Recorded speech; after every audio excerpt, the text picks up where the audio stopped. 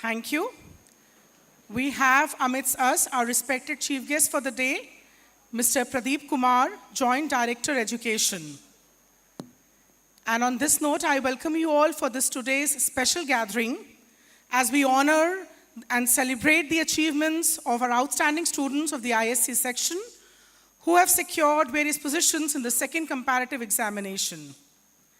We shall begin the day's proceedings with the school prayer, which is being presented before you by the students of Gomti Nagar Campus 2.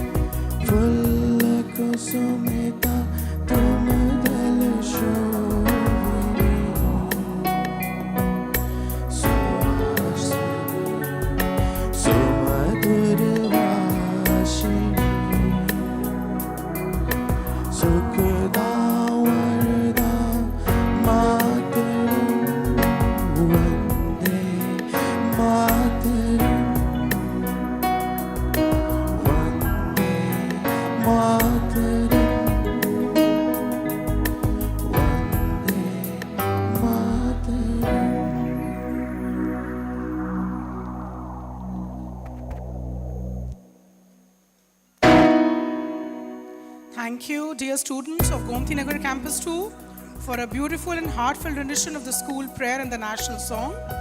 Now I invite respected Mrs. Sushmita Ghose, Ma'am, Superior Principal of CMS and Head QAID, to address the gathering.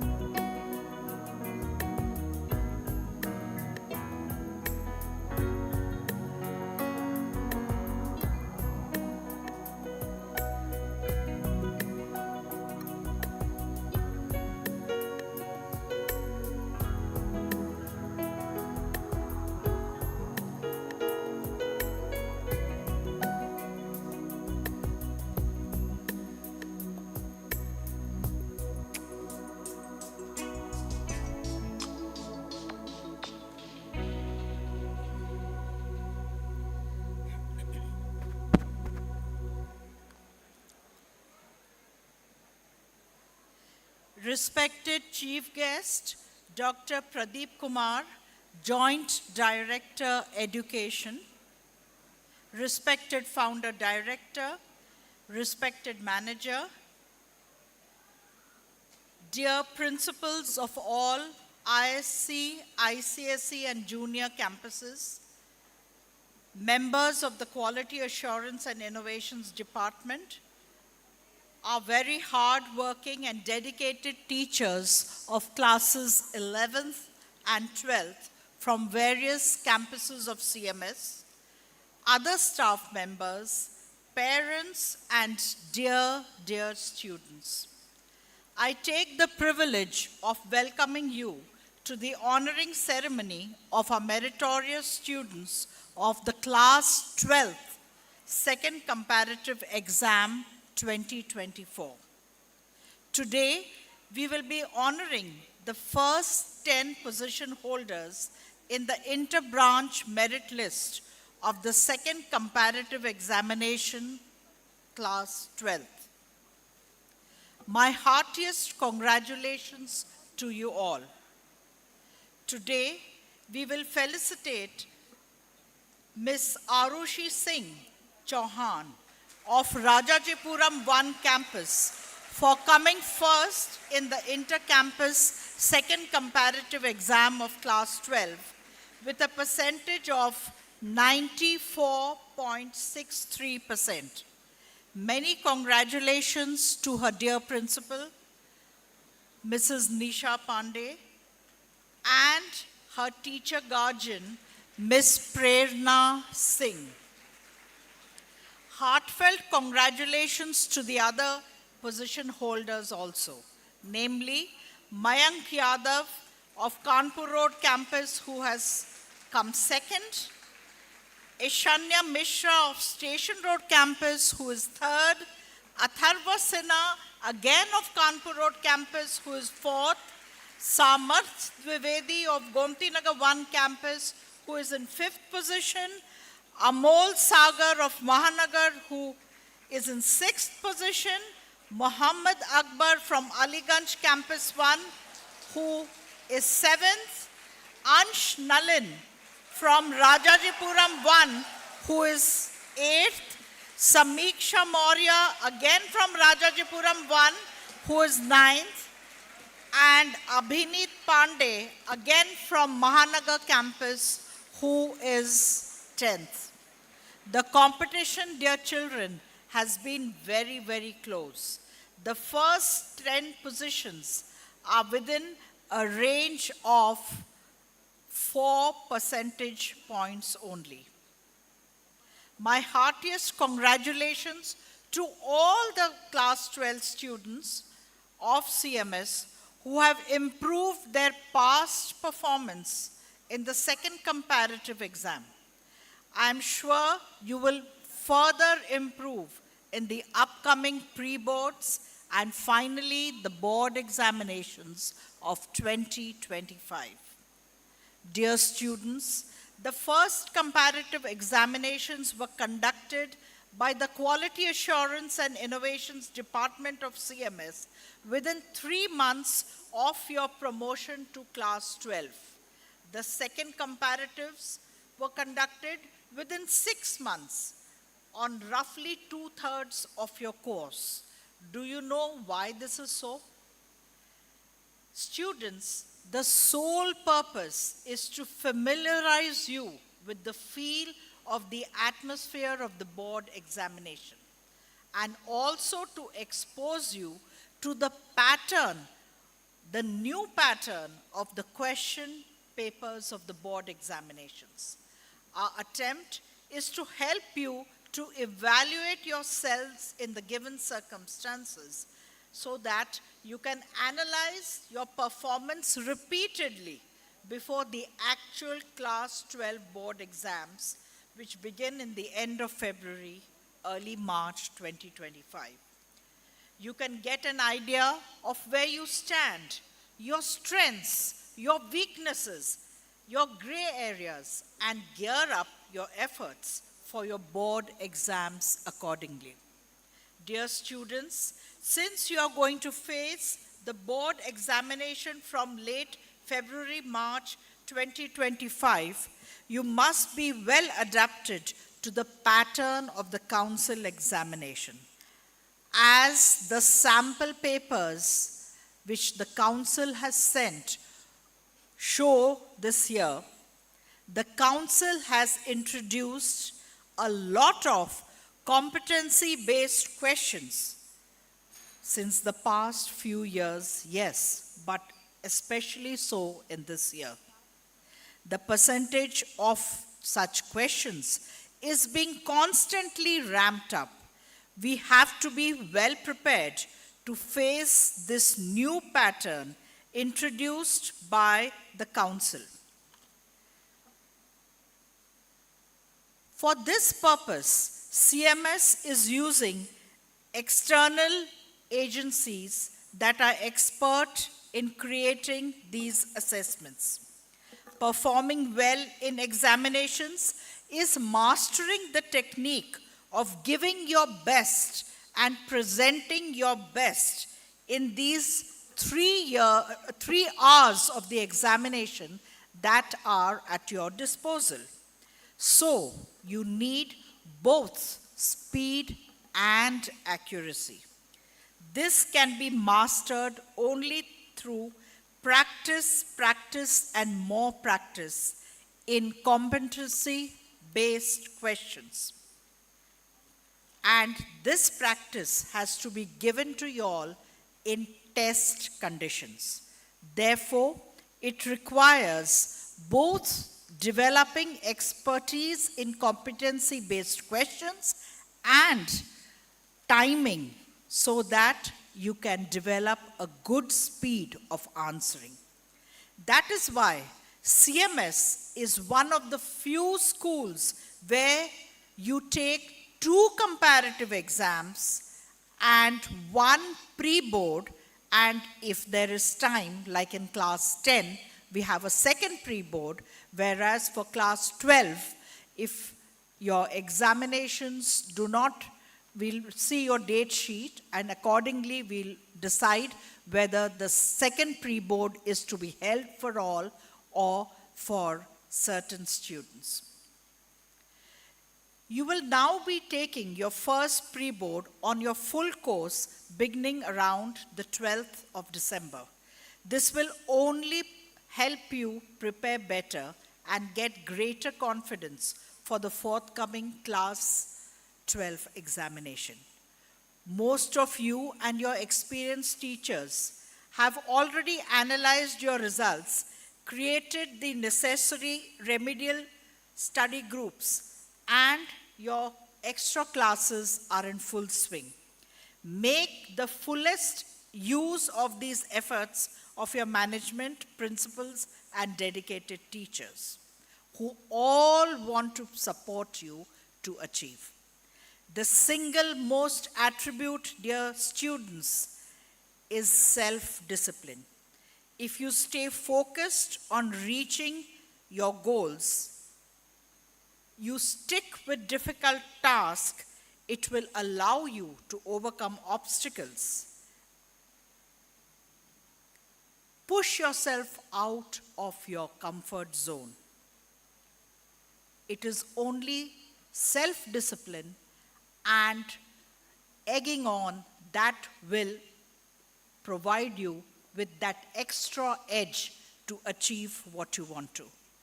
Never underestimate your capabilities. Remember, there is no finish line. Don't think you have reached to the maximum. There is always scope to better your best. The countdown has begun, dear students. You have a little over 100 days left before the start of your theory exams. Your fullest concentration is needed. Dear students, there are no shortcuts. I repeat, no shortcuts to success. Every successful man has toiled and burned the midnight lamp to reach where he has. When you work with sincerity, even God is on your side. So do your best and leave unto Almighty God the rest. Remember, children, the universe rewards action.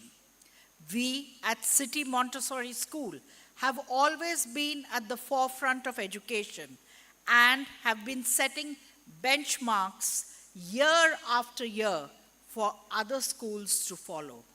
Our board results have been improving year after year.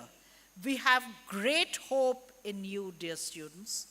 On behalf of the Quality Assurance and Innovations Department, I wish you all the best in this last about 100 days for preparation for your IST examinations.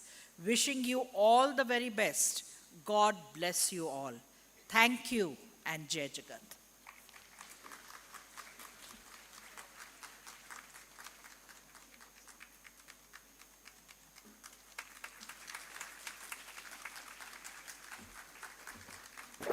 Thank you, respected ma'am, for your words of encouragement. Now it's time to celebrate the traditional lighting of the lamp ceremony. With great pleasure and honor, I invite our respected chief guest for the day, Mr. Pradeep Kumar, Joint Director Education, for the lighting of the lamp. I also request respected Founder Director, Dr. Bharti Gandhi ma'am, and respected Professor Geeta Gandhi Kington, Manager, City Montessori School, to please be on stage for the lighting of the lamp ceremony.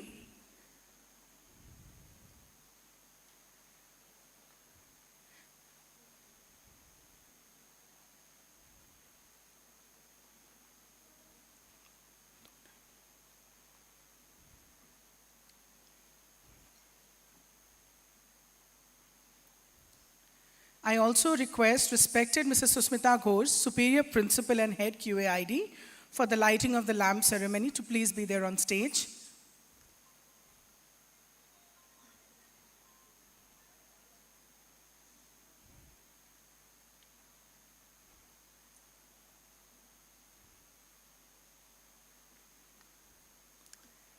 Lighting this lamp symbolizes the dispelling of darkness and ignorance, signifying the pursuit of learning and enlightenment that takes place within a school. This ceremony reflects the school's commitment to preserving and promoting cultural heritage and values. This ceremony often has a deep cultural and traditional roots. It reflects the heritage and values of a community, promoting cultural continuity and appreciation among students.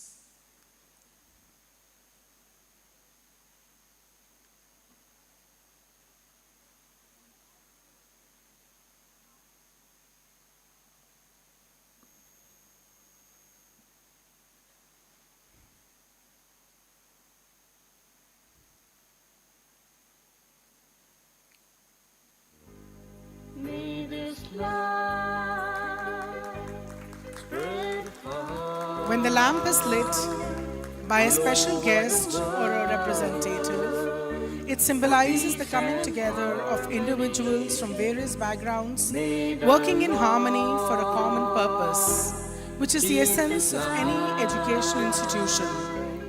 The ceremony also emphasizes the importance of virtues such as purity, truth, and selflessness. These qualities are associated with the lamp and serve as reminders to the students and to all the guests present here. For peace and harmony, may the Lord keep His light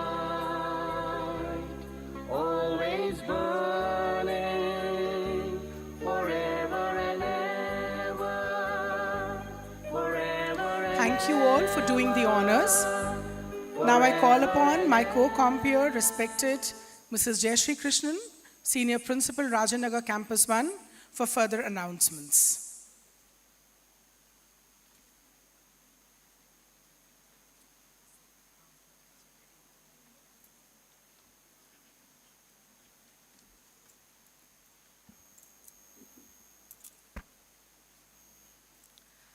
A very good morning and Jai Jagat to each and everyone present here. I thank the respected management and our most respected chief guest for beginning the day with this divine lighting of the lamp. Dear children, people often wonder why the all-religion prayer is such an integral part of every City Montessori school function. You all know it was very close to the heart of our most respected founder manager, sir. Our most respected founder manager, sir. And this tradition is more than just a ritual. It embodies his enduring vision for a world where differences are not merely accepted but celebrated. Rooted deeply in City Montessori School values, the all-religion prayer has become a cherished tradition, symbolizing our belief that people of all faiths can unite in mutual respect and harmony. Today, as the students of Mahanagar campus lead this presentation, we honor a legacy built on peace, love, and compassion, values that transcend individual beliefs and bring us together. Let us embrace this moment as a reminder that though our paths may be unique, our purpose is shared: to build a harmonious world where understanding draws us closer to one another. So let's welcome the students of Mahanagar campus for the all-religion prayer. Children, can you give a good round of applause for the children?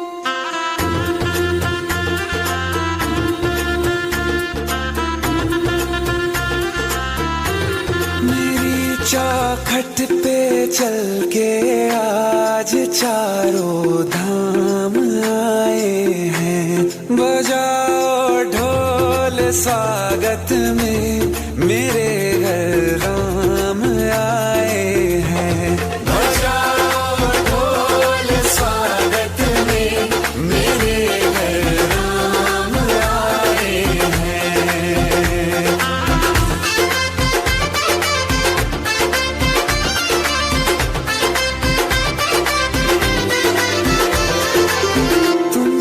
पाके क्या पाया है सृष्टि के कण कण से पूछो, तुमको खोने का दुख क्या है कौशल्या के मन से पूछो। द्वार मेरे ये अभागे आज इनके भाग जागे, बड़ी लंबी इंतजारी हुई रघुबर तुम्हारी तब आई है सवारी। संदेश से आज खुशियों के हमारे नाम आए हैं, बजाओ ढोल स्वागत में मेरे घर राम आए हैं।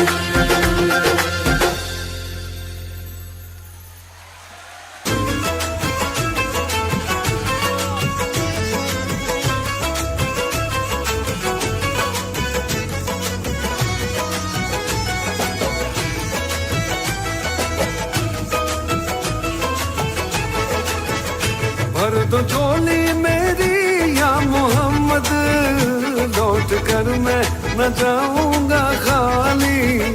भर दो झोली मेरी या मोहम्मद, लौट कर मैं न जाऊंगा खाली। खाली झोली आका जी, भर दो झोली हम सब की, भर दो झोली नबी जी, भर दो कर मैं न जाऊंगा खाली। खोजते खोजते तुझको देखा, क्या से क्या याद भी हो गया। मैं खबर दर बदर फिर रहा हूँ, मैं यहाँ से वहाँ हो गया हूँ। दे दे या नबी मेरे दिल को दिलासा, आया हूँ दूर से मैं होके वहाँ सा। कर दे करम नबी मुझ पे भी जरा सा, जब तलक तू पना देना दिल की दर्द तेरे न जाए संभाली। दम दम अली अली दम अली अली दम अली अली दम अली अली दम अली अली दम अली अली दम अली अली दम अली दम दम अली अली दम अली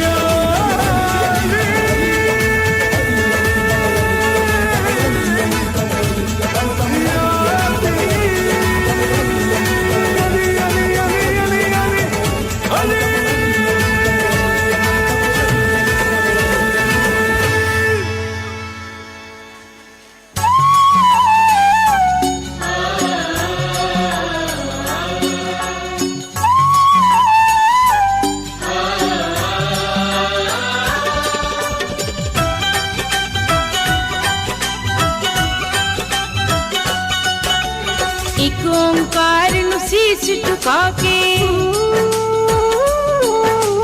कर अरदास चौंकड़ा लाके। एक ओंकार नु शीश झुका के कर अरदास चौंकड़ा लाके। अमरदानिया छेड़ी ते तारा, अमरदानिया छेड़ी ते तारा, मुखों ए फरमावे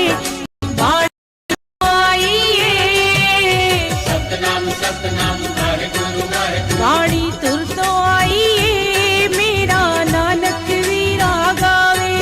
बाणी तुर तो आइए मेरा नानक वीरा गावे। बाणी तुर तो आइए मेरा नानक वीरा गावे। सतनाम सतनाम वाहेगुरु वाहेगुरु, सतनाम सतनाम वाहेगुरु वाहेगुरु। मात्र पिता दी अख दा तारा, बाबल दा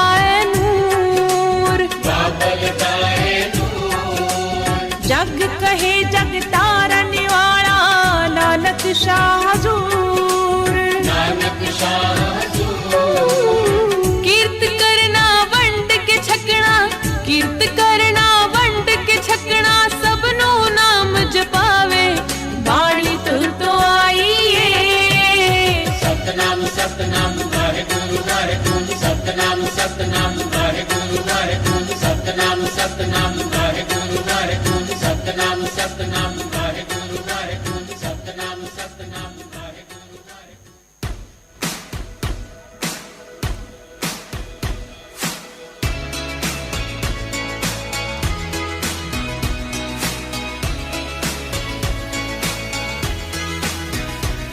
The one true God who reigns over all things and the universe, Almighty God, Christ of the last days. This is the Holy Spirit's testimony, proof undeniable. He's working to bear testimony everywhere. So no one will have any doubt, the triumphant King, Almighty God has prevailed over the world.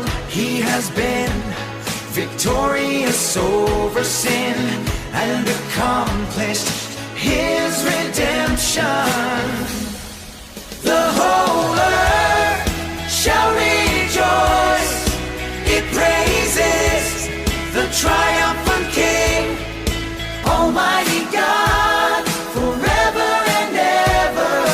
Worthy are you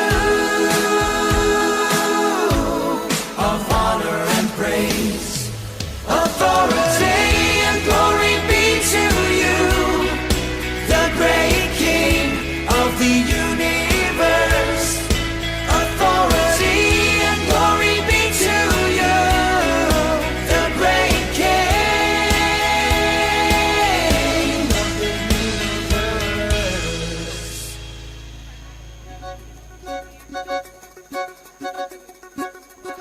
नभमंडल के तारे बोले,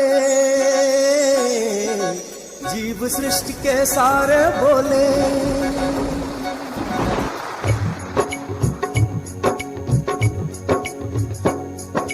नभमंडल के तारे बोले, जीव सृष्टि के सारे बोले। नभमंडल के तारे बोले, जीव सृष्टि के सारे बोले।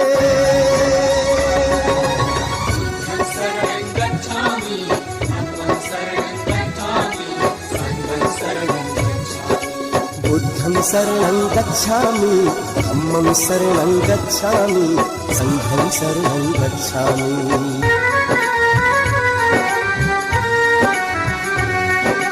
बुद्ध की शांत मुद्रा का प्रतिबिंब ही विश्व शांति है। मानव दुखों पर एक उपाय, धम्म तथागत बुद्ध का। नभमंडल के तारे बोले, जीव सृष्टि के सारे बोले। नभमंडल के तारे बोले, जीव सृष्टि के सारे बोले।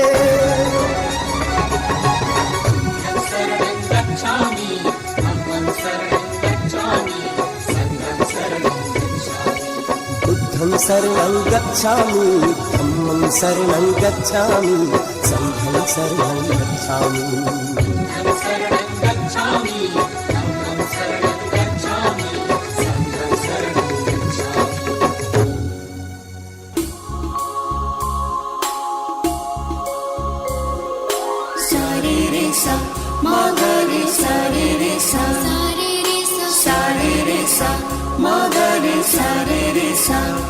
ईश्वर गुणगान हो, यशगान हो तेरी महिमा का।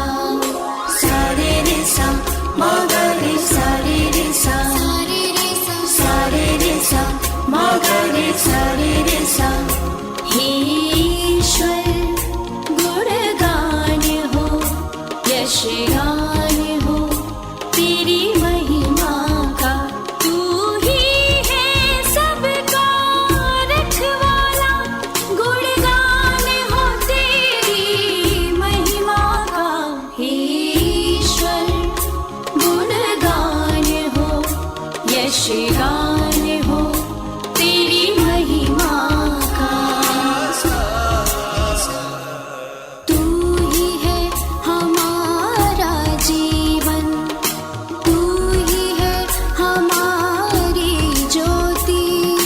तू ही है हमारा जीवन, तू ही है हमारी ज्योति।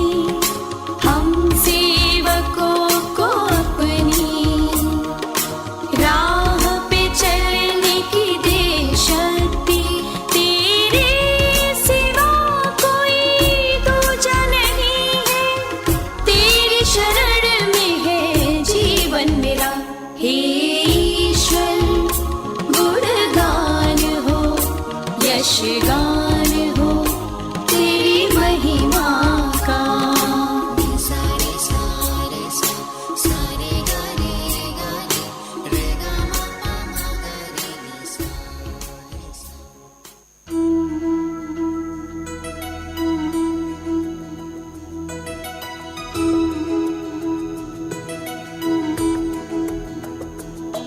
सुन हमसे क्या कहता मन है, ये जो धरती है एक आंगन है। सुन कहता क्या ये जीवन है, ये जो धागा है, ये जो बंधन है। धागा न टूटे प्यार का, बंधन रहे इकरार का। हर मन यहाँ है चाहता, कुछ दोस्ती कुछ आस था। हाथ से हाथ मिला, हाथ से हाथ मिला।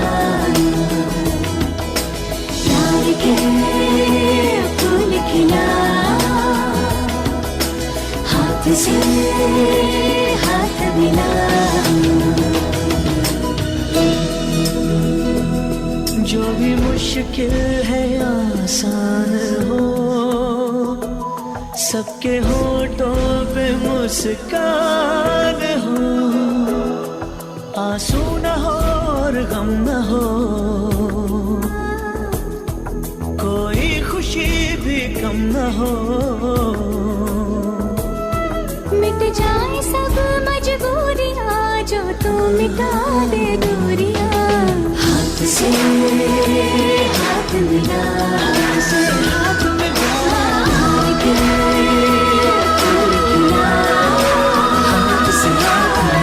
से हाथ मिला।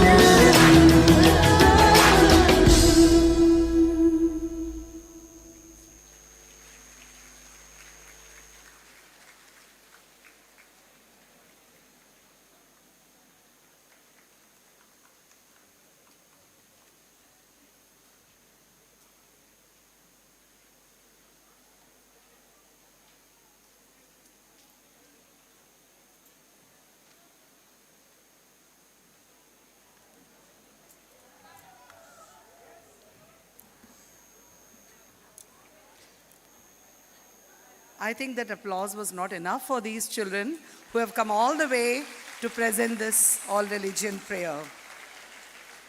Children, you have heard the famous philosopher Khalil Gibran. He had wisely stated that the most beautiful things in the world cannot be seen or even touched. They must be felt with the heart. So this was a heartfelt performance by the students of Mahanagar campus. Let's hear for them once again. So thank you, wonderful students of Mahanagar campus, for that uplifting presentation. Your expressions of faith remind us of the beauty and strength found in unity among our diverse religions. So thank you once again to most respected principal, senior principal, Kalpana ma'am, for your students' performance. I would now like to welcome to the stage Ms. Arushi Singh Chauhan.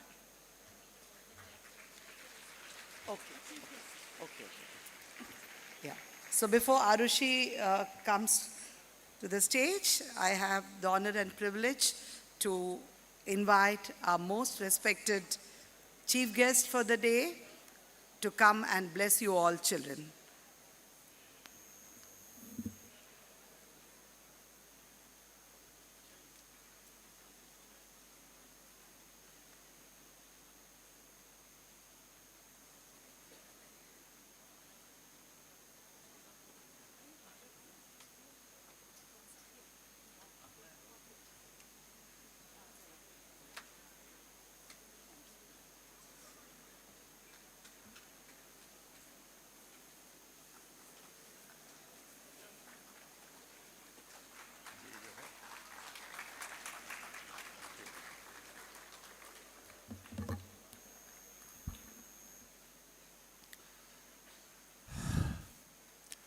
CMS के इस सभागार में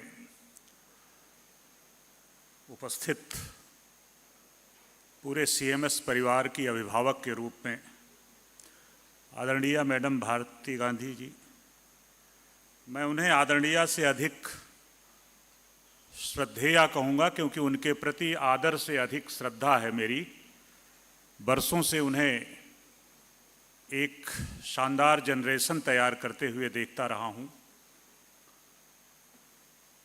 साथ में आदरणीय गीता गांधी जी, सम्मानित तमाम branches की प्रिंसिपल्स, टीचर्स और बच्चों, ये बड़ा सुखद संयोग है कि आज आपके बीच मुझे आने का अवसर प्राप्त हुआ है। आज मैं आपके कार्यक्रमों की प्रस्तुति देख रहा था। सीएमएस को किसी न किसी रूप में आपकी एक्टिविटी सब देखता रहा हूँ। कभी कभी मैं ये सोचता हूँ, आपके कानपुर कैंपस में गया तो मैडम विनीता कामरान का जो एनर्जी लेवल था वो देख करके मैं बिल्कुल भाव विभोर हो गया। जिस तरह से पूरा कैंपस वो जिस उत्सुकता के साथ, जिस डिवोशन के साथ उन्होंने उसको सजाया संवारा है, दिखा रही थी। मैडम आभानंद से मिला। गोदान उपन्यास में मुंशी प्रेमचंद का एक सेंटेंस है कि त्याग, क्षमा, दया, करुणा और अहिंसा जिसे प्राप्त करने के लिए पुरुष जीवन भर प्रयत्नशील रहता है, स्त्री उसे जन्म से प्राप्त किए रहती है। तो उसका जो साक्षात स्वरूप देखने को मिलता है कि अपनी रिस्पॉन्सिबिलिटी के प्रति किस तरह का कमिटमेंट होना चाहिए, वो पूरे इंटायर जो फैमिली है सीएमएस की, प्रिंसिपल से लेकर के टीचर्स तक, नॉन टीचिंग स्टाफ तक दिखती है। ये एक तरह से मैसेज होता है बच्चों के लिए। ये बच्चे जो 12th पास करने के बाद जीवन के विविध क्षेत्र में जाएंगे, ये उनके लिए एक मैसेज होता है कि किस तरह से हम अपनी ड्यूटी डिस्चार्ज करें और डिस्चार्ज करेंगे। आपको यहां से जाने के बाद ये पता चलेगा कि सीएमएस क्या था। आपने जो बहुमूल्य क्षण यहां बिताए हैं उनको आप महसूस करेंगे, एक एक पल को, एक एक क्षण को। और अब जब आप 12th पास होंगे तो आपके सामने तमाम विसंगतियां, तमाम ढेर सारी, ये उम्र ऐसी होती है कि कई रास्ते खुलते हैं। एक चौराहा होता है, बहुत अच्छे का, बहुत खराब का, आपको चुनना होता है। मैं मैथमेटिक्स का एक कैलकुलेशन अक्सर बच्चों के बीच में रखता हूं कि 100 साल की उम्र अगर है, आप 15-16 साल बिता चुके हैं, तो आने वाला जो 10 साल है, यही आपके शेष 75 सालों की रूपरेखा तय कर देता है। अगर आपने इन 10 सालों में अपने को तराशा, अपने को मांझ लिया, तो आने वाले 75 साल बहुत शानदार तरीके से बीतेंगे। और इन 10 सालों को आपने 24 घंटे का ज़्यादातर समय सोशल मीडिया पे गुजारा, जिसको मैं एंटी सोशल मीडिया कहता हूँ। आपने तमाम नकारात्मक गतिविधियों में समय जाया किया, तो आपके 75 साल तिल तिल करके काटने होंगे। ये सीधा सा मैथमेटिकल फार्मूला है। तो बेहतर है कि आपको ये चुनना चाहिए कि हम इन 10 सालों को किस तरह से बहुत बढ़िया ढंग से, बहुत मेहनत करके अपनी फील्ड चुन लें और फिर शानदार लाइफ जिएं और कंट्रीब्यूट करें देश के लिए, समाज के लिए। जब आप अपनी फील्ड चुनते हैं, आपकी फील्ड प्रशासन भी हो सकता है, विज्ञान टेक्नोलॉजी भी हो सकता है, कला हो सकता है, साहित्य हो सकता है, समाज सेवा हो सकता है। किसी भी क्षेत्र में पर्याप्त स्कोप है आपको अपना हुनर दिखाने के लिए, अपनी प्रतिभा दिखाने के लिए। बस आपको अपने व्यक्तित्व को, अपनी पर्सनालिटी में कुछ चीजें शामिल करनी होंगी। ड्यूटी के प्रति कमिटमेंट की बात मैंने कही, सहजता और शालीनता आपको अपने टीचर्स से मिलती है। आपके जितने भी टीचर्स हैं, जितने भी प्रिंसिपल्स हैं, स्वयं मैडम भारती गांधी साक्षात विराजमान हैं। प्रोफेसर वसीम बरेवली साहब का एक शेर है, आपके यूथ पर ही उन्होंने कहा है कि नई उम्रों की खुद मुख्तारियों को कौन समझाए, जो आपकी स्वच्छंदता की प्रवृत्ति है, जो यह सोचने की प्रवृत्ति है कि मैं ही सही सोचता हूं,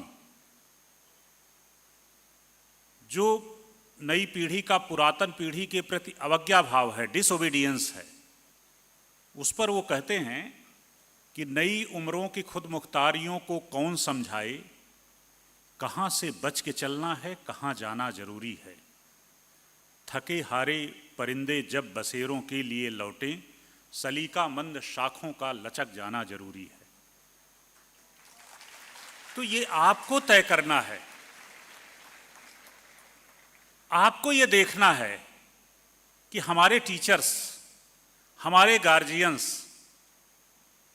हमसे क्या कह रहे हैं, हम उनको कितनी तवज्जो दे रहे हैं, कितना उसका ध्यान रख रहे हैं, उनकी बातों को कितना आत्मसात कर रहे हैं।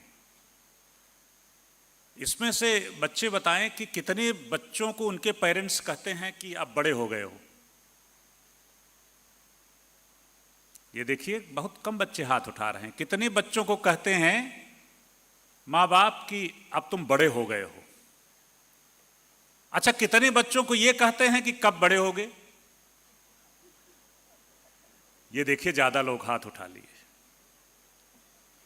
ये बड़ा मीनिंगफुल है, कब बड़े हो गए, बड़े हो गए हो। आपको जिम्मेदारी का एहसास कराया जा रहा है। जिम्मेदारी परिवार के प्रति, जिम्मेदारी समाज के प्रति, जिम्मेदारी देश के प्रति, जिम्मेदारी आपके आने वाले भविष्य के प्रति।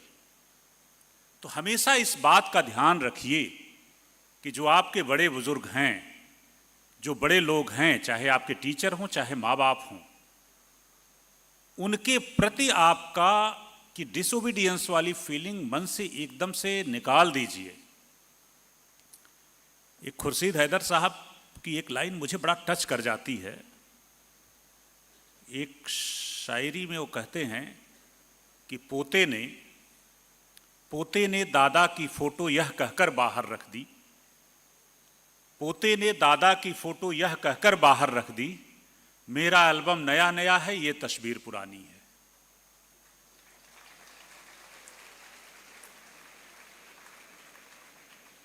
तो ये आपको चुनना होगा, ये तय करना होगा कि आपका मुस्तकबिल कहां है, आपका भविष्य कहां है। अभी बच्चे प्रस्तुत कर रहे थे ना, भर दे झोली मेरी या मोहम्मद, यहां से मैं न जाऊंगा खाली। तो आज हमारे आने का मकसद, इस तरह के कार्यक्रम आयोजित करने का मकसद यही है कि आज से ही यह संकल्प लेके जाइए कि हमारी झोली खाली नहीं रहेगी, हम भर के आएंगे। आपकी धमनियों का रक्त प्रवाह तेज होता होगा जब आप न्यूज़पेपर्स में, न्यूज़ चैनल्स पर पढ़ते होंगे कि ये सीएमएस के बच्चे ने देश की सर्वोच्च परीक्षा को टॉप किया। आप सोचते होंगे ना कि हम भी उसी नर्सरी की उपज हैं, हम भी इसी तरह बनेंगे। जीवन का कोई क्षेत्र बचा नहीं होगा जहां सीएमएस की इस पीढ़ी ने अपना परचम न फहराया हो। क्या प्रशासन, क्या साहित्य, क्या कला, क्या साइंस टेक्नोलॉजी, कोई भी फील्ड बची नहीं है। और मैडम, मैं आपको आश्वस्त करता हूं कि आप सुनेंगे कि यही जो बच्चे बैठे हुए हैं, जो ये वॉल्यूम है पूरा, इन्हीं में से आप सुनेंगे कि किसी बच्चे ने अपने झंडे जाकर के गाड़ दिए प्रशासन के क्षेत्र में, अपने झंडे साइंस टेक्नोलॉजी के क्षेत्र में, कला साहित्य के क्षेत्र में। आप जाएंगे और आप गर्व से कहेंगे मैं सीएमएस का प्रोडक्ट हूं।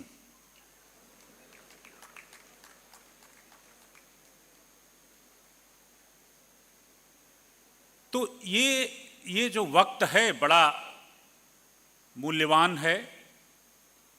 आपको एक एक चीज, एक एक बिंदु पर आपको सोचना होगा कि हमें जो शिक्षा दी जा रही है, जो टोटल पर्सनालिटी डेवलपमेंट होता है। अभी मैडम मुझे लैब दिखा रही थी कि रेंज पाना, हथौड़ी से लेकर के सारी की सारी चीजें, क्या कंसेप्ट है इसके पीछे? यही है ना कि आपके अंदर की जो क्रिएटिविटी है, आपके अंदर जो प्रतिभा है, उसको कैसे तलाशा जाए, फिर तराशा जाए। रामायण से परिचित होंगे बच्चे। बूढ़े जामवंत ने जब हनुमान जी को एक कोने में बैठा हुआ वो कपीश, वो बानर बैठा हुआ था और सब इस सोच में पड़े हुए थे कि इतना विशाल समुद्र है, इसको पार करके लंका कैसे पहुंचा जाएगा सीता की खोज के लिए। तो वह बूढ़ा जामवंत जा करके हनुमान जी से कहता है कि का चुप साध रहा बलवाना, क्यों चुपचाप बैठे हो? तुम्हारे अंदर तो अपरिमित ऊर्जा का भंडार है, अक्षय स्रोत है, वह ताकत है, तुम कोई भी फतह हासिल कर सकते हो।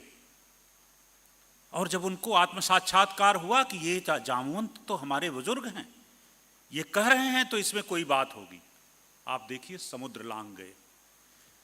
तो आपके ये टीचर्स, आपके ये गार्जियंस, ये जामवंत की भूमिका में हैं, आपको एहसास करा रहे हैं आपके पोटेंशियल के बारे में, आपकी सारी संभावनाओं के बारे में, आपके अंदर जो बड़ी प्रतिभा छिपी हुई है अपार जीवन के विविध क्षेत्रों में प्रदर्शित करने के लिए। 4 साल पहले मैं बरेली में ज्वाइंट डायरेक्टर था। बरेली का मंडल का एक जिला है बदायूं, कासगंज के बॉर्डर पर बिल्कुल रिमोट एरिया में एक गवर्नमेंट का एडेड स्कूल है, महात्मा गांधी इंटर कॉलेज, उझानी तहसील में। मैं वहाँ गया तो वहाँ के फिजिक्स टीचर ने मुझसे, मैं सभी टीचर्स को ये बताना चाहता हूँ कि वहाँ के फिजिक्स टीचर ने मुझसे बताया कि वो एक्टिंग प्रिंसिपल थे उस समय।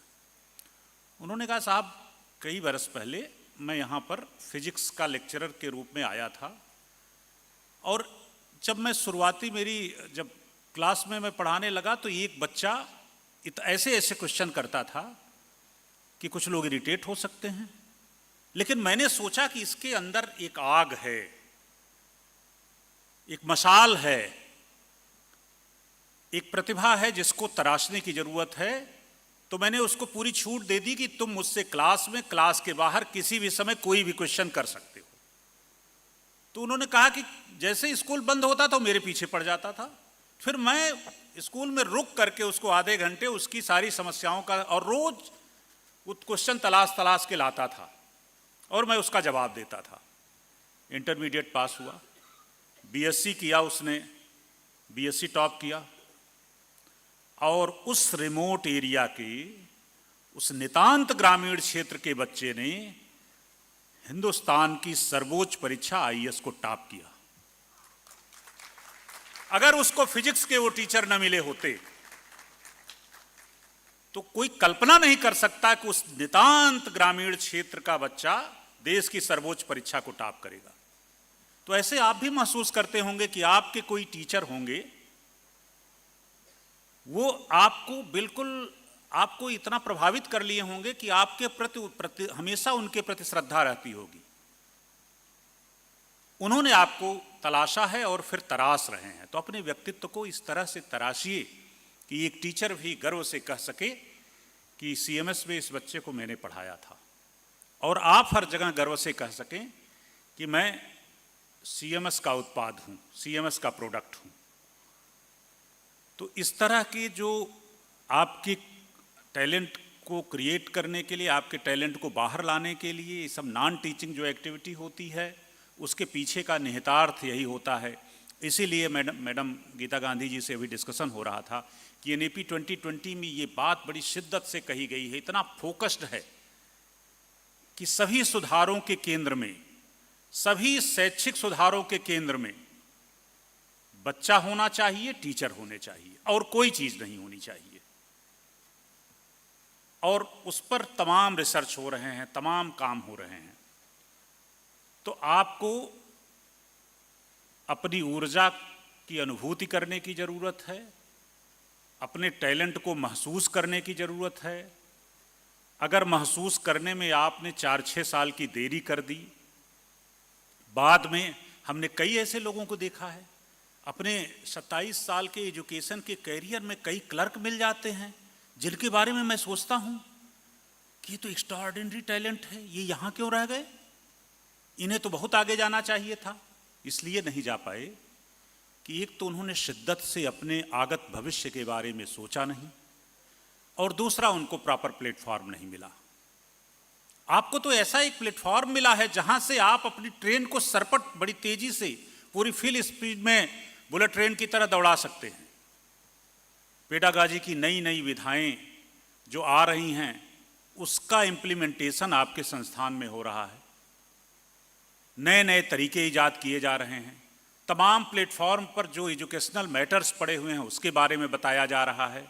आप इसको जब यहाँ से स्नातक कक्षाओं में जाएंगे तब महसूस करेंगे कि सीएमएस में टीचर जितना ध्यान देते थे उतना यहाँ तो नहीं दिया जाता है। तब आप महसूस करेंगे, तब आपको कमी खलेगी कि एक हमारा टीचर जो अभिभावक के रूप में था, यहाँ तो केवल टीचर हैं, यहाँ गार्जियन नहीं है कोई। मेरी बात नोट कर लेना, आप इस चीज़ को महसूस करेंगे और मिस करेंगे। इसलिए इन क्षणों को सहेज लीजिए, इन अनमोल पलों को अपने हृदय में स्थापित कर लीजिए और निकल पड़िए अपनी विजय पताका फहराने के लिए। आप सबको ढेर सारी, आपके उज्जवल भविष्य के लिए ढेर सारी शुभकामनाएं, और पूरे सीएमएस के परिवार को, टीचिंग और नॉन टीचिंग फैमिली को इस बात के लिए बधाई कि आप एक बहुत बड़ा कार्य कर रहे हैं, एक बहुत बड़े मिशन में लगे हुए हैं और बहुत कमिटेड हैं।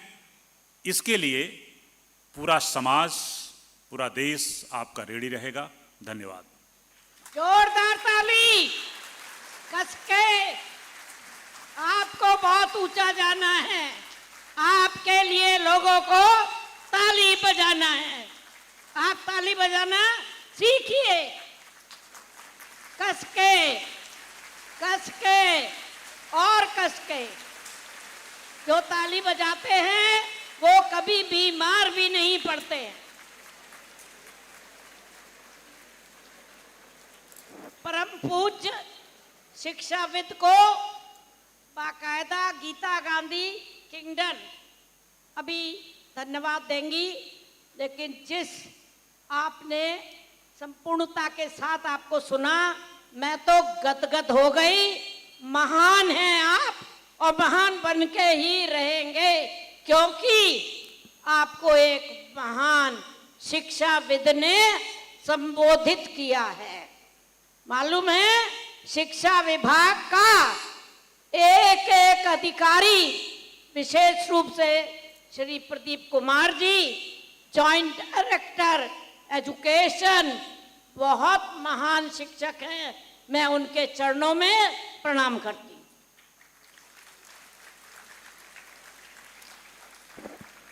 Thank you, respected sir, for appreciating the efforts of City Montessori School in molding the lives of these young children who will be our future world citizens. So beautifully you expressed in the form of few shairis, and I'm sure each and every child sitting here takes it that they feel so proud to be the product of City Montessori School. And with your blessings, I'm sure that the children from sitting here, we'll have many of them reaching great heights and bringing laurels to the school, to their parents, and for themselves. So thank you so much, sir, for your kind words.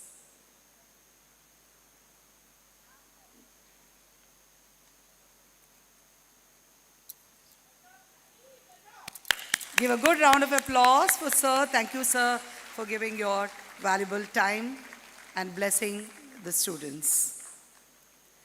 I would now like to welcome to the stage Ms. Arushi Singh Chauhan of Rajajipuram Campus 1.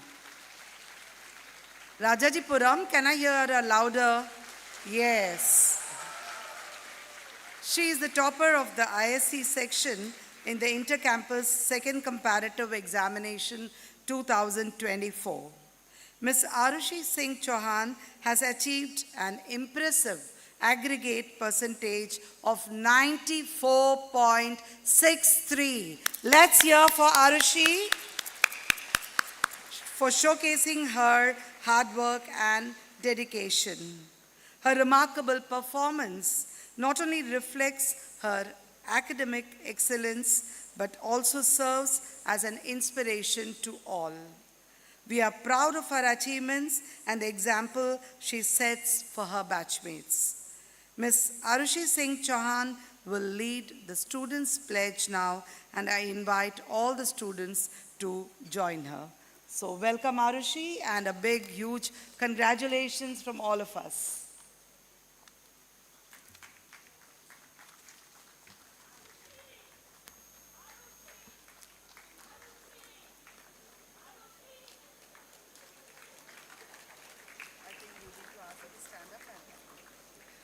Good morning and Jai Jagat to everyone present here. I request you to rise for the school pledge.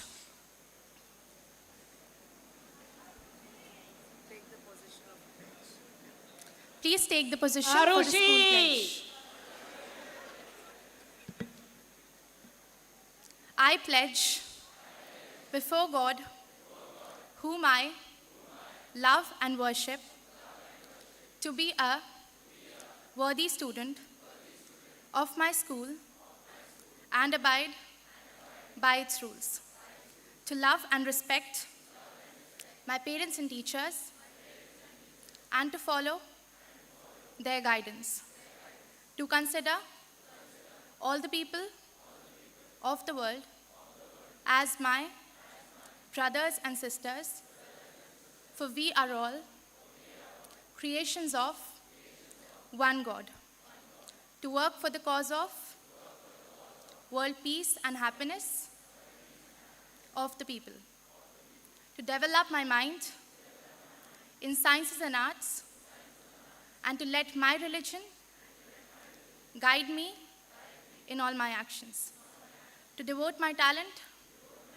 for the service of humanity, for by this service shall I truly serve my Lord, to show sincerity, trustworthiness, and perseverance in all that I undertake to do, to strive always for excellence and greater heights of achievements in my studies, and try to grasp 100% knowledge of all my prescribed subjects, to uphold the motto of Jai Jagat at all times, for truly I am a citizen of the world.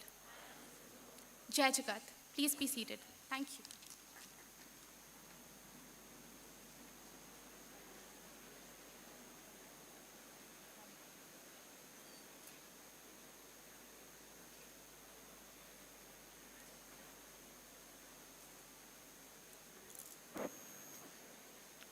Thank you, Arushi, for that wonderful student's pledge.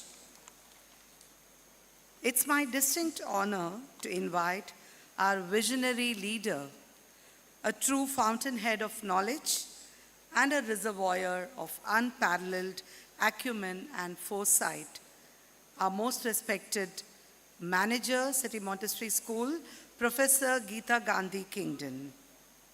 Renowned for her profound wisdom and farsightedness, respected ma'am has elevated our school to global acclaim. Her unwavering commitment to holistic education inspires us all. Her dynamic leadership and futuristic vision are instrumental in preparing you, the future leaders of our nation, to confidently navigate the complexities of the new millennium. I now request our most respected manager, Professor Geeta Gandhi Kingdon, to address the gathering and bless you all, children.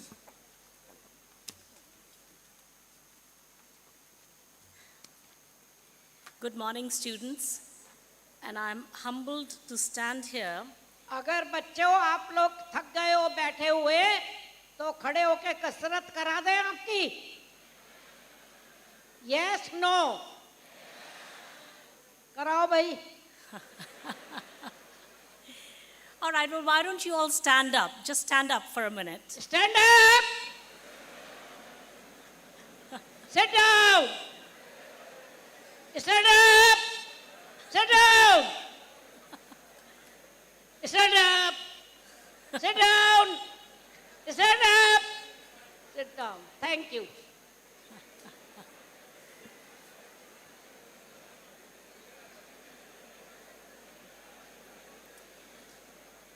Well, it sounds like instead of calming you down, it has excited you and made my job a little bit more difficult. But as I was saying, I feel humbled to stand here after such an inspiring talk by Mr. Pradeep Kumar, the Joint Director of Education, who just spoke to you. He said such wonderful things, and I can bear witness to the truth of so much of what he said, it resonated very well with me, because I'm in a position that I get to see a lot of CMS alumni. And my father, my revered father, the founder, manager of our school, Dr. Jagdish Gandhi, and my mother, Dr. Bharti Gandhi, whenever they go out anywhere, whether it could be Delhi, it could be Bangalore, Hyderabad, Mumbai, Kolkata, it could be Ahmedabad, it could be London, it could be in Germany, it could be in the US, wherever they are, they find that CMS students at the airports see them, they come and they touch their feet and they start talking about their time in CMS. And the kinds of things that the CMS alumni say are so similar to what Mr. Pradeep Kumar was just speaking to you about. Typically, what they say is that, when we were at school, we did not realize the impact that what our school was teaching was having on us. We did not realize that when you, our founder manager, spoke to us, how that was affecting us. You used to give long speeches, and we used to get really bored as well. And sometimes we would fidget and we would feel very uncomfortable, and we would wish that the speech would stop and we could, get up and go out and do other things. But now, as adults, we realize how those things that were taught to us at school, unwittingly, at that time, unknowingly to us, how they deeply affected who we are. We realized after we left the portals of our school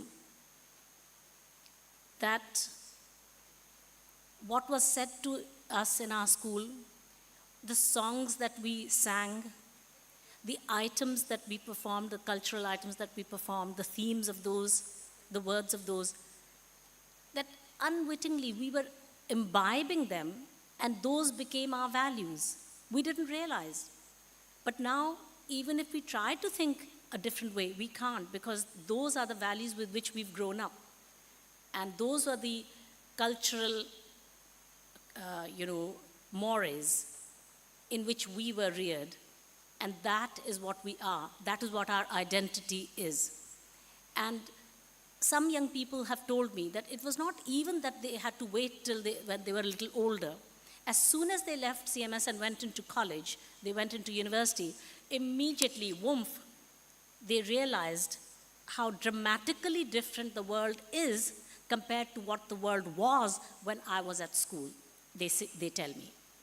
And they give an example. They say, for instance, when they go to university, often they find that groups of students who are friends with each other, cliques if you like, are caste-based cliques or religion-based cliques.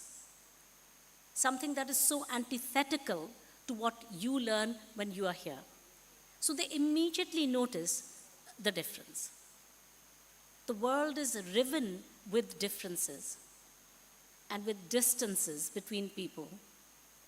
And what you have learned is dramatically the opposite of learning to love diversity, to respect diversity, to appreciate and to revel in diversity. Just now, you saw diversity in the religious sphere, people of different religions praying together. This is most unusual, although you may not realize this. You may think that this is common, this is standard, this is what we do, this is what the whole world does. Absolutely not. This is absolutely not what the rest of the world does. This is diametrically opposite, pretty much, to what much of the world does. So when you go out of the school, then you realize how extraordinary it is, the experience that you have had here. You will not, you cannot, at the moment, appreciate the value of the kind of education you have received. You may have thought that when a person goes to school, the main job is that they learn, the knowledge of the subjects. the various subjects, the chemistry, the biology, the history, the computing, and so on and so forth. That is what the languages, the mathematics, that is what we go to school to learn. And indeed, that is so. Indeed, it is the case that we go to school to learn these things. But actually, the truth is that in school, we are acculturated. Necessarily, we are socialized. We are socialized in a particular way based on the environment that the teachers create. We are acculturated into the culture that prevails in the school.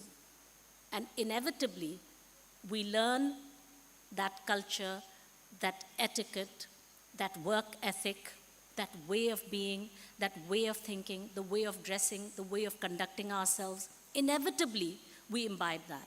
Unknowingly, unwittingly, subconsciously, we imbibe those things, and that becomes such an integral part of our identity that is not possible to shed later on.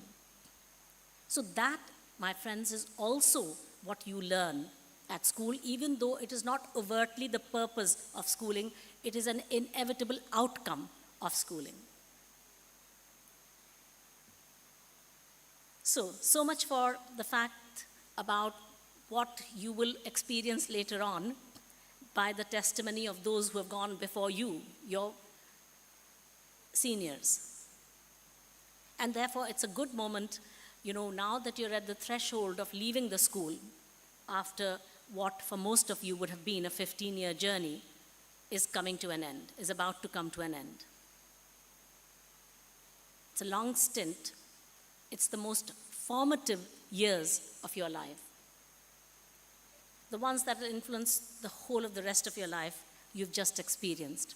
And you're about to end that experience and experience a new world, an absolutely different world when you go out of the portals of this school, with its values, its diversity, its culture, its mores, its work ethic, and so on and so forth.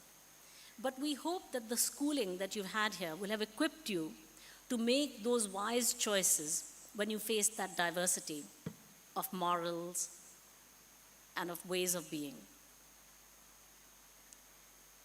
So what is the kind of education we've sought to give you? We learn about the world. It is said that man is the supreme talisman. The lack of a proper education hath, however, deprived it, or deprived him and her, people, of their true station. If we don't have a proper education, we don't attain our true station, the one that we are destined for. And it means that the potentialities that we have don't come out if we are not properly educated. But what is being properly educated? Is it the quantity of stuff that you have learned? Is it the quantity of the materials that you have learned? The facts that you have acquired, the knowledge that you've acquired? Is that a good education? And the answer is, to some extent, yes, that is part of a good education. But that is not at all, even the substantial part of it. A good quality education, I suggest to you, one which brings out the gems that are inherent in you. And Mr. Pradeep Kumar just spoke about those inexhaustible gems that each of you has inherent, latent in you. That comes out when you are educated in 5 different ways. One is observation, that which you learn by sensing the environment around you.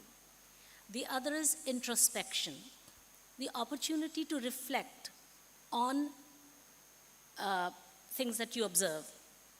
That is extremely important because it allows you to put all that you observe and all the facts that you learn into some framework within your mind. It's like, I think of introspection as being a process whereby you kind of do file storing.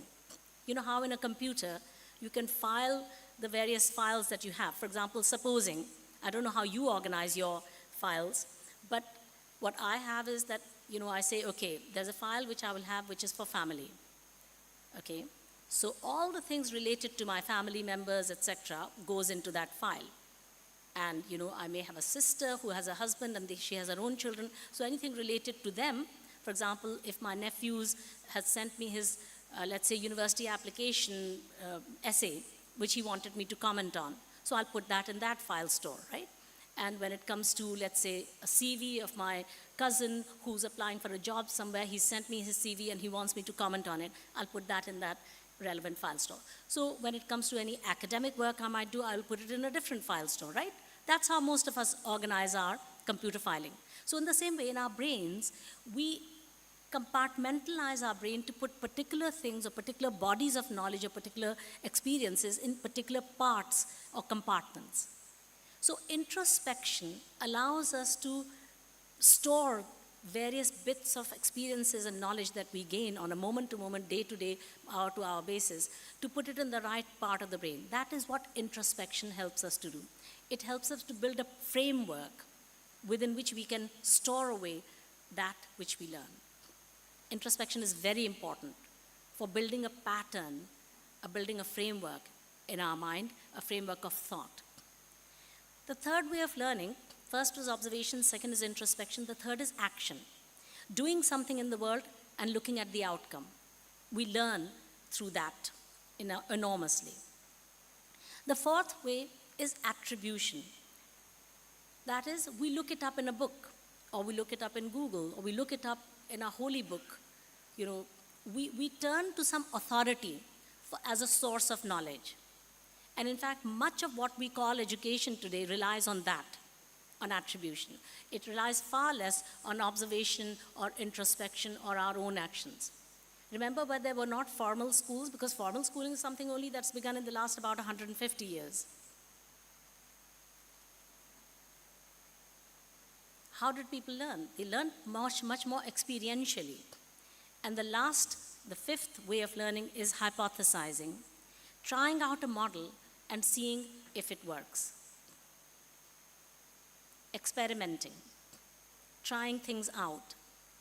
So when we say which of these is the right way of learning, well, it's not that any one of them is the right way of learning. All five together would constitute a good quality education. None of them singly, none of them exclusively, all of them, but none too much. A balance of all of these five approaches. And this is how we have striven to teach you. And we are increasingly doing more in that direction. There's a new exam pattern that is emerging in our country in the wake of the national education policy. The NEP, the national education policy that Mr. Pradeep Kumar also alluded to, that has given some wonderful precepts. Exam boards are finally also moving in the direction of moving education away from an emphasis on rote learning.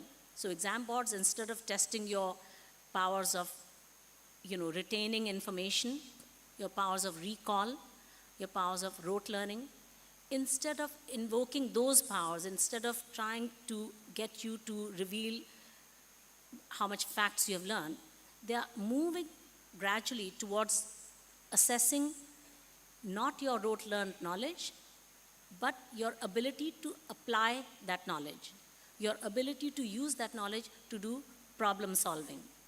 So that is the direction in which the exam boards are now moving, with the pattern of questions that they put in your exam papers.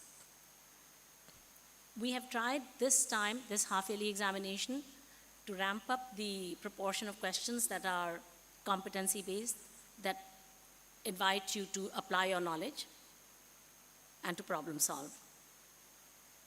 Because friends, what do you think will ultimately help you? Forget about ultimately. Just think about what will help you in the next step after grade 12. You need to get into some good college, some good university, to some good course. Those examinations that enable you to access those courses, those colleges, the ones that you desire, In order to get to those, you have to take certain examinations, and what is the type of questions that you will face in those examinations? It's not rote learning. It's not material that if you've rote learned it, that you'll do well in those examinations. Those professional courses entrance examinations require you to problem solve and to apply your knowledge. Therefore, it is right and proper that school education should also be doing exactly that, rather than it being the case that school education will get you to learn rote learned facts, but that for professional entrance examinations, you have to apply your knowledge. It's unfair on you to be taught throughout your school career in the rote learning way, but then to have to face an important examination that determines the whole of the rest of the outcomes of your life, your professional entrance examination, that should have to be, there you should have to face a different kind of questions. It's most unfair. And that is what has led to the coaching culture in our country. This dissociation between the kind of education we give in our schools and the kind of education that is really useful. As if schools cannot, or school teachers cannot, impart those skills that are needed for success in those entrance examinations. Only coaching centers can give you that sort of education.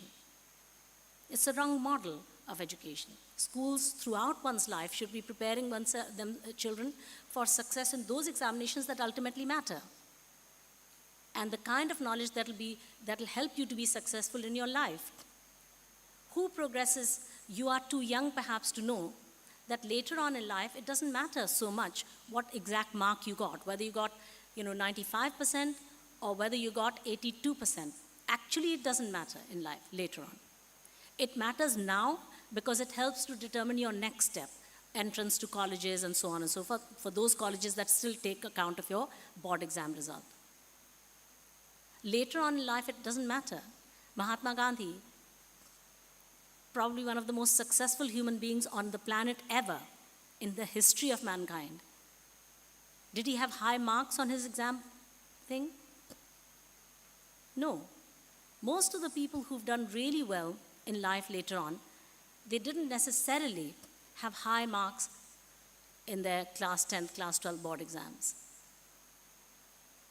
So what matters is, are you creative? Can you creatively solve problems? Are you a problem solver? Can you communicate? You could be brilliant. You could get 100% mark in your board exams and you're not able to communicate. How useful are you in your workplace? You're not. You will not be. Despite getting your 98 and 99 and 100%, if you cannot articulate yourself, you cannot communicate, you cannot problem solve, is that going to put you in a good stead later on in life? Is that a good preparation? No, obviously not. So the national education policy has been nudging the country that no, let's not teach in that way. In schools, let us teach skills, let us teach competencies, and therefore CMS has now, we've already been doing that for grades 3 to 8 in the last 2.5 years, where our pattern of assessment has changed to not just testing factual recall, but testing skills. So we've now, this year, also made a little foray, a little first step in the direction of competency-based testing, as Basu ma'am said earlier in her address, during this half-yearly examination. And gradually, and we've done this for grades 9, 10, 11, and 12. So we're trying to steer our education to be more relevant for young people, to help them better, to be better contributors to the world's progress and their own betterment as well. Similarly, we have started this year the Jai Jagat sections in grade 11, which are sections where those children who want to be taught in a way immediately that leads to success in the professional entrance examinations, they can do that. Of course, we are gearing up our whole system right from age, young age up to grade 12. We are steering it such that we don't have to have specialist separate kind of a preparation for professional entrance examinations. But for the time being, those who want immediately to get on to that kind of an education, we're providing the so-called Jai Jagat sections. And I don't need to remind you, part of the purpose of bringing you together for this so-called Meritorious Students Felicitation function I've not heard of other schools doing such a thing, a march, and then this sort of a celebration of student achievement. But why is it that, supposing other schools do, that they bring you together and they honor high achievers? I'm sure very many good schools do that. But why this march? Why do we get you to come and do this march? Why is it that our founder manager, insisted that we do this march? And I think that the reason is that motivation plays an incredibly important role in our lives. And he was a master motivator. And you will have seen as you walked on your march, on both sides of the road, hoardings, which showed your immediate seniors' achievements in the academic sphere. We celebrate all kinds of achievement, but this is a day when we are specifically, looking at academic achievement. So, seeing what your immediate seniors were able to achieve certainly gives you the idea that, well, if these things, my bhaiyas and didis who are just 1 year older than me can achieve those things, so can I. And that's a very motivating thought. And again, I don't need to remind you that apart from the fact that 96 students have succeeded in the NEET exam this year from CMS, 64 students did well in the IIT JEE advanced exam. They have got 33 out of these 64 students got ranks of 8,300 and below. 8,300 and below were the ranks of 33 of CMS students this year. And another 31 students' ranks were above 8,300. Well, the next one was 10,000 something. From about 10,000 to 24,000 were the ranks of the other 31. So these are all students who would have gotten to the IIT, the IITs. And this year's UPSC exam results were announced in April.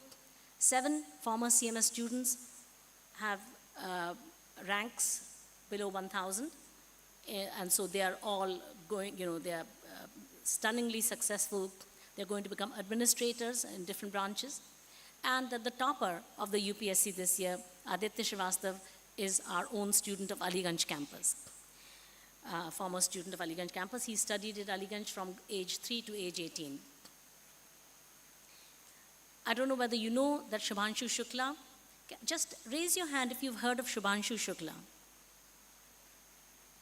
I can see one campus. That must be Aliganj campus. Thank you. So I'm so glad that I asked this question because I do want then to tell you who Shubhanshu Shukla is. I think you will enjoy hearing this. Shubhanshu Shukla, I'll start one step behind. Raise your hand if you've heard of ISRO. Okay, most people have heard of ISRO. There are some who've not raised their hands, so I don't know whether it is because they don't know what ISRO is or whether they didn't raise their hand. So ISRO is India's space research organization. Indian Space Research Organization, ISRO or ISRO. And have you heard of Chandrayaan? Chandrayaan mission. Raise your hand if you've heard of the Chandrayaan mission. Okay, everybody has, that's great. And the first time round, it tried to land on the south surface of the moon, it crash landed. And the second time, it succeeded. And 2 CMS former students, Dr. Abdullah Sohail of, I think, Mahanagar and Indranagar campuses, and then there was one more, whose name I can't remember now, Prakash somebody, another ISRO scientist, were former students of CMS that were part of the team of scientists that worked on the Chandrayaan mission. Well, ISRO's got a bigger aim now, and that is called the Gaganyaan mission. And to prepare to put humans in space, India, Modi ji gave last February, less than a year ago, about, let's say, 8 months ago, he gave astronauts wings to 4 people. And these people one of them was from Lucknow. He was wing commander, Shubhanshu Shukla, who studied in CMS from age 3 to age 18 at CMS Aliganj campus.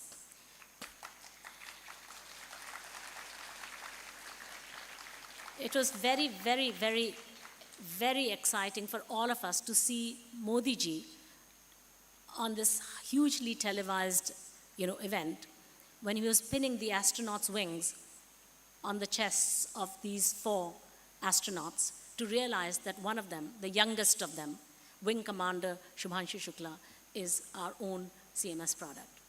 And then, my friends, what happened is that ISRO got into a collaboration with NASA to take one Indian astronaut to the International Space Station. Raise your hand if you've heard of Sunita Williams. Okay, almost everybody has heard of Sunita Williams. Where is she now? She's stuck in the International Space Station, thousands and thousands and thousands of miles away from the Earth. She's in the International Space Station. And she'll be coming back down to Earth in February. That's the plan. So, in collaboration with India's ISRO, NASA has allowed one Indian astronaut to go to the International Space Station, and for which that astronaut has to prepare for almost a whole year at NASA. So out of these 4, it was a very hotly contested thing as to who will get selected to go up there for this collaboration, because only one was allowed. And in the end, the result was announced, I think, on the 4th of August this year, that out of those 4, Shubhanshu Shukla was chosen to be that extraordinary, extraordinary man who will be going from India into space to the International Space Station, preparatory to the Gaganyaan mission of ISRO. And we are hoping that when he is in space, Shubhanshu Shukla, and by the way, he came back here on the 29th of May. He came to Aliganj campus and he had an interaction with about 400 students. And it was a tremendous electric atmosphere when he came. And we learned what a humble person he is. He was elevated to the rank of group captain soon after Modi ji gave him his astronaut's wings. He's a fighter jet pilot in the Indian Air Force. But he was a most humble person. He is extremely witty, humorous. He had an awesome connect with the young people, the students, when they were interacting with him. He was very well-read. He's erudite, and he had such a wonderful, time coming back to his old school at CMS Aliganj. And one of the things that he said there, I'll tell you, he narrated how he has experienced time dilation twice in his life. He said that one was when he was doing some, formations in the air on a fighter jet, aircraft. And he was doing loop-the-loop and various other formations. And, he was in a more northern sort of latitudes. And he miscalculated because the air pressure is different over there in the colder regions. And he came down too much over a lake. And he thought that it's curtains, that's it. He's going to crash into the water. And he said at that moment, he experienced time dilation, as if his whole life was flashing before him, because he knew that he's about to crash land and there was certain death. And he just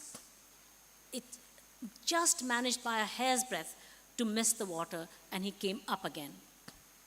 So that was the one time that he experienced time dilation. And he said that the second time he experienced time dilation was when he saw his teacher's scooter parked in the porch of his parents' house when he came back from school. And it was his physics teacher, because he had not done well in his school exam. So, that was the second time he experienced time dilation. So he was a very, very wonderful, speaker as well. He was very entertaining as well. So you have a very strong pedigree. You have very strong, academically strong, and high-achieving predecessors. Your predecessors, your seniors, by 1 year, 2 years, 3 years, 5 years, 10 years, 20 years, they have all been high performers. So how is it possible that you can be low performers? And I think this is a fact that you need to celebrate today as much as anything else. And the last thing I'd like to say is that, again, I'd like to echo what Mr. Pradeep Kumarji was saying regarding your teachers. I want to give, 1 or 2 examples. I'll give 2 examples of ways in which your teachers are extraordinary. You might not have realized how extraordinary. One is that so many of our teachers, when we said that we wanted to open the Jai Jagat sections to prepare students for success in the professional entrance examinations, so many of the teachers, despite the apprehension that this is a different way of teaching, I have no experience of teaching in this way, they raised their hands, they volunteered, they came forward, and they determined that they will learn themselves, teach themselves, and then teach their students this different way of transacting learning. I think we need to pay a tribute to those teachers today. I don't know where they are. Could you stand up, teachers who are teaching the Jai Jagat sections? Because it's an extraordinary thing that you have done. I can see several of the teachers who have stood up. Can we please clap for them thunderously? I cannot hear you clapping. It has to be more thunderous. Even more, even more.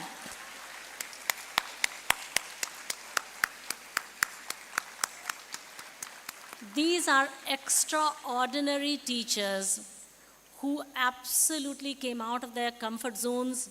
Not that any of our teachers are in comfort zone. None of them are in their comfort zones. I know that. But these were even more extraordinary because they came forward and they said, we will tackle the terror. We will do something that we have not done before. And they were prepared to put themselves out in this way.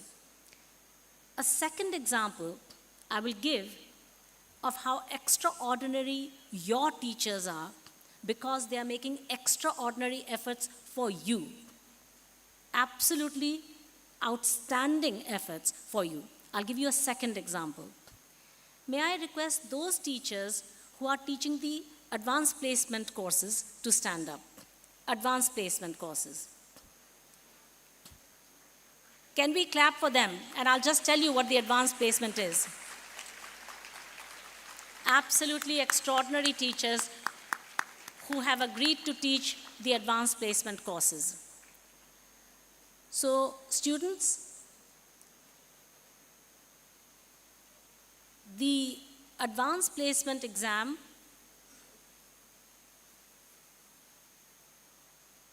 if a degree at an American university costs about 3 crore rupees, doing well in the advanced placement exam immediately lops off 75 lakh rupees of your total cost. Or if it's 2 crore 80 lakh, it lops off 1/4 of that, 70 lakh rupees. All you need to do is just prepare a little bit in 1 year, in grade 12 is good enough, and at the end of, around the month of May, the advanced placement exam happens. If you do well in that, instead of a 4-year degree, you do a 3-year degree in the US. And Why do they allow you, why do they give you a credit for 1 whole year? As if you've done the first year of the undergrad degree in the US already. By the time, before you even got there, you've completed your, it is deemed that you have worked at the level of difficulty of the first year of university in a US university. And teaching on the advanced placement, for success in the advanced placement exam, and so many of our students have maxed it. They've become distinction scholars on the advanced placement exam. They've taken 5 AP subjects and got the maximum score, which is 5. The maximum score you can get in an advanced placement exam is 5. They've got 5 in all 5 subjects that they've taken, or they've got 5 in 4 subjects that they've taken, or in 3 subjects. And as a result, they have earned for themselves the equivalent of about 70 lakh rupees just by taking that. And who's teaching that? Our teachers. Students, how can you listen when you are talking? Either you talk or listen. In any case, I'm finished anyway. I just wanted to end by saying how absolutely extraordinary your teachers are. I'm trying to explain the value of the advanced placement exam, good performance in that. I'm benchmarking that value for you. I'm monetizing it for you. I'm telling you that it is an incredible thing for which our teachers are preparing students. And obviously, they are going way out of their normal teaching curriculum to teach in a different type of way, because that is absolutely applied way of learning and teaching. So I would like, we say that today is a day to celebrate your achievements, which of course it is. But at the same time, I'd like you to acknowledge that your achievements are due in good measure to the extraordinary services of your teachers. So please would you thank them as well. Thank you very much. Gita जी के लिए जोरदार ताली, और उन्होंने एक बात छोड़ दी है, जोरदार। अरे मन नहीं कर रहा तो भी बजा दो। Thank you, thank you. Thank you, respected Geeta ma'am. मैं जरा बताना चाहती हूँ, एक बात जो छूट गई है वो ये है कि जो ये शिवांशु शुक्ला जी हैं अलीगंज के, आपके ही तरह पढ़ते थे, वो जब वहाँ होंगे स्पेस में तो वहाँ से, गीता बताएंगी आप? हाँ बताओ, देखिए यही बताएंगे, छूट गया ना इनसे, सुन लीजिए दोबारा। So, Group Captain Shubhanshu Shukla has told us that when he is in space, and that is expected to happen in the month of April 2025, and when he is in space, he will be interacting. He is allowed to, beam back to Earth 4 times. Each interaction will be for half an hour. The first of these will be with Prime Minister Modi ji, a half an hour interaction. The second of these will be with ISRO scientists, another half an hour interaction. The third will be with school children back in India. And the fourth will be with journalists and media persons. And he said that for the interaction with school children, he would like it to be with students of his own school, City Monstery School. So of course that is absolutely thrilling, the prospect that, most probably either at this hall or most probably in the Kanpur Road campus auditorium hall, we hope that that is where it will happen. A lot of work has to be done in order to achieve that. We are in the process of doing the work to try and achieve that. That we become the place from which ISRO will facilitate that interaction. And that, of course, will be beamed not only throughout India. 1.4 billion people will be watching that, but also many, many millions of people around the world will probably also be watching that. Now, give a standing ovation. Stand up. Standing ovation to Clap them. for 5 minutes.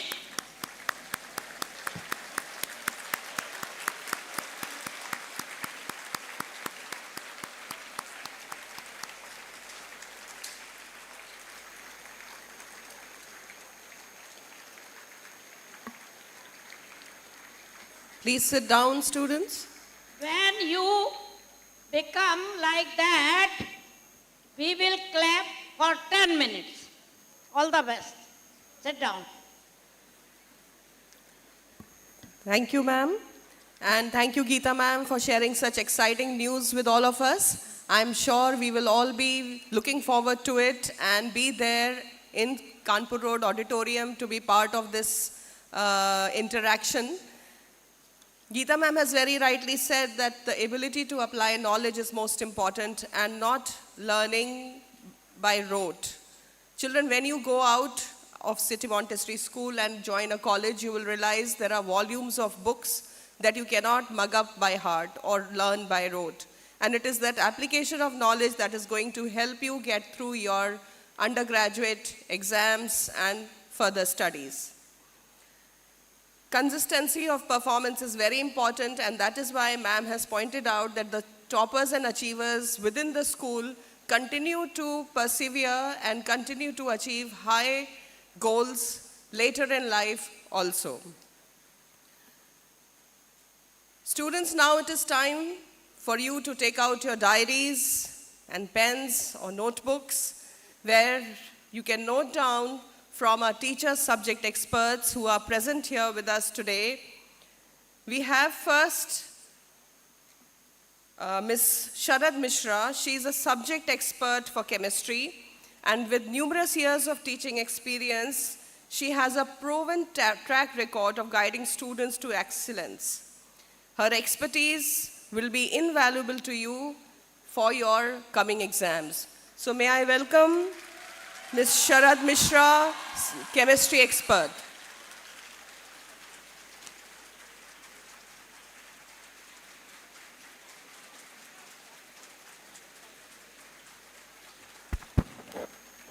Good morning, students. Nice to see these happy faces, and I pray that we clap 1,000 times when your results are declared after this. Very nice prayer. मेरी auditorium में चल के आज सारे राम आए हैं. Ram, a synonym of obedience. He followed what his parents wanted. I request you all to follow what we teachers, management expects from you.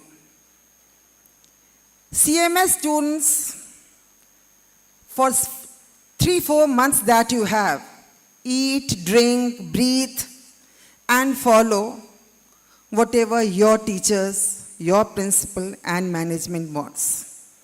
I'm telling you about the competency-based question. Competency students for civil services also, they ask in the interview only these competency-based question. Competency is they give you the situation. In that situation, how you will react, how you will answer. Now, my favorite quotation, first slide, good is not good where better is expected. You all are not better. In fact, you are the best, and please show it to the rest that you are the best. Now, the example of case-based questions, they are not chemistry related. I have only framed the questions of chemistry. Next slide, please. It says that world's richest monazite deposits occur in Palakkad and Kollam districts in Kerala. Monazite is a primarily reddish brown, I can't read it here.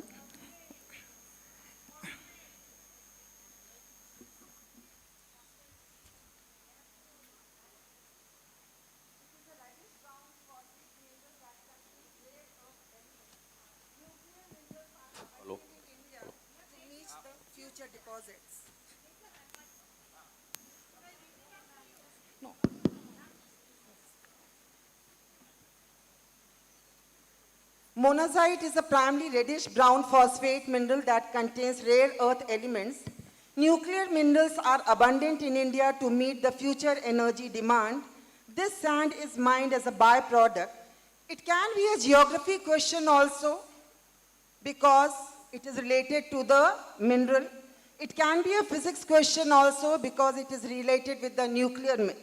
Now students, when you get such type of question, please take a pencil and underline the keywords. What are the two keywords here? Monazite, rare earth. This chemistry students, they know. That is why it is related to chemistry. Rare earth, you all know D and F block elements. Another, nuclear minerals. You all know that all actinides are radioactive minerals. This way you have to catch the question that what the examiner wants from you. Now, which block of periodic table they belong? We all know it is F block. General electronic configuration, other common oxidation state, +3 of both. Why it is difficult to separate these elements in pure state? We all know due to the lanthanide contraction, they all are of similar size. Last, what are mish metals? You all know, a very important alloy. It was asked in your comparative question also. This way it is related to chemistry, and please underline the 15 minutes reading time that you have. Take a pencil. In the question paper you can underline. You underline the words that you have to answer. Next slide, please. It is also a general question. The pH of healthy stomach is usually 1 to 2. This low pH level of stomach fluids typically keeps it free of microbes. This pH level puts stomach acid in almost the same category as battery acid. Now this is a biology question. This is a general awareness question also. We eat so much spicy food which has acid. Many times we have acidity problem. Why it has? This paragraph explains that. This acid attacks the stomach lining which protects itself by secreting an alkali bicarbonate solution.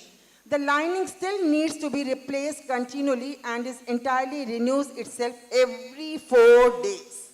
Here also you underline the keywords. Such low pH, you all know students that 1 is the lowest pH and how high pH our stomach has. How acidic solution we have in our stomach. Then it can dissolve steel. Many times in your childhood you must be remembering that we got the coin by mistake. It gets this, yes, someone is saying yes. Then it protects this by secreting an alkali bicarbonate. What is alkali bicarbonate? You all know that when we have acidity, we take diagene and we take other like Eno powder and all that. In this way, the questions will be framed. This is for your general awareness, and I request you all to read chemistry. Today magazines, they come in your library, and read the newspaper. Now, the question papers will have the paragraphs from the newspaper, from the research papers, and then you have to correlate to what topic they are asking, what they expect from you, and then you have to answer. Next slide, please. Now, one question, how it can be asked in many ways. It is not students that you don't know the answer. Many times you are unable to decipher that what the examiner wants. Because sometimes not chemistry, not physics or biology, your English, you are not able to interpret. For example, next slide please. Half-life period of a radioactive decay of carbon-14 is 5,730 years. It is an information provided to you. Dendrochronology, you all must be knowing that how we calculate the age of the trees and all that. Because all the trees and we human beings, we all have a certain carbon-14 to carbon-12 ratio. This everybody should know, whether commerce, maths or biology students. Now, an archaeological artifact contained wood had only 80% the carbon 14. Now only 80% means initial amount was 100 and final amount is 80. The same question can be asked. The wood had decayed to 80%. That is, final amount was 80, initial was 100 because question says to 80%. Third question, the same question can be asked. The wood had decayed 80% off. Here it is not to 80%, it is off. Off means 80% is given out, final amount is 20. Same question, the wood was reduced by 20%. It was reduced by 20% means initial was 100, final is 80. Again, the wood was reduced to 20%. Now it is not by 20%, it is to 20%. Therefore, please underline these words that what they are expecting in the question to or by. Next slide, please. Now, what mistake you all do in fill in the blanks, clearly it is written that select the answers, choose the appropriate words given in the bracket. What you all do is, you know, whether it is physics, biology, computers, any subject, that answer is 2, 3, whatever it is. Now please see in the bracket, the figure is given or it is given in words. Many times you write the correct answer, but you don't get the marks because that word is not given in the bracket. Similarly, sulfuric acid HCl, the moment you see that dehydrating agent is, you all know it is sulfuric acid. You don't see whether H2SO4 is given in words or the formula is given. Please see to it and then you answer. This is the mistake that you all do. Then always solve the numerical, formula, substitution, answer and unit. No numerical is less than 2 marks and it is never more than 3 marks. And bifurcation of marks is always half for formula, half for substitution, half for answer and half for unit. Unit is must and we follow a simple statement, no unit, no marks. Then, I remember it was years back, a question was asked in maths, what is the value of sine 30? And Students' Council also knows that calculator is provided to you. Many students, they use scientific calculator, they wrote the value sine 30. In chemistry, last year only, question was asked, what is the molecular weight of urea? You all know, you have written. When the question carries 2 marks and they are asking, means they expect the working from you. Please write the formula, show the substitution, calculation, and then you write the answer to get full marks. Similarly, this is all of chemistry, that chemistry teachers, we all tell you people, but the gist is this only, that you follow the instructions given in your question paper. I will not take up chemistry only because you all belong to all the subjects and I can see that non-chemistry students are not interested much in that. Therefore, please, next slide, please. This already I have told you that common mistakes that you do. One blunder that all chemistry students they do is that 2 compounds are given to distinguish and you write that this reacts, this does not. Students, when 2 compounds are there, they will react. Only you have to write is that they don't give this observation. One simple example we give students. Coal is there in the atmosphere, oxygen is there in the atmosphere, but no carbon dioxide is formed unless and until it is not heated. You are there, your books are there, but you will not study unless and until you put pressure on you that exams are there, test is there. Therefore, conditions are very, very important. Next slide, please. In chemistry, in the test tube, when we add two reagents, one is solution, another is precipitate. Solution we take, precipitate we throw. Be a part of solution, otherwise students you will precipitate, will be of no use, which we don't want.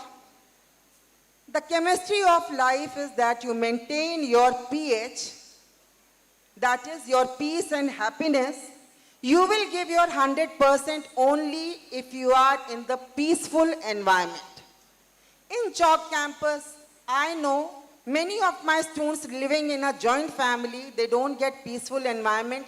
They request, ma'am, that can we come and sit in the library? Can we sit till 5 o'clock to study? Because you want a peaceful environment.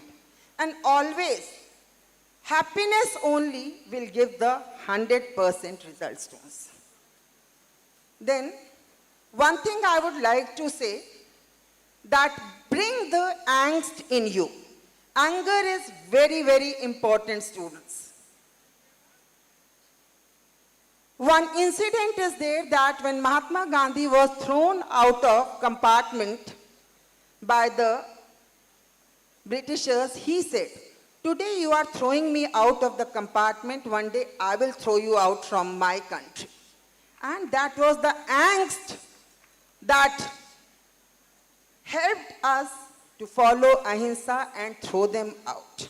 Bring that angst. When we say that you won't be able to do it, you challenge us that no.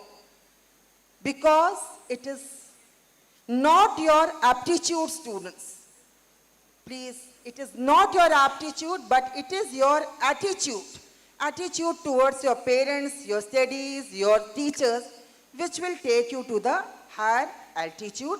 And we want you all to do the best in your life. All the best, students. Over to Sudhanshu, sir. I just want to say, I think I now understand why, ma'am, in your campus, so many students do well in the NEET exam. They fly. The Lucknow topper of NEET was your student, and, you know, all of these amazing results from Chalk campus, you know, such amazing teachers. And as you said, pH, you know, it's a new definition of pH, peace and happiness. And, you know, so these are not just academic tips. These are also tips for life and tips for well-being. So those of the students who heard ma'am out, and I saw that many students were listening very intently, because occasionally the camera people also showed what you all are doing. And I saw that many people are listening to her very carefully, and they were the beneficiaries. And those of you who talked some of the way through it missed out something. So please pay your attention, because these are extraordinary teachers and they're telling you extraordinary things. Thank you, ma'am. And one thing to add, this is what I have learned in 36 years of CMS. I was telling ma'am that day, we went for a conference, all the teachers were there. We were asked to introduce, one teacher introduced, "I'm from Dhirubhai Ambani International School." I said, "Okay. I'm from the world's largest school in Guinness Book of World Record." And a simple statement, students, I got a standing ovation, thanks to CMS. Thank you, ma'am. Thank you, ma'am. Sharad Mishra, ma'am, from Chalk campus, for your valuable insights. These are your specs, ma'am. Next, we have Mr. Sudhanshu Gaur. He's the physical education teacher from Aliganj campus. Sir, please, over to you.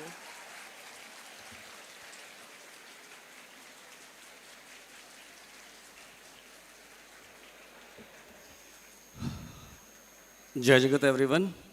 Jai Jagat, respected ma'am. Jai Jagat. Very happy to see you all here, and you are all charged. I saw that applaud.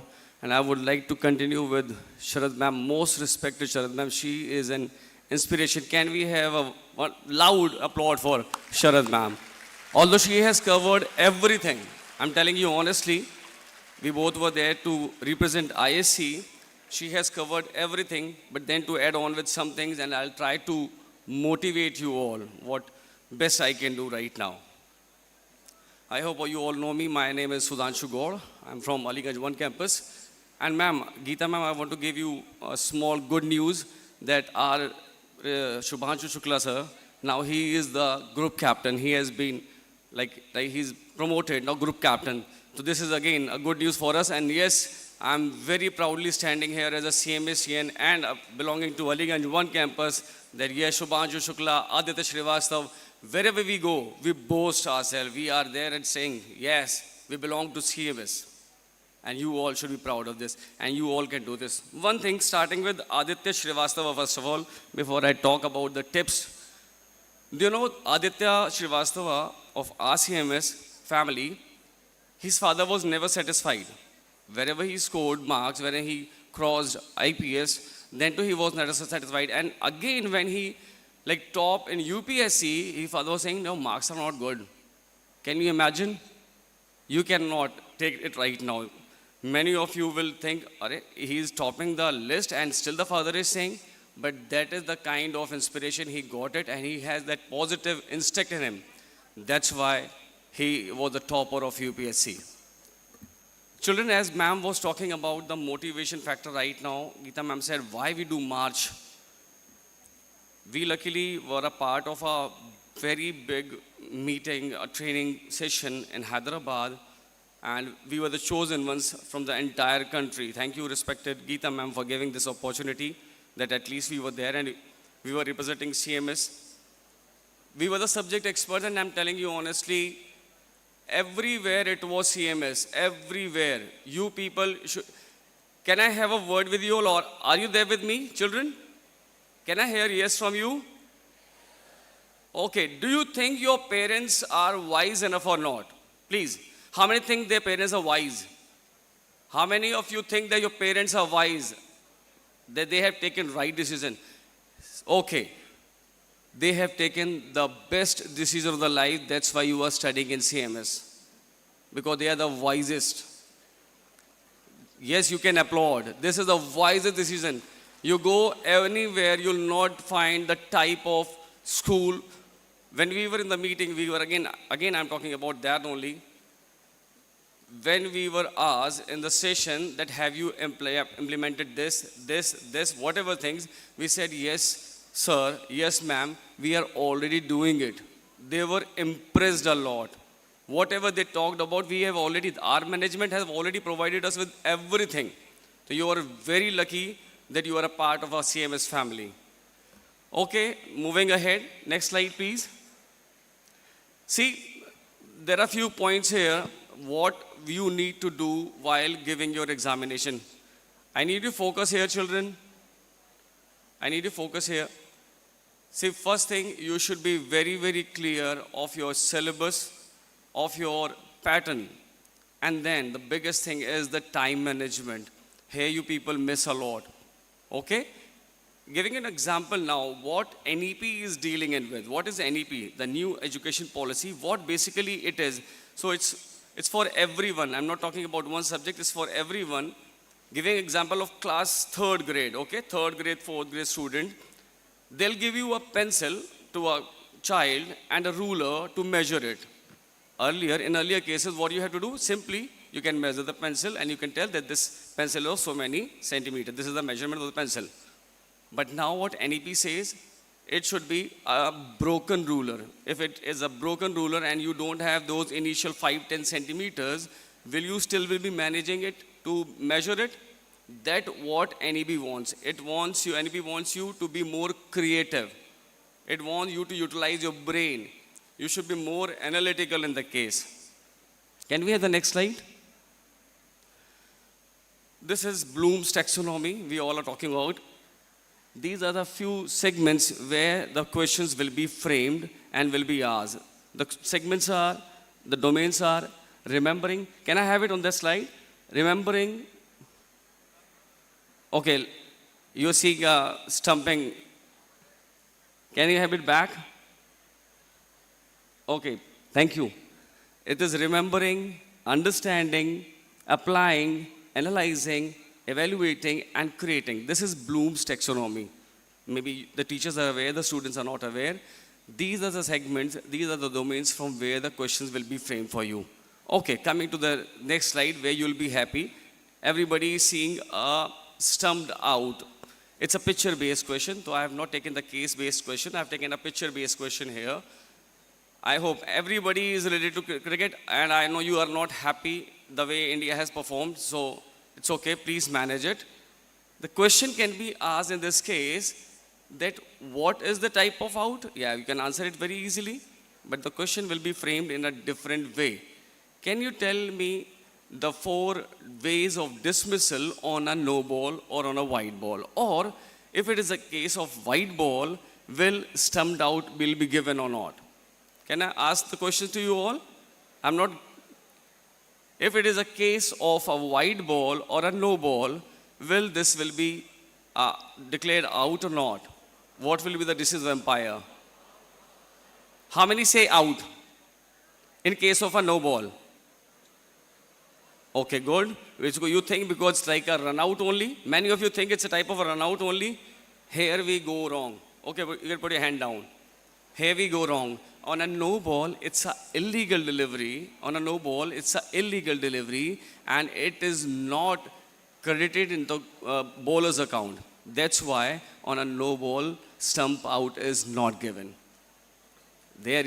But yes, in case of a white ball, it will be given. The questions will be framed like this. This is just an example of that. Can we have next slide? These questions will be asked, I'm telling you.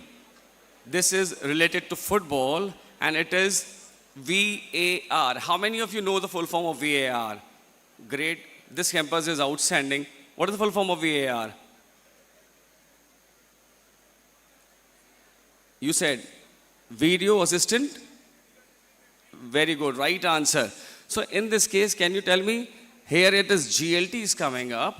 Can you tell me whether it is a goal or not? How many say goal? Right? It's a goal? Fine. It's a wrong answer. It's not a goal. The reason behind, the ball is on the goal line. Again, the questions will be framed this way for you all. Don't get confused. In case of cricket, if you're touching a boundary line and you touch the ball, it's a boundary. But in football, it is just opposite. You touch the boundary line, you go inside the goal area, it doesn't matter. Your ball should remain outside until it crosses the entire goal line. And here the role of GLT comes. Can I ask the full form of GLT? Anybody? This campus is doing outstanding right now. GLT? Outstanding. Applaud for you. Goal line technology. Here the rule of GLT comes in. Okay? Can we have a next slide? This is just an example of that only. In this case, again, the ball has crossed the goal line. Although the person is outside, the goalkeeper is outside, but because the ball is inside, it will be considered as a goal. Okay, next slide. Again, this is a very important example, and what I believe, this is going to be a question of this board examination. Almost similar question was asked in the previous year board exam. Can you see what is happening to this athlete? Which injury he is suffering from right now? Can you? Somebody answered. Somebody answered. Which? Yes, right. It's a cramp. So why does a cramp happens? It can be asked. And what are the remedies? What are the first aid for cramp? So here you people get confused because he is pulling or touching his hamstring. Can you see he's touching his hamstring? The muscles behind the thigh.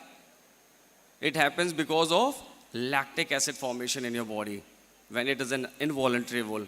So this type of questions will be framed. Okay, next slide. I have given the answer in between. This is the picture of Maria Sharapova. It's a picture everybody knows, an outstanding lawn tennis player. So she was banned in 2016 because of using a drug. Because you know WADA and NADA, World Anti-Doping Agency and National Anti-Doping Agency, they fight against doping. Here, what you can see that question can be framed like this: because she have used a particular drug for enhancing this type of ability in herself. So you have to name, although I have answered there, the answer is the anabolic steroids or the modulators. They are the metabolic modulators. Fine? So this sort of questions will be asked. Next slide, please. Everybody knows him, one of my very favorite. Everybody knows him, Shoaib Akhtar. Once PCB banned him, again, the question can be framed in this way, that he was using a particular drug for enhancing some of his skills. So what sort of a drug was used by him? This question was recently asked to you in your comparative examinations. A very good framed question, and many of you have done it wrong. Okay, the question was, can we have a next slide? This was a question asked, that when a wrestler before a fight goes for, this happened Vinesh Fogart also. I hope everybody remembers Vinesh Fogart. We were unlucky, otherwise we would have won gold in Olympics. So in case of a wrestler goes to weighing before the competition, before the event, what sort of a drug has been used by him for performing better or for doing taking some undue advantage? Many of you have done it wrong. Nobody will take drug just before the event, because you know the VADA and NADA are there. But which sort of drug has been used? Can you answer? Yes, somebody answered it right. It was diuretics. What diuretics do? Basically, diuretics is used for shedding down the weight. How? Through your water. Your water passes through your body, urine. Okay, so that is the answer is diuretics. And what are the side effects? So many of you have done it wrong. When you don't have water in your body, what will be the side effects? Dehydration. Fine. Anything else? Cramps. Yes. Fatigue. Fainting. Yes. Next, please. Some strategies. I know you people are well aware of all the strategies, but I'll tell you about understanding the concept of the question. Read the paper properly. Focus on the core areas. Analyzing the case studies and complex based scenarios carefully. Familiarize yourself with the new exam strategies and pattern. That is what we are trying right now. You have to prepare yourself according to the new pattern which is coming up. Next slide, please. Some additional tips: active recall, chunking out the questions, self-questioning, visual learning, and testing yourself. And last, create a study space for yourself. Next slide, please. This is the best thing which I can advise you right now. One of the best way. How many of you know Khan sir, Patna? How many? Many, maximum of you. It's one of the easiest way to prepare yourself right now. You people are very lucky that you have social media in your hands. As earlier our Deputy Director, Mr. Pradeep Kumar was saying, right now what's happening, you people are misusing the social media. But you have a boon in your hand. If you use it wisely, you can go through it. You can go with many of the topics by using the social media, YouTube, Google, anywhere. Next slide. Okay, what to be done? Taking short breaks while preparing yourself. Then get enough sleep. The sound sleep is very important for you. Eat well. Having a good diet and at the right time is very important. Then efficiently using your time. Use the reading time. When you give the paper, when you appear for your paper, maximum time what you do, you don't read your question properly. And that's why you get deduction of your marks. Somewhere the question is asked, what are the advantages and disadvantages of the following training method? So what you do, you write the advantages, but you miss on the disadvantages portion. So you have to read the question accordingly and then you have to answer. Next. Thank you so much.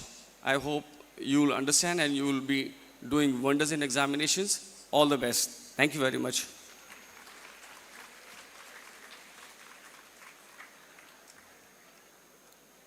Thank you, Mr. Sudhanshu Gaur. You created quite a buzz here. Students, now we are going to go into uncharted territory. And what is that? We are going to talk about your future. Our career counseling cell has very kindly and generously arranged for us to meet and interact with the director of the director outreach of the Palaksha University, Mr. Vikram Patel. Mr. Vikram Patel is here with us, and he's going to tell you more about his program. But before that, you have to remember that it is your future we are going to be talking about. So we want all of you to be paying attention here. Can we have silence, please? I'll briefly introduce Mr. Vikram Patel. He's a spirited communications professional with a proven expertise in university outreach. May I have your attention, please? Thank you. He's passionate about big picture thinking, access and inclusion, creative conversations, and impactful networking. He's also a recipient of the HSM INA's Inspirational University Representative Award 2020. So please welcome him with a huge round of applause. Over to you, Mr. Vikram Patel. A huge round of applause, please. Thank you. Students, can I just add, a little intro of my own for Mr. Vikram Patel. Vikram Patel is from the Palaksha University. He is the Director for Outreach at Palaksha University. Please do give time to hear this out. I want to tell you that we have 3 people who are going to be speaking with you as far as universities are concerned. We've got 2 Indian universities represented here and 1 university from abroad. One is Palaksha University, of which the Director for Outreach, Mr. Vikram Patel, is going to be speaking to you. After that, we have Ms. Namrata Khosla, Senior Manager. Students, I do need your attention briefly, please, to understand the next bit of the program.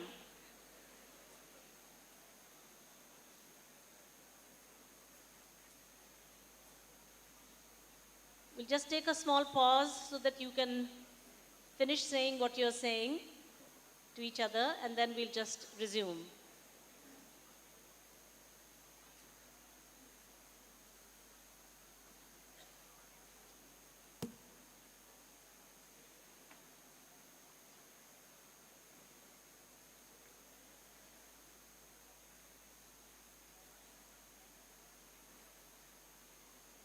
I think students in the balcony are not aware of what's going on. I just want to tell you what the program is, the next bit of the program. We've got 3 speakers from outside of CMS, and in fact outside of Lucknow, who are as part of the career counseling talks. So we have 2 Indian universities, Palaksha University and Flame University. They are making their presentations now. And then we have 1 person, Mr. Sandeep Bhalla. He's the recruitment advisor for the University of Sydney in Australia. So do listen to these talks with attention, because you may find much that is of interest to you, even if it is not that you are not necessarily aiming for these universities, but what they have to say will have a lot of relevance for you. So please do give them your attention. Thank you. Thank you. Good morning. Okay, the next half an hour. Okay, all of you are from the grade 12th. I think, did I speak to you the last time also a couple of months ago? You remember some part of it? So we'll not repeat what I spoke the last. Okay, I don't know whether I asked this question the last time, guys. How many of you are not planning to study after grade 12th? Raise your hands. Is there anyone? No? Okay. So then one of the most important decisions that you're going to make in the next 1 year is going to be about selecting a degree, a course that you study, and it's also going to be about selecting a university. Yes? While that might not be the most important decision in your life, it certainly impacts a lot. What I'll do is that the next 10-15 minutes that I have with you, I am going to, because Shashank and Mrs. Gandhi and everybody's been very kind to invite me the second time in the year, I'm going to talk a little bit about how to select a university, how to select a degree, right? And I'm going to give you my example of what I did. Okay, this is a question I want to ask, but before that, I studied in a very, very small little town called Sagar in Karnataka. I don't know, and if Sagar is there in Madhya Pradesh also, but I'm from Karnataka, right? I did well in class 12th, was a mistake, I think. I got very good marks, and because of that, I was already categorized as a science student. Saying 90% se uppar aaya, so you have to take science. And what did I do? We didn't have options like you guys. I didn't come to a very good school like CMS. We had only two options. You either take PCMB or PCMC, right? And I was a Marwadi boy. I said, I'm not going to dissect a frog. All of that is not happening. So I took the next best option, which was computer science. And my only motivation in life was that I wanted to go to Bangalore. I did not think what I was good at, aptitude. Koi career counseling to thi nahi us time pe. That is how I took a decision. But all of you are very fortunate to be sitting in this session and talking to universities, and you have a career guidance cell. Please make use of it. But before I start, I want to ask this question. What makes a good university? According to you, what should be the top priority? Placements? How many of you agree? Please raise your hands that placements is the most important thing that matters. Okay, fair enough. Placements do matter. Your first job matters a lot. What else matters? Faculty, who said that? Okay, I completely agree. Auditoriums like this can be made. But the teacher, the chemistry teacher that you spoke, you can't get that in every school. Your faculty makes a university. Your teachers make an institution. I could see the passion she had. And I'm sure whichever school or branch she teaches in, the students are very lucky. That's what good faculty do. Right? So faculty matters. Thank you. What else matters when you select a university? Placements ho gaya, faculty. Sorry? Okay, this is a very large gathering to ask this question, but can we just click? So what matters generally when kids select, they look at legacy. Kitni purani university hai, ranking kya hai? While all of that does matter, but is that the only thing that we should base our decision on? Maybe not, right? Next. Placements comes at the top. Where am I going to get my first job? That matters. Fees and scholarship. Okay. Oh, I forgot. Before I started this session, I wanted to ask you one very simple question. If schools did not have exams, what is the subject that you would like to study? Think of this in this session. Think of this after you go home. If schools did not have exams, what is the subject that you would like to study? And if university was not about getting a job, what would you like to study? It's a very, very important question that you should ask yourself before you take a decision, right? But coming back, hello. Another very important question. When your parents think about education, when they think of school education, do they want their kids to go to private schools or public schools? School education mein private or public? Private? Because quality is good, teachers are good, facilities are good. Then why, when it comes to higher education, do everybody run to public institutions? It's highly subsidized. Something that government institutions have and private don't is funding. A director of an IIT can stand up and say, I'm only going to admit 100 students in CS. If we need 500 crores for a new auditorium, I don't care. The government will give the funds. But private universities don't have the liberty. But let me tell you, students, in the last 10 years that I've worked in higher education in India, today you have fantastic universities that are here to change higher education. They are world class, they have amazing faculty, they have a model that's different, and they are affordable. Okay, so fees matters. What else? Campus and student life is generally something that kids ask for. Academic majors, कि पढ़ाएंगे क्या? Okay, one more trivia. How many IITs are there in India? How many IITs? How many of you are writing the JEE exam? Raise your hands. Okay, there are 23 IITs in India, right? And which was the first IIT to be set up? Kharagpur, right? What are the programs that they offered? They offered mechanical engineering, civil engineering, chemical engineering, the core engineering disciplines. And very few things have changed. There are new majors that have been, coming up. So majors matter. What else? Faculty profiles, like somebody already said. But if you look at the National Employability Report, can we go to the next slide? Look at this. I showed this report last time as well, right? That almost 80% engineers that we create are unemployable. There are almost 60% of the faculty in the country that don't talk about real world applications. Barely 1.5% engineers in India understand emerging technologies. This is the reality of higher education. So what do you need to look for? Is pedagogy. And I heard Mrs. Gandhi talk about it, right? Any good tech university in the world will teach you calculus, linear algebra, integration, differentiation. Then what makes an MIT so great? It's the way you're taught. One is subject and one is the way you taught. I can give you a book and say you read and learn. I can show you a video and ask you to learn. Or I can give you a real world problem and say, now you solve this and learn. How would you learn the best? So it's about pedagogy. It's about real world experiences. It's about experiential learning. If you look at India, the Gurukul system that we had, a class would always be that when your guru is there, you are asking questions. You have studied it already, you come in the class and you ask questions. That's what this whole liberal education is all about. It's about asking questions, right? So that's something that you should look for when you select a university. Quickly, going forward. The other thing I want to say is the pace of change. Everything is changing so fast. Let me give you some context. When telephone was invented, it took about 50 years for 1 million users. How many years?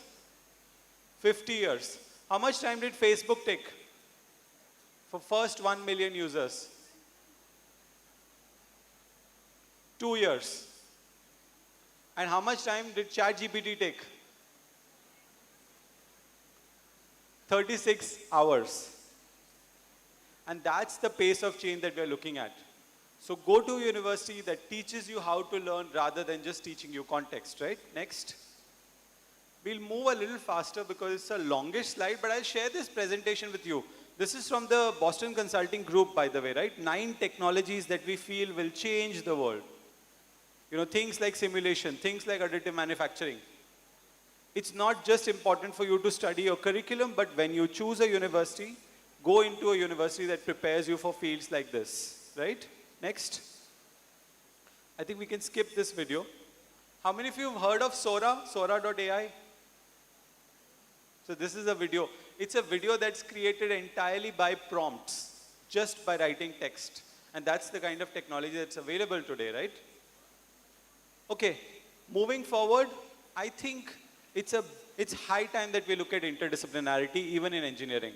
If you look at almost 90% colleges in India, they still have chemical, mechanical, electrical as siloed disciplines. But today, if you want to develop a Siri or if you want to develop the Tesla cars, you need to understand mechanical engineering along with civil, electrical engineering, and you also need to learn a bit of computer science. Because today's machines are smart, intelligent. So just understanding material science, physics is not going to be enough. So we are moving more and more towards interdisciplinary education, right? Next. And finally, I cannot emphasize enough on what, again, has been already discussed. Transferable skills will make everything for you. Things like resilience, the ability to fail. You know, we've become so scared of failure now that we've stopped trying anything new. As soon as it becomes a little fearful, we drop it. Math, nahi acha lag raha hai, drop kar do. But universities and, you know, companies are looking for people who are not afraid, who don't give up. It's a very important skill. And this is what makes a good graduate. Skills like communication, collaboration, working with people who are not like you. That's what good companies are looking for. And when you go to a good university, they will build all these skills in you. Right? Next. Okay, so what are the 4 programs that Plaksha offers? Can we click once more? Click. So we've realized that the traditional computer science might not be able to cut it anymore. You need to learn emerging technologies, whether it's chatbots, whether it's cybersecurity, all of them require, you know, emerging technologies like machine learning. Has anybody heard of LLMs here? Raise your hands. LLM, what is LLM? Large language modeling.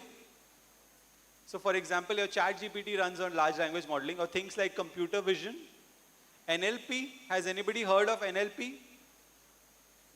Natural language processing. These are the kind of things that you need to learn if you want to get into the big tech companies, you know, like Meta or Amazon or Google. So we have the first program, click.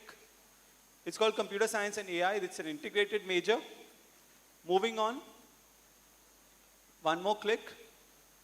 You know, students, remember this, and this is really, really important. I don't know how many of you know this, but 60% of all research that happens in the field of engineering happens in the field of biology.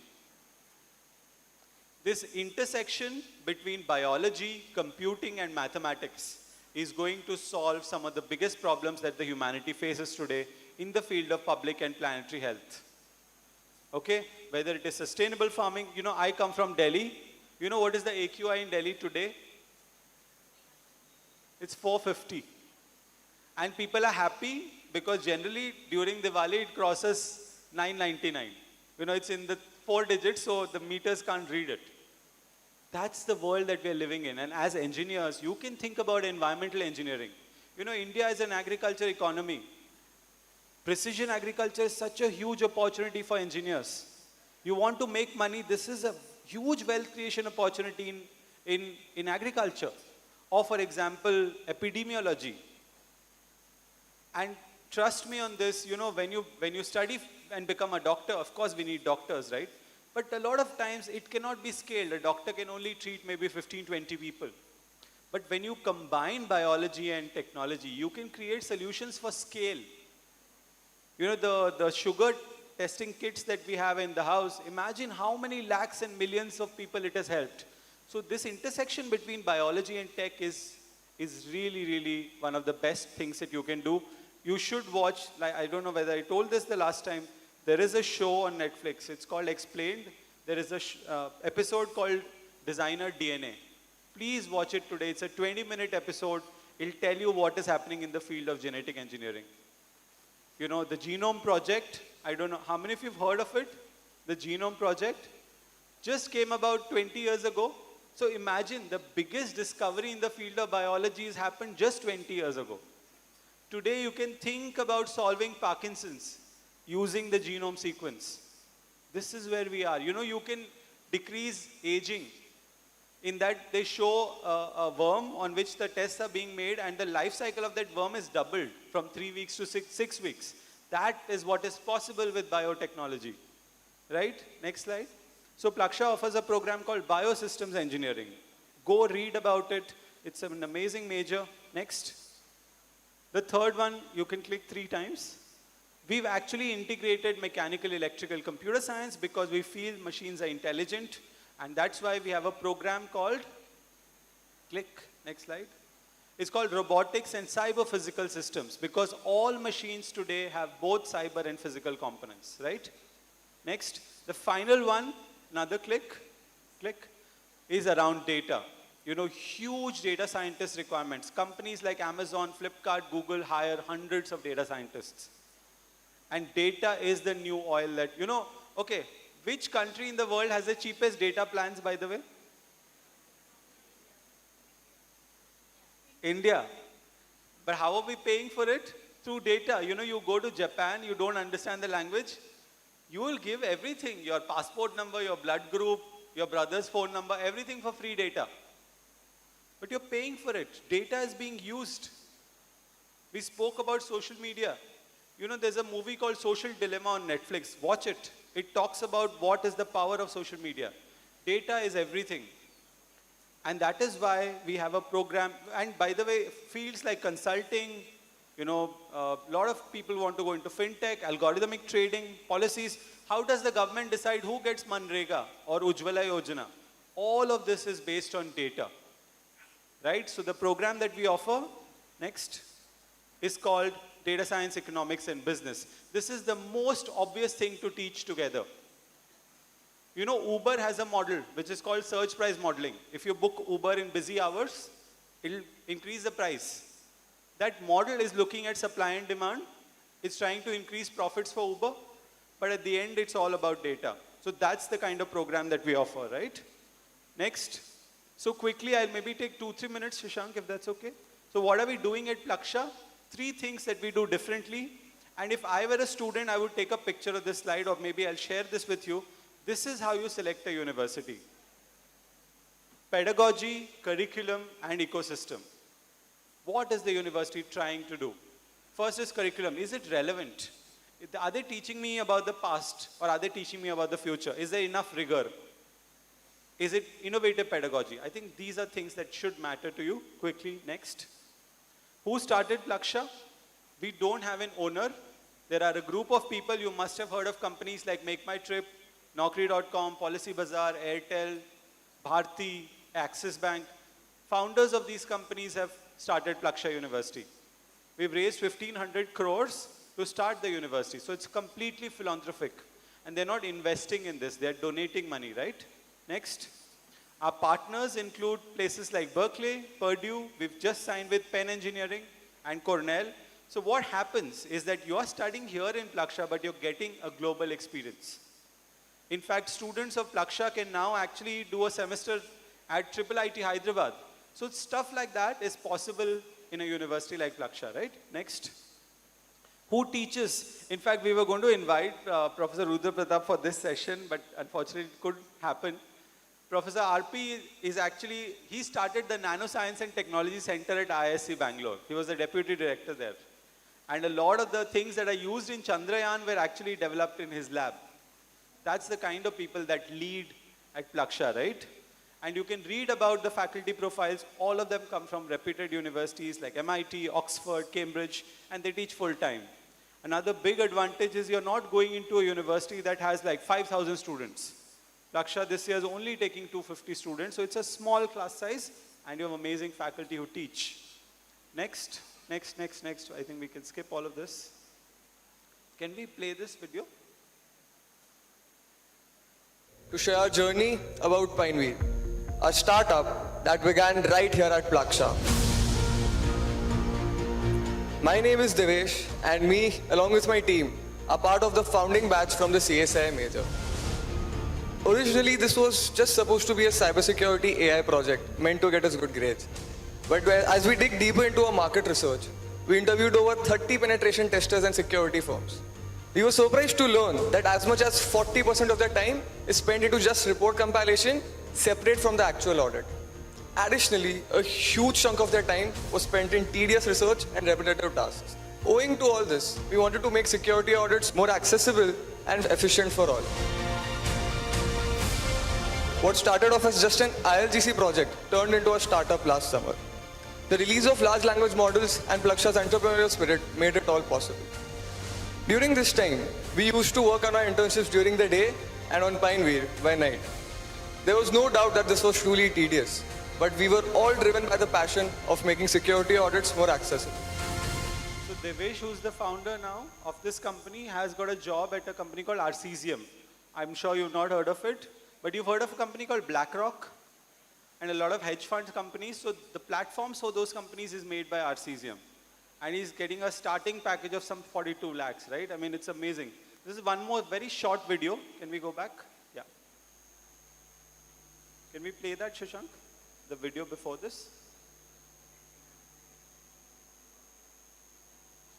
India is a lot of different things. 18% of the world population, 7th largest country, largest democracy, and not surprising at all, but also the largest population of hearing and speech impaired individuals.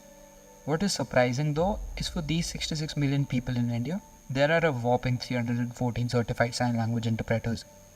This creates a huge communication gap within the society. India started off as a quick weekend project for my first hackathon in college. My team and I had developed a rudimentary app that let people convert speech to text in real time, to converse without the use of sign language. The problem in my solution earlier was that I was trying to replace sign language with text, and this needed to change. Introducing Indriya, a B2B SaaS platform that converts speech to sign language in real time. By providing accurate sign language animation, we are not only enabling communication for speech impaired individuals, but also promoting inclusivity at every step. Over this course, we have developed our own custom conversion engine, which takes in sound, processes it, and creates 3D animations of the corresponding sign language in real time. So this is Prerit, and Prerit is actually taken a drop year now to work on his project. He's just a second year student, right? So stuff like this is possible. We'll share the placement reports and internship reports with you, don't worry. I mean, that's going great, but look at things beyond placements is what I would advise. How do we admit? I want to end with that. Students go all over, I'll share this with you. We're located in Chandigarh, by the way, 10 minutes away from Chandigarh airport, so it's a city campus. Quickly next. What do we look for? Mrs. Gandhi spoke about preparing for competitive exams. So we don't have our own admission test, which is a great thing. We look at the overall profile. We look at your grades from 9th onwards. 9th, 10th, 11th, and 12th. You should have above average performance in mathematics throughout your journey, right? So generally, you should have a 90% and above in math, in 10th and 12th, and overall scores should also be above 90, right? So that's the kind of academic profile. We also look at JEE scores, SAT scores, ACT scores. You put in your extracurriculars, co-curriculars, essay, all of that. And if you're shortlisted, there are 2 rounds of interviews. The good part is with CMS group, we have a partnership where every principal of every CMS school can actually nominate 3 students for scholarships. So that's a great thing, and can we clap for that, please? Thank you so much, Mrs. Gandhi, for enabling that.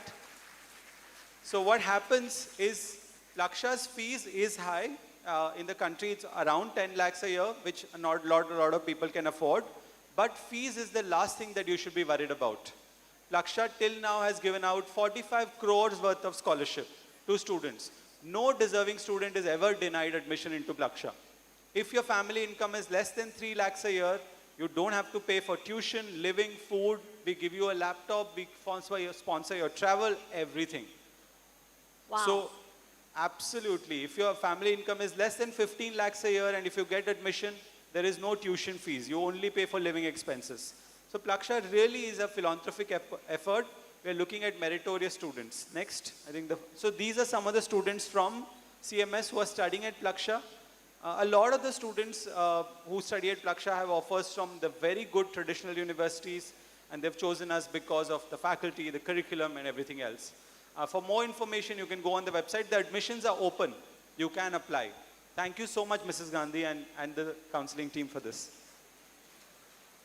Thank you so much for coming all the way from Haryana to be here and to provide our students a window into the world of Plaksha University.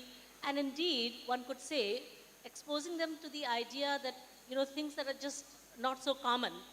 Previously, up to now, up to recently, the model that we've had of higher education is one where,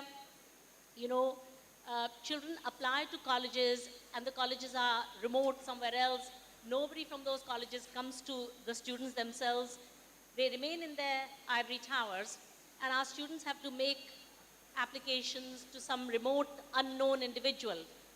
Here, a university is taking the trouble to come here to us, right in front of us, to tell us about what they have to offer. It's absolutely cutting edge. And to top it all, they have scholarships.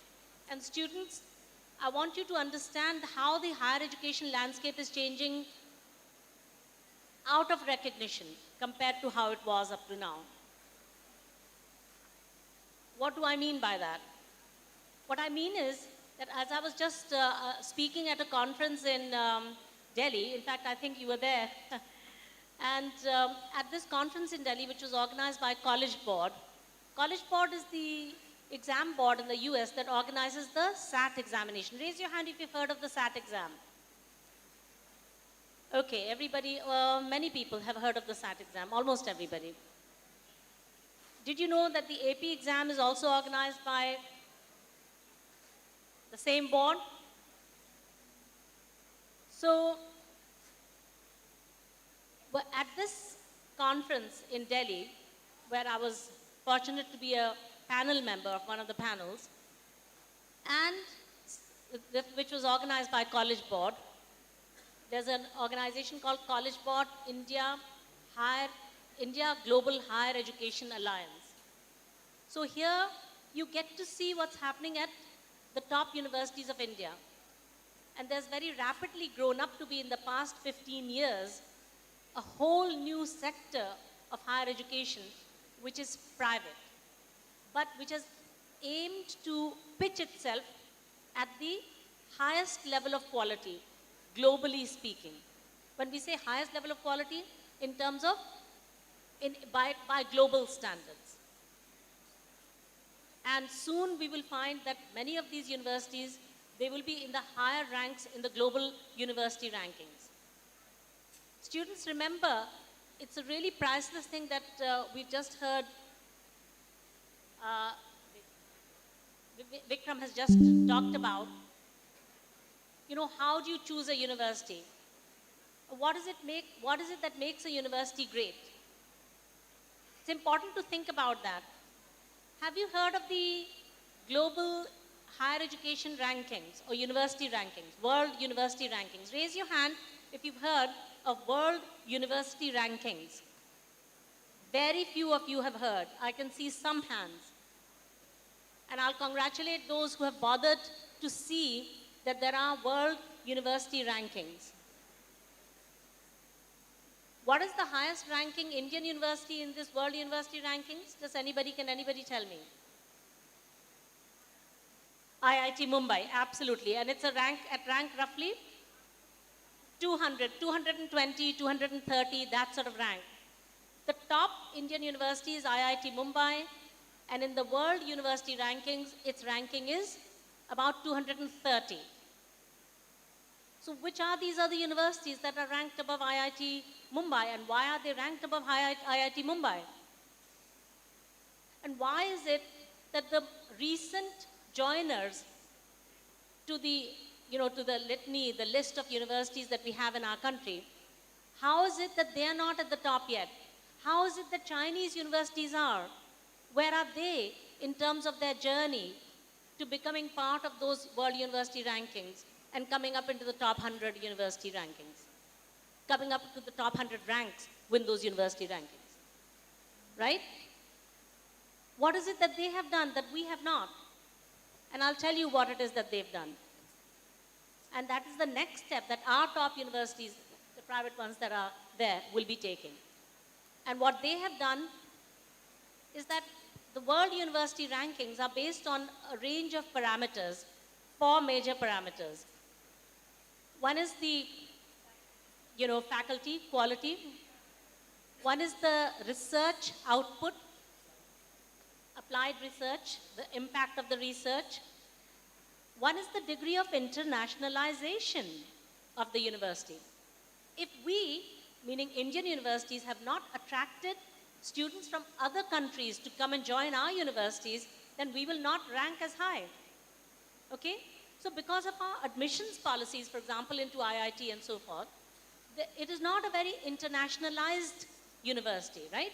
That's one of the reasons. It's not because it's lacking in rigor or even lacking in research publications.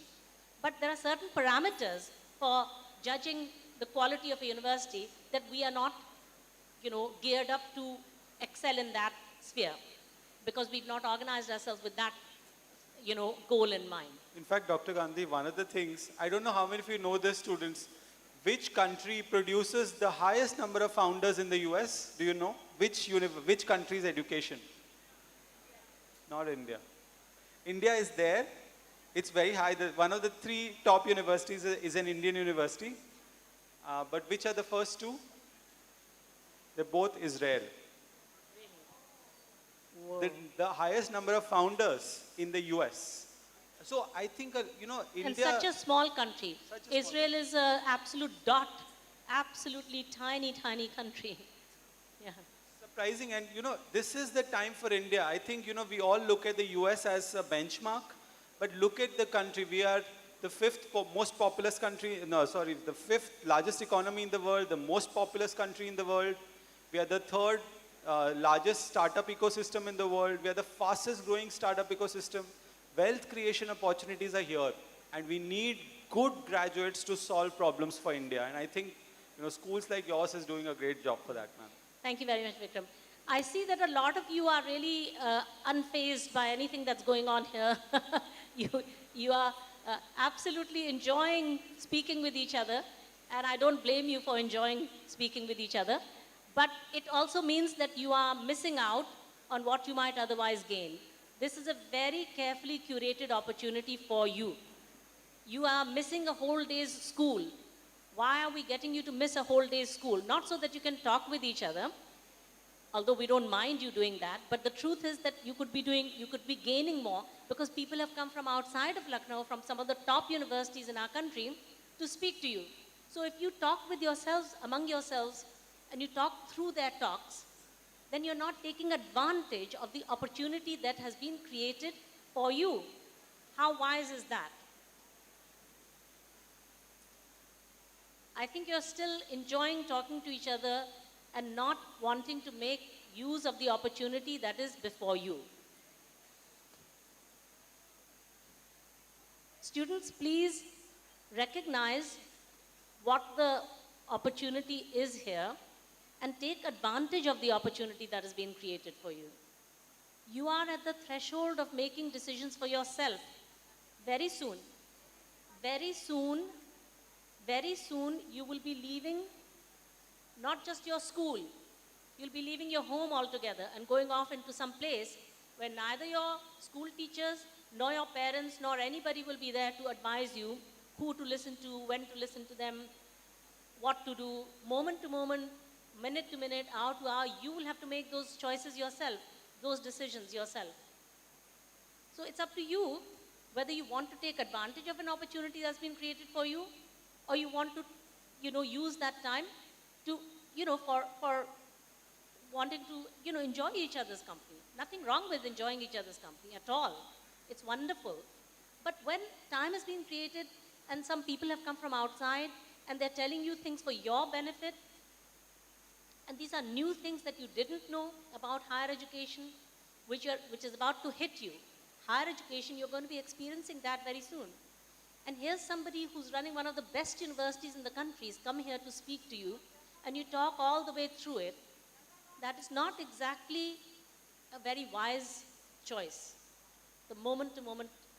And honestly, if you think that what we are showing here is not really particularly helpful to you, then perhaps those of you who want to speak to each other and not listen to these career talks, maybe, I don't know, Basu ma'am allows, we ask them to go to the balcony, and or maybe we have created some space outside. Those of you who don't want to hear these career talks, because there's 2 more, if you intend to talk through them, it's also a little disrespectful to somebody who's come from outside to give you the opportunity to hear about what's going on in the world. It's a little disrespectful to them as well. As well as missing the opportunity yourself, you're also preventing other students who do want to hear them. You are interfering with their ability to hear properly.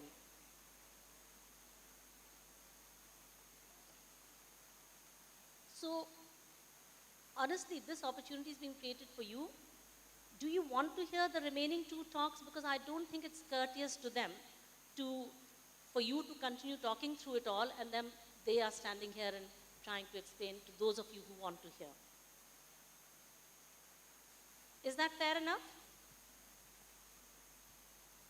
I hope you don't take what I've said as some sort of chastisement. It's not. It really is just an appeal that please do pay attention so that you can take advantage of the learning and the widening of the mind that is on offer here. Okay? It's precious, this opportunity. General knowledge will also be increased, of course.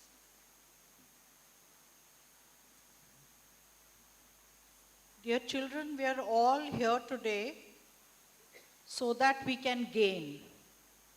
And you've got this opportunity to listen to 3 people, representatives from 3 universities. And after 12th, the kind and the range of career options and colleges, admission opportunities that would be available to you all. These were not available some years ago. And new things that have come up to face and to help you all face the challenges that the world demands of you as you step out into the world after 12th. I think you must thank the management for this, and the least you can do, I see there are some sitting earnestly and taking notes also. So the least you can do is to listen to them, and it's for your benefit that all this is happening, not for anybody else's benefit. So you must acknowledge it, be grateful, and listen. We can't expect you to listen even for some time. There are 2 more talks, and we hope that this kind of silence is maintained. And as ma'am said, it's not some kind of punishment. It is something that you all are going to gain from. So think of it, reflect on that, and listen to the next 2 talks. Thank you. Thank you, ma'am. Next, we have Ms. Namrata Khosla, Senior Manager, Flame University. She has over 20 years of work experience across various industries, and for the past 12 years, she has dedicated herself to the field of education, spanning SAP training, IIT, JEE, and NEET coaching, and overseas education consulting for both undergraduates and masters, an MBA degree, along with her latest stint in admissions outreach. So please put your hands together, children, to welcome Ms. Namrata Khosla. Thank you, everyone. Can I have the mic, please?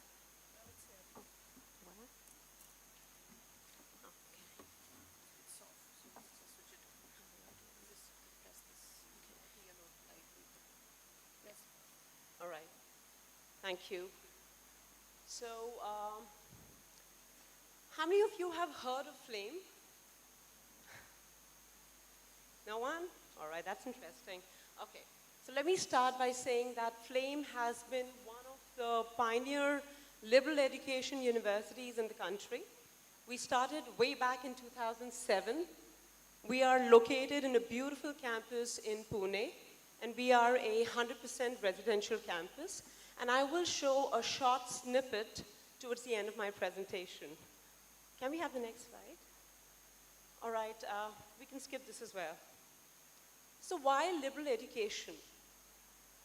Anyone who's bold enough to, or perhaps if you've heard of liberal education, anyone who can probably describe to me what is liberal education?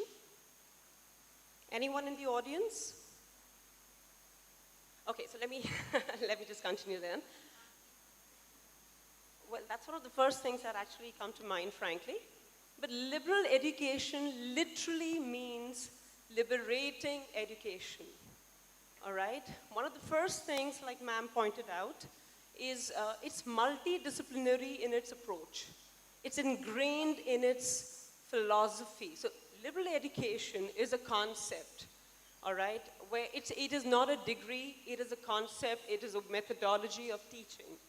And when we talk about multidisciplinary, What it basically means is that you get to choose what you want to study. Nobody is sort of defining your career path for you. And I will elaborate on that in a bit. The other USP or interesting aspect of liberal education is that it does not restrict itself to traditional education systems. It's also very focused on life skill development. All right, so there is the imparting of knowledge, the education, the degree, that's a given. But we're also very focused on who you become as people, and therefore, helping you cultivate those tools to succeed in life as well.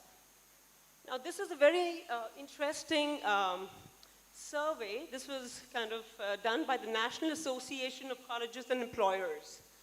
And as you can see, some of the top skills, and frankly, new age universities like us, we're very interested to know what employers look for. What are the kind of workforce that they're looking for? And because we being private, universities, it allows us, the liberty and the freedom to customize our curriculum accordingly. And so you will see for yourself that some of the top qualities that employers today are looking for, or the top aptitudes, that they're looking for is teamwork, problem solving, analytical and quantitative skills, communication, that's verbal and written.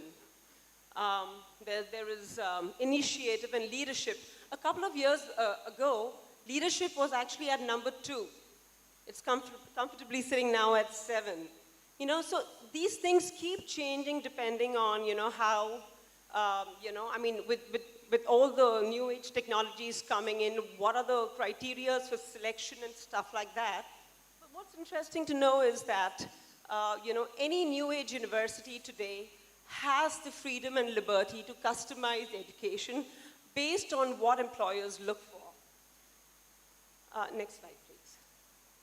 So I spoke to you about life skill development. Now, what's at the core of liberal education is that certain qualities are automatically cultivated by the sheer methodology in which education is imparted. As you can see, think critically. It's not like somebody comes and teaches you that. In the way that the curriculum is delivered, in the way that you're tested, in the way that the pedagogy is planned, you will automatically sort of imbibe and cultivate these qualities. So think critically, analyze effectively, communicate persuasively. Now, a lot of people confuse communication with speaking good English. That is not the right definition. When you say that you communicate effectively, what you're basically saying is that you are able to convey your ideas emphatically, persuasively, smartly, okay, with an understanding. It doesn't matter. The language of communication is not important. It's the way you communicate is what really matters. Work independently and collaboratively. Think from first principles. Now, this is something, it's interesting because, here you actually learn how to break down complicated big ideas into smaller basic elements, and you kind of start from ground up. It teaches you how to sort of learn to think again, away from your traditional, style of thinking. Solve complex, I'm not done, sorry, thanks. Solve complex problems, have and move towards realizing a sense of purpose in life.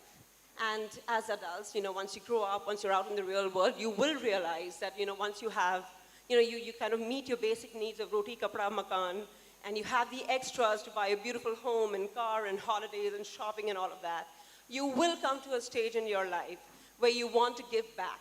You want to create impact. This is exactly what all your teachers are doing today, frankly. So, so this is sort of cultivated in the program itself. Leadership, resilience, and agility, flexibility, adaptability. Next, please. So now I'm going to talk a little more about the liberal education experience at Flame University. Next, please. I will again go to the next one. Yeah. So this is a very important slide because it sort of captures everything that we offer, you know, in a nutshell. So at Flame, we offer 5 degrees, which is your BA, BBA, BBA Communications, BSc, and the BDES. BDES stands for Design. All right, these are the 5 degrees that we offer. Now, the BDES program is a 4-year undergrad program, all right? But all of the other degrees, your BA, BBA, BSc, and your BBA Communications, you have an option to exit at the end of 3 years if you choose. Although, given today's scenario, you know, given what even, you know, higher education, top universities demand, a 4-year undergrad definitely has far more weightage. It has deeper depth of knowledge, and also preferred by some of the top universities when you go for your masters or MBAs later on in life. Not to mention that it also helps you get better packages on graduation. Now, what you will find is that, you know, in terms of the course curriculum, when you apply to Flame University, you apply as an undergrad student. We do have a section where we do ask you if you know, what do you wish to study, but we do not act upon this until your 2nd year. So when you come to Flame in the 1st year, you basically explore, all right?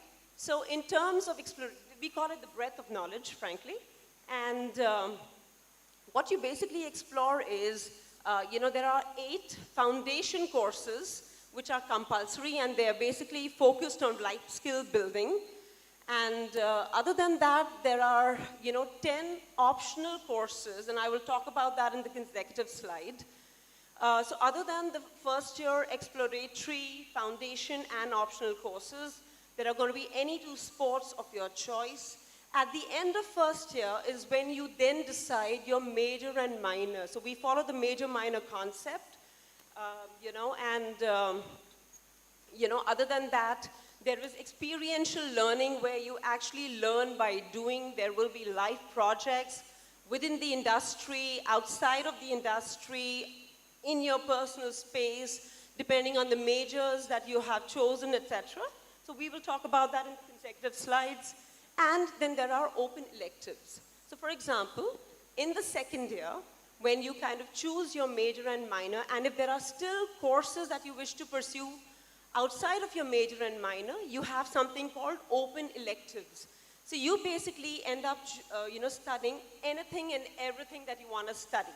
So you decide your curriculum. Nobody is telling you to study a particular subject, you know, because it's there in the university.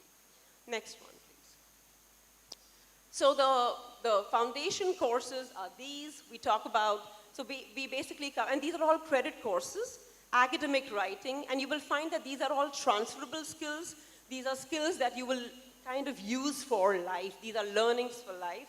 So there is academic writing, critical reasoning, public speaking, financial literacy, digital literacy, introduction to environmental studies, introduction to applied ethics, mental models framework for thinking. So these are foundation courses, compulsory. And then the next one, please. And then we have these 5 buckets or 5 universes of knowledge, you know, which sort of covers your social sciences, humanities, physical sciences. It covers fine and performing arts. And last but not the least, global studies. You pick any 2 subjects of your choice, all right? And then go on to also choose any 2 sports of your choice. Next, please. So you will find that despite being in one cohort, every student's transcript is going to be very unique to that individual. So you can well imagine the dynamic atmosphere of the university. Next, please. We'll move on to the next one, please. Right. So, you know, you may want to know that, you know, okay, how do we then decide our degree? So basically, your degree is going to be incidental to the major that you choose. So for example, I like psychology, and I've decided to kind of pursue psychology as my major. and go on to, say, study business as my minor. All right, so depending on the major that I have chosen, my degree then becomes a BA in psychology. Now, if I kind of stay put with the 4-year undergrad program, I get an honors degree. That means I have deeper depth of knowledge in that area of study. And so a 4-year psychology degree is basically an honors degree.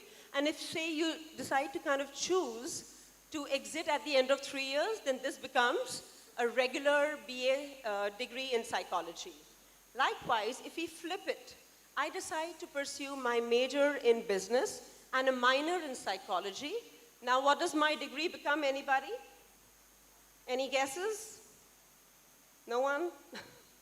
Then if I decide to pursue business, then my degree becomes a BBA in business, all right? With an honors degree. Next, please. So you will find that we have 24 majors and 24 minors. We also have some pre-decided majors. And all in all, there are about 350 major minor combinations that you can choose from. I will be happy to kind of speak to students who are interested to know more after the session to explain what this really means. But basically, in a nutshell, if you decide to choose, say, a major in psychology, you have 21 minor options that you can kind of select, anything that you want to study. And if it is not covered between your major and minor, you still have your open electives to choose from. Next, please. So once again here, so if you kind of, just kind of read the slide, carefully, what you'll find is that, say if now I'm studying psychology, but I am particularly interested in, say, criminal psychology, all right? So you will find that, and then somebody else in the audience is interested in clinical psychology. So what you will find is that the basics of psychology will be same for both of us. So 60% of the curriculum is going to be similar, but then there will be that 40% which is going to be unique to my area of interest. So in that sense as well, it becomes very unique to what you want to study. Next. I'm going to skip this. Next, please. Next. Next. Experiential learning. So these are these are mandatory credit programs. And so the social immersion, this is where you kind of identify with a cause that is close to your heart. It could be working with students or animals or old people or anything that, you feel passionate about. And you kind of align yourself with an NGO and do actual work. At the end of it, you have to make a presentation of the work that you've done and also, the impact that you managed to create working with them. So that's social immersion for you. You actually work on, these are all field projects.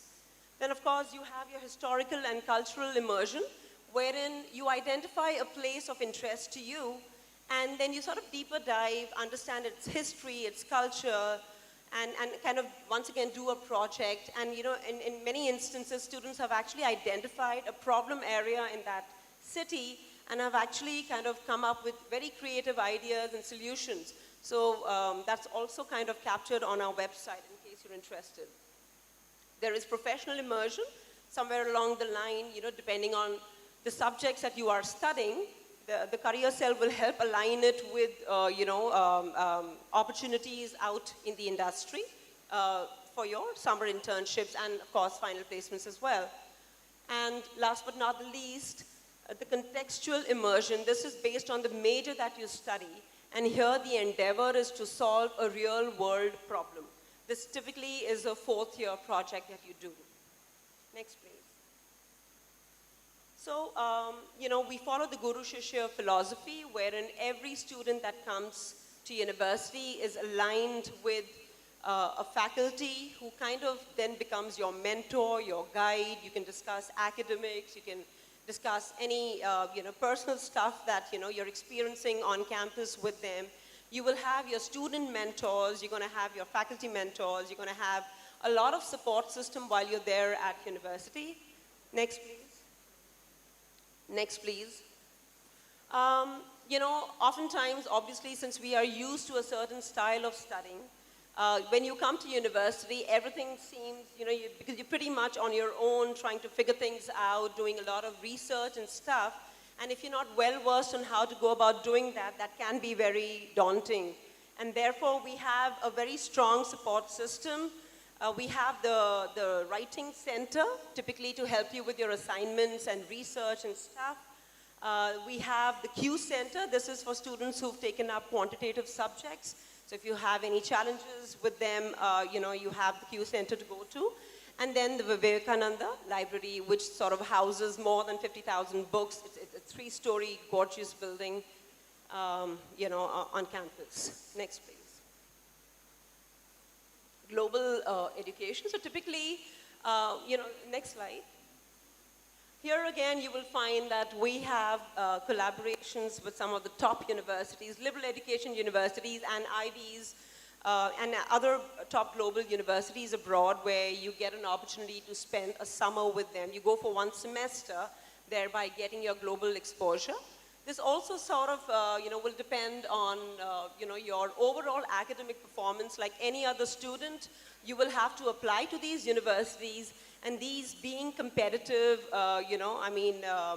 limited seats, high competition, so you have to be of a certain, your academics have to be of a certain rigor and performance for you to get selected there. And of course, your overall profile. Next, please. A lot of our students have had opportunities on the global platform presenting their research and have also, kind of got opportunities to work with, researchers abroad, as well as, a lot of our in-house faculties are also kind of, they collaborate a lot with industry and government and do a lot of research with them, and that's how our students also get very good exposure to that. Next, please. So these are some of our thought leaders, our esteemed faculty scholars. You'll find a lot of their information on the website. You will see that they themselves come from a very strong pedigree of education and exposure and industry experience. Next, please. Some notable scholars.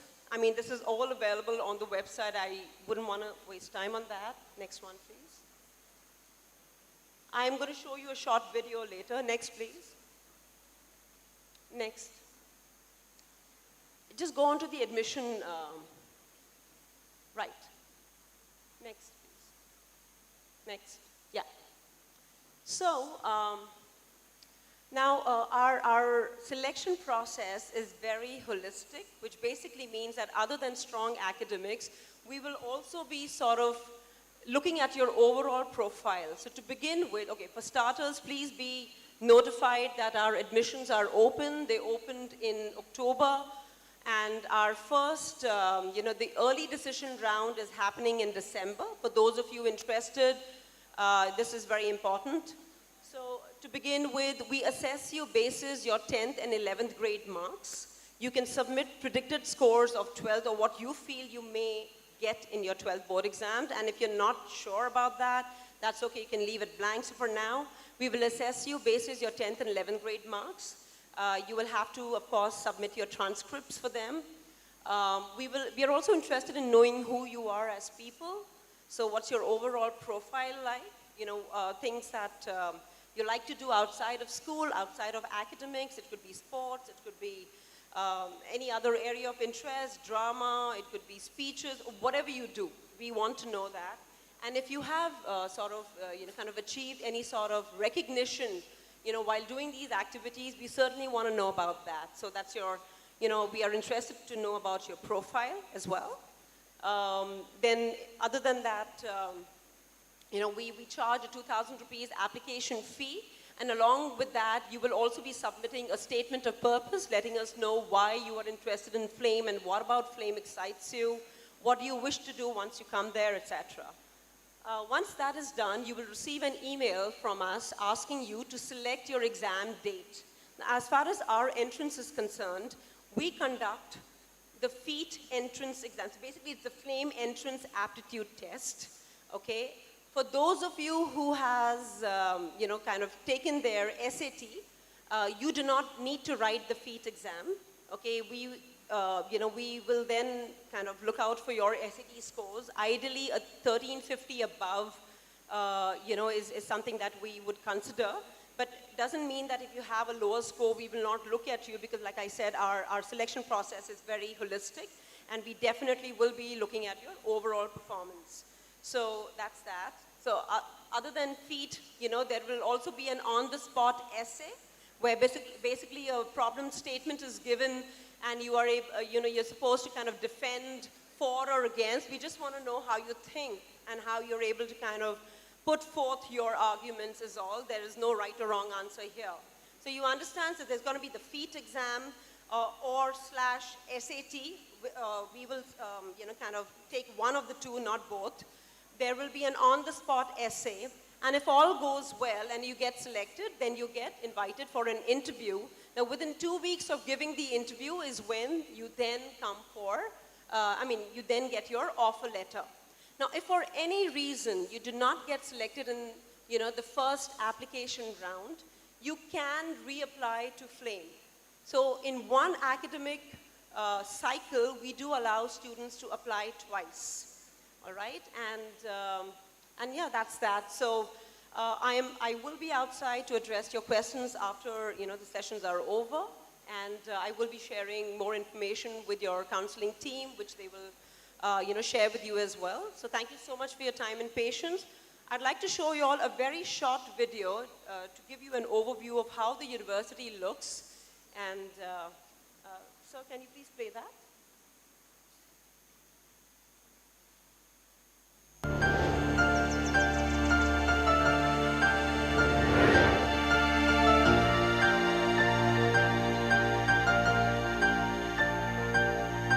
These are actual pictures from our campus.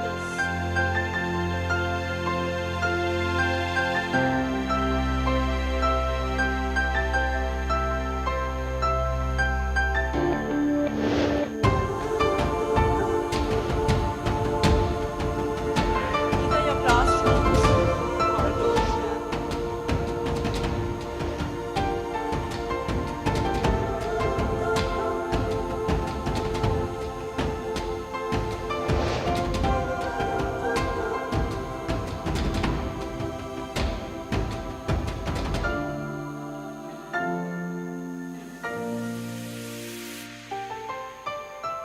That's the library.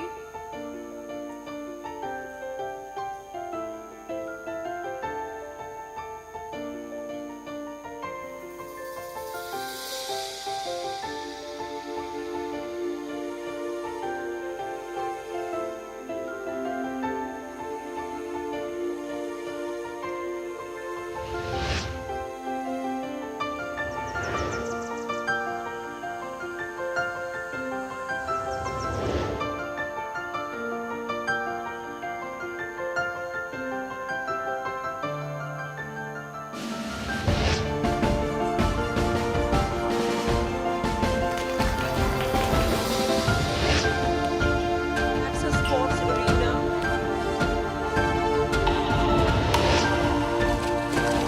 This is an Olympic sign, it's very cool.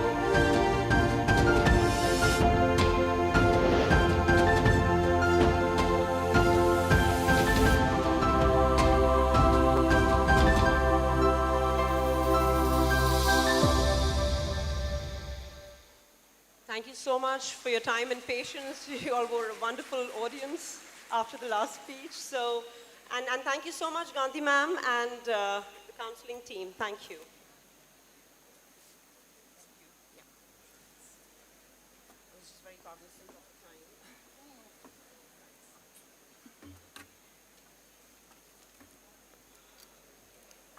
Thank you, Ms. Khosla, for your wonderful presentation.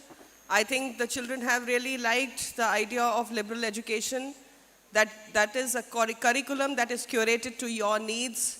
The choice of subjects is yours. It is not something that is fixed and you have to follow the rules and regulations regarding choosing of subjects.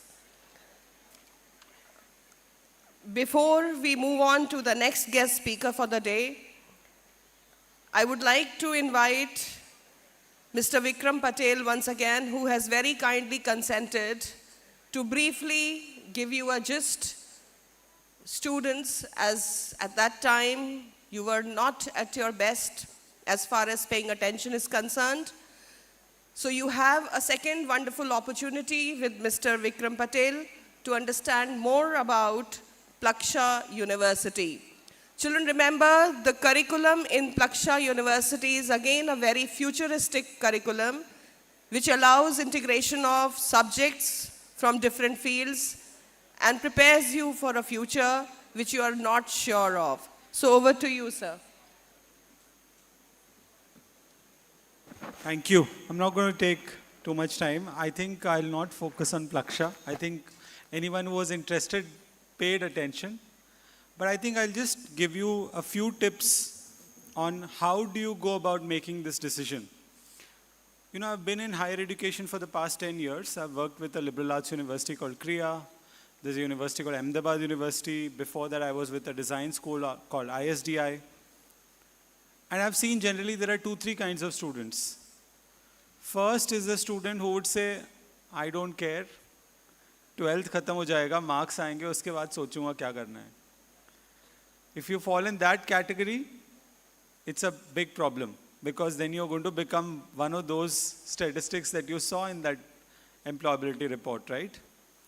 So I think the only advice I would like to, Mrs. Gandhi asked me to summarize. The only summary I would like to give you is make an informed decision. Wherever you choose to go. You know, today universities in India, you saw the Flame campus, it was absolutely fantastic. It didn't look like it was in India. Universities like that exist in India that focuses on quality, that focuses on faculty, focuses on new age programs. And there are many such universities in India. My only advice is look at all of them, apply to universities that you want to, but focus on faculty, curriculum, and you won't go wrong in most cases. Yeah? All the very best. Thank you.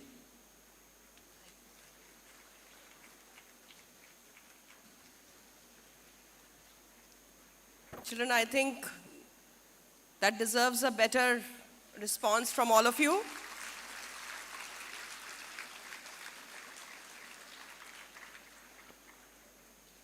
Moving on to the next speaker for the day, I'm pleased to welcome Mr. Sandeep Bhalla, Recruitment Advisor, the University of Sydney.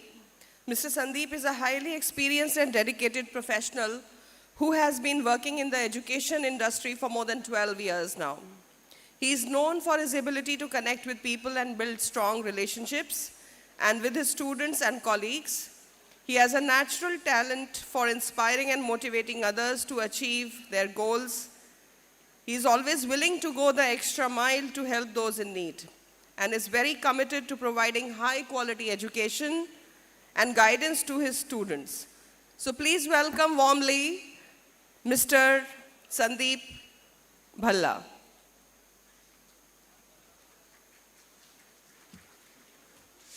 Hi, I am Sandeep and I represent University of Sydney today. But before I actually do that, what I would also try to do is first capture a mic for myself if I can. It should be. Thank you so much. So first, what I try to understand is when you look to study abroad, when we generally talk about studying abroad, maybe in the US or maybe in the UK, or even if you want to come back to study to India as well. So generally what we talk about is what are the entry requirements. As one of my colleagues have constantly mentioned, it's not just about the rankings, it's always and always about what can actually fit you and where you can actually fit as well. So with that, I try to introduce University of Sydney to you. But before I do that, and if we go back to the next slide, please. Thank you so much. So if you'll see, the job displacement that started to happen in 2023 raises up to close to 30 million by 2027. That is what is actually scary to a lot of people, that AI and automation will take away the jobs. But if we'll go back to the, if we'll go to the next slide, what we'll see is, while job displacement is actually happening, we also see job creation happening as well. And if you'll see, while the number may not be as static as we would want it to be, but the new jobs are actually coming up. So it's not just about jobs going away, but there are new jobs that are being created. So for an example, you would have seen that ChatGPT has actually taken over. You would have seen a lot of AI modules have also come up. But what that has also done is, while there are certain jobs that have become redundant, there are also certain opportunities for you to actually be valuable in this sort of ecosystem. So when we talk about selecting a university, what we should be looking at is how I would try to introduce University of Sydney to you. So if we go back, go to the next slide and the next one, what you'll see is an institution which is ranked 18th in the world, 4th for graduate employability. And what that ranking exactly means for you is once you graduate out of the institution, within 6 months, you get a job which is in your discipline itself. And it pays you higher than the national average of Australia. Or in this stipulated country, we are ranked 4th in the world for that. That's ahead of Harvard, it's ahead of Oxford and Cambridge. We are actually known as a love child between the two. So if we go to the next slide now, what you will see is what we have been talking about, liberal arts of education. We actually expand it to a different level altogether. How we do that is we call it shared pool of majors and minors, wherein if you're interested to study biotechnology, maybe let's say with chemistry, or maybe if you're interested to study psychology with criminology maybe, or even marketing, you can actually combine your majors and minors, or if you want to do a dual majors as well, rather than doing a dual degree, you have the opportunity to do that. And by the time you complete your 3-year degree, you can actually do an honors year as well. And if later on you're interested, from there you can go on to directly do a PhD, skipping the master's base. So that is what Sydney as a curriculum allows you to change and chop between your degrees as well. So what we call is that you get to design your own degrees. If we'll go to the next slide now, what you'll also see is some examples of how these choice of majors and minors actually allow you to have your own career prospects. Like if you'll see, if you're interested in something we call as business analytics with data science, what you can actually go to become as data engineer. So there are multiple facets which you can actually explore through this. If we'll go to the next slide now, what you'll see is, while we have talked about shared pool of majors and minors, which technically includes majors from arts, business, economics, science, music, and even computer science to a level, engineering is what is missing. So what you'll see is on the next slide, you have all the 25 specializations which are available within engineering. We have constantly talked about that while we have liberal arts and sciences, we also need to ensure that within engineering as well, you have multiple interdisciplinary facets, which is what Sydney actually allows you to pursue. So imagine applying for Bachelor of Electrical Engineering, but you're also interested to study innovation and entrepreneurship. You can actually do that in Sydney, and you can actually complete your degree still in 4 years, while the other degrees are generally completed in 3 years. If we can go to the next slide now. What you'll see is the application process. With University of Sydney, while as highly as they are ranked, their application processes are very simple. All you need to go is, go to the website, check what the entry requirements are, submit your application, and then once your final results are available, you can actually submit your documents. And you get a conditional offer initially, and once you have submitted the final documents, then you get an unconditional offer. To the next slide, if I may. These are your entry requirements. Mostly, I'll have ISC and A-level students here. But if you're ISC, generally we look at your grade 12th marks only, so no 9, 10th, 11th, no LORs, no SOPs are required from an admissions perspective. We just look at your best 3 plus English as a score if you're an ISC student. Entry requirements for every course will be very different. So please remember to check that out on the website. If you have any questions, reach out to the counseling team and they will be aware and they'll help you navigate through the process. If we go to the next slide now. In case you have taken SATs or ACTs as well, this is where we actually can disregard your ISC results as well. So if you do not meet your requirements via ISC scores, you can actually meet your requirements via SAT. And you can get your unconditional offers as early as January of 2025 if you're in grade 12 right now. All you'll need is a completion letter from your school along with your SAT score. So if you're applying for a course called Bachelor of Commerce, which requires a 1350 URN, If you're interested in something like an engineering program, generally you need a score of 1210. Until and unless you're applying for something we have as space engineering, wherein you need around 1390 as a score. If we'll go to the next slide now. These are the scholarship opportunities available to you. So our engagement with India is long-standing. So we offer Sydney Scholars India Scholarship to 27 applicants from India. So if you are an applicant, we have had students from CMS also winning these scholarships. So top 2 students here get complete tuition for the entire 3 or 4 years of core duration. And then we also have very newly introduced Sydney International Undergraduate Academic Excellence Scholarship. The entry criteria to that is your marks and your application essay. So whenever you're applying for a scholarship, you may have to write essays as well. So just ensure when you're doing that, you're actually writing your essays too. And they should be very competitive. So I hope I was able to help you with this. With that, I generally end with my slide, but in case you have any questions, any queries, please feel free to reach out at my desk and I'll be happy to help you. Thank you so much for paying attention. It really means a lot. Thank you.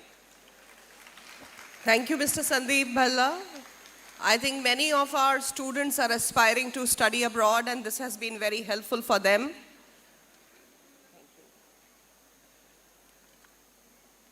Children, now is the time to witness what we have been waiting here for since morning, a very important event, and that is the honoring of Arushi Singh Chauhan of Rajajipuram 1 campus.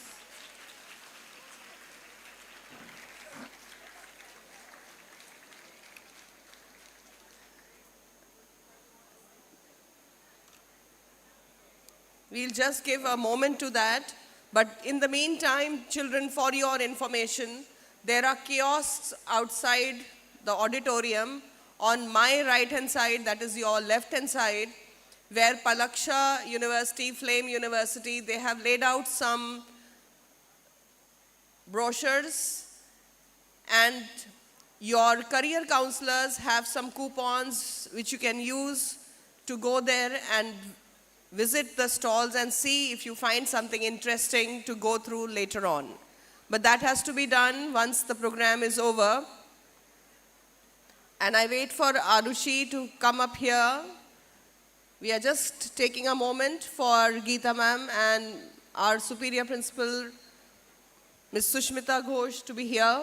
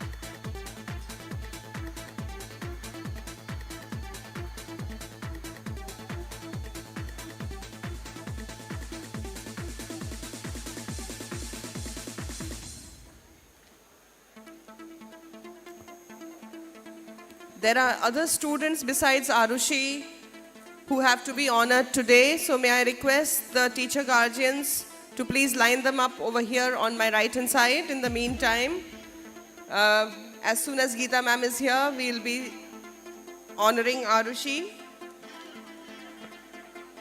Oh, Geeta ma'am is here. So Arushi, please come up on the stage. May I invite the parents of Arushi Singh Chauhan to please come up on the stage. We will have the honoring of the mother of Arushi's mother. She'll be weighed in fruits and flowers. Arushi Singh Chauhan is from Rajajipuram Campus 1 and she has secured first position with 511 out of 540. That's 94.63 percentage marks in IST second comparative examination of 2024. The teacher guardian is also here up on the stage, and she will be honored and presented a gift as well, along with the parents of Arushi Singh Chauhan.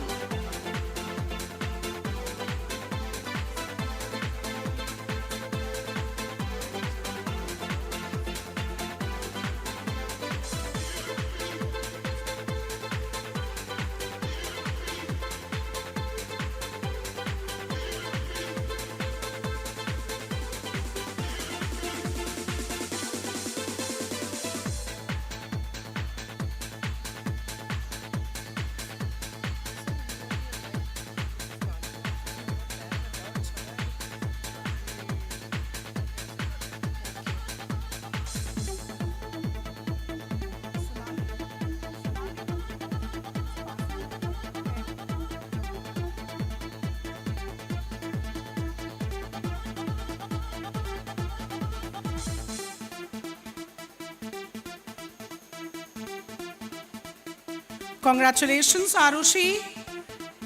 Children, I think we all should applaud her for her great achievement. She has set a new benchmark for success.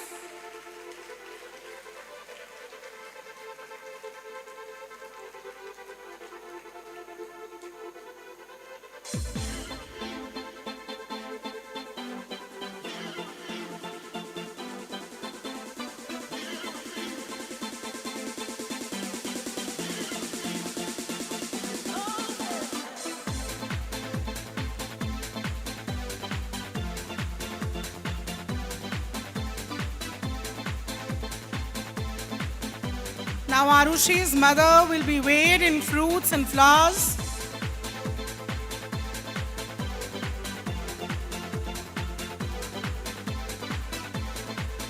A big cheer for Arushi, whose dedication and hard work has brought her to the top. Rajajipuram Campus 1.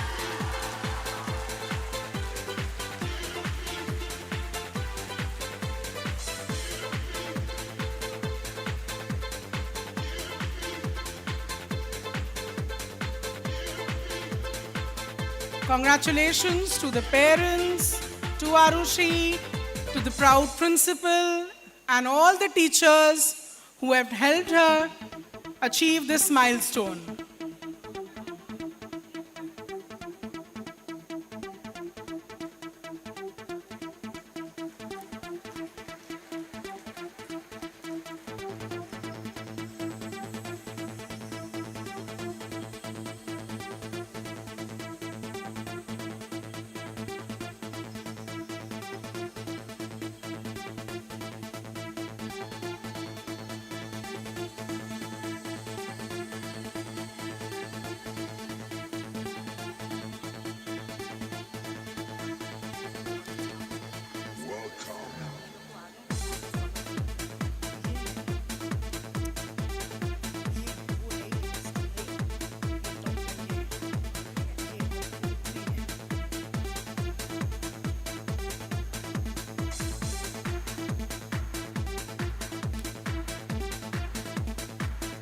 Now we will begin with the honoring of the remaining CMS Meritorious students of IST of second comparative examination who have secured various positions in the inter-campus merit list for the year 2024. I welcome Mayank Yadav of Kanpur Road campus, who has secured second rank in the inter-campus merit list with a percentage of 93.02% and total of 493 out of 530. I request the proud principal to please be on stage along with the teacher guardian of Mayank to please be on stage for the honoring.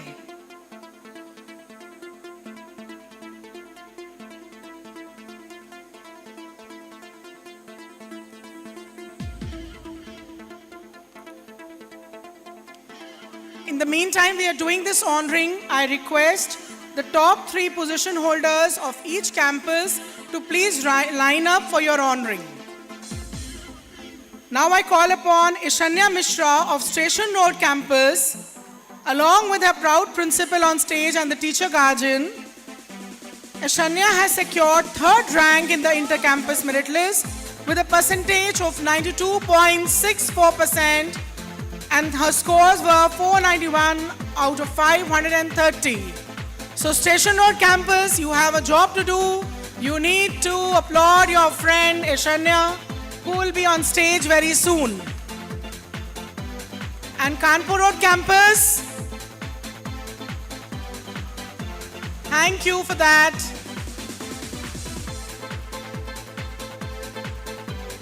Ashanya from Station Road campus. So Station Road campus, I think you all need to applaud your friend who's on stage, please. Thank you, Station Road campus. Next, I call upon Atharv Sinha of Kanpur Road campus, who has secured 4th position in the inter-campus merit list. And I request the principal, the proud principal, to please be on stage for Atharv's honoring along with the teacher guardian. Atharv has secured a percentage of 92.50% with total of 481 out of 520.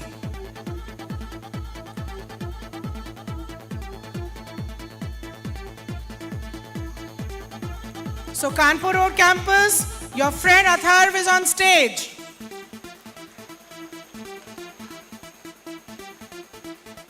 Next, I call upon Samarth Dwivedi of Gomti Nagar Campus 1, who has secured 5th rank in the inter-campus merit list. I request the proud principal and the teacher guardian to please be on stage.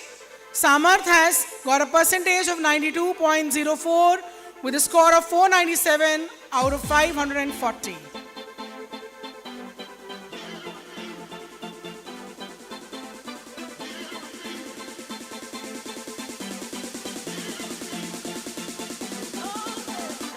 So Gomti Nagar Campus 1, your friend Samarth is on stage.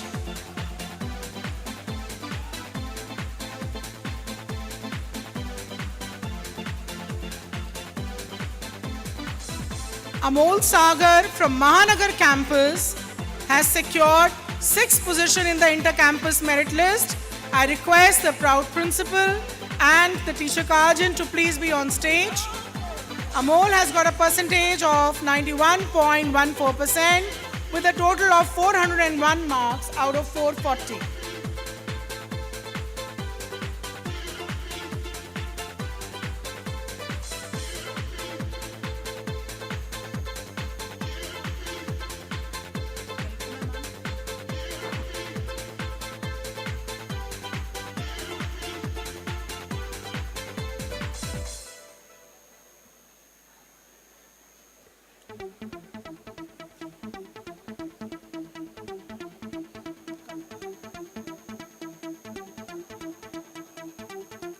I request Kalpana ma'am, if ma'am is in the auditorium, to please be on stage for the honoring of Amol.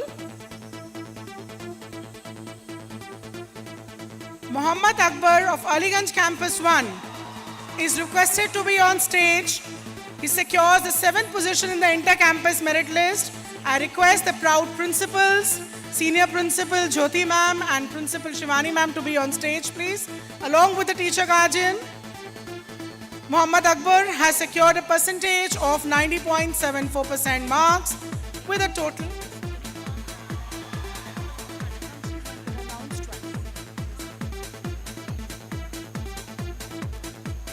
If somebody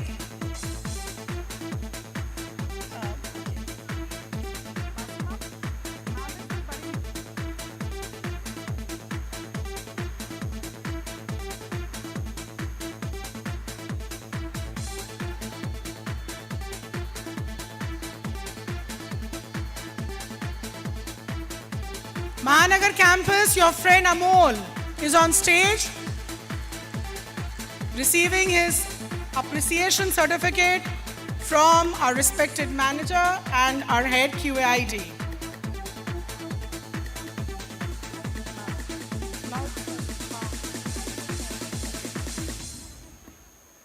Now we have Mohammad Akbar of Aliganj Campus 1 on stage.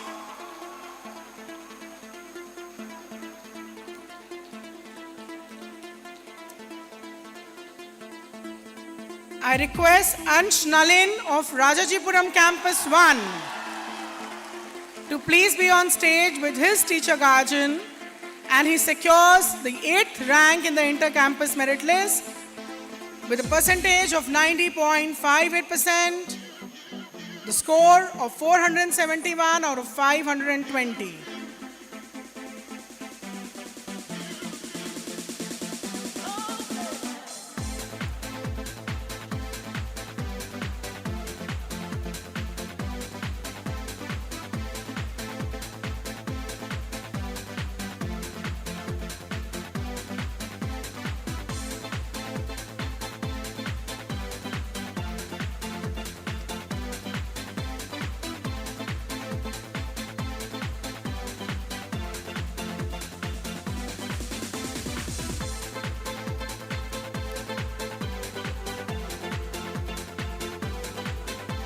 Ansh Nalin of Rajajipuram Campus 1 on stage.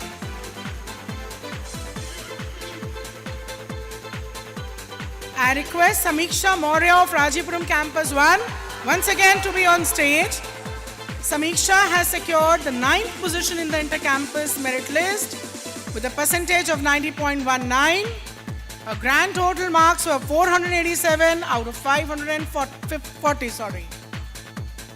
So Samiksha Maurya on stage of Rajajipuram Campus 1.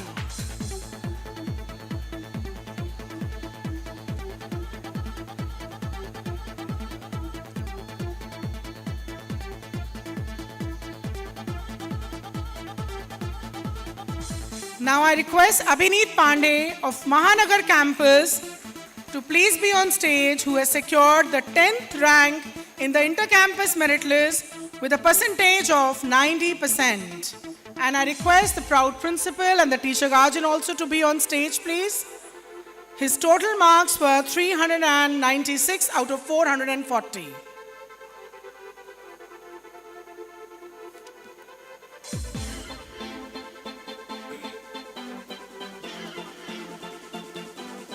Congratulations to all the toppers, the first 10 toppers of second comparative examinations.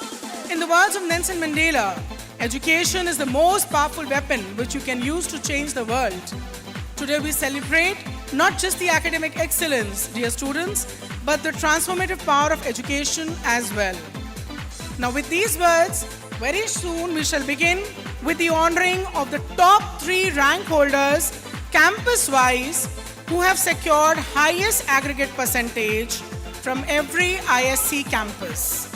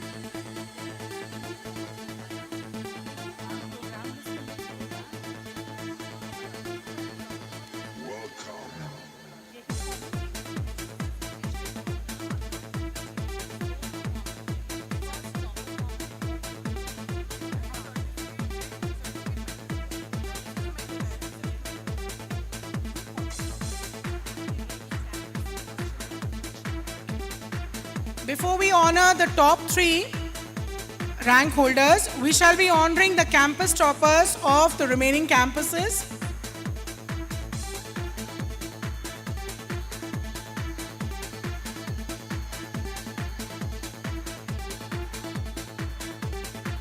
And before that, dear children, let's give a big round of applause for these exceptional achievers who have made us all so proud. We are celebrating not just their results, but their endless dedication and hard work also. Getting clicks, standing before us, are the shining stars of our school, our top achievers. Please give them a big round of applause, dear children.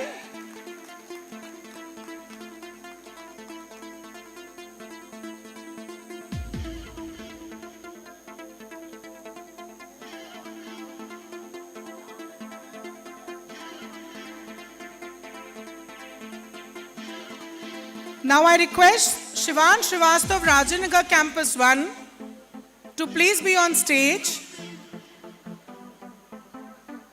Okay, I also request the teacher guardian.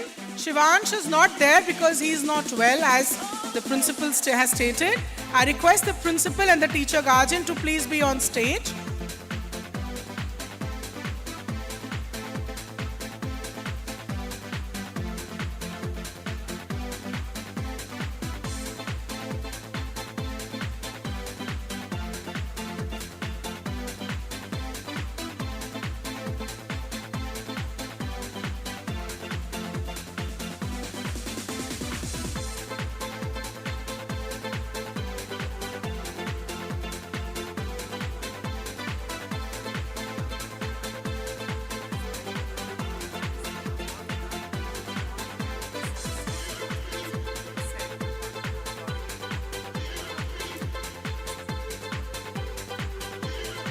Pranjal of Gomti Nagar Extension, you are requested to be on stage for your honoring, please.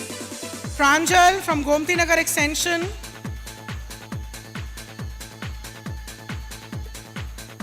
Pranjal, yes. Udita Khushwaha of RDSO Campus.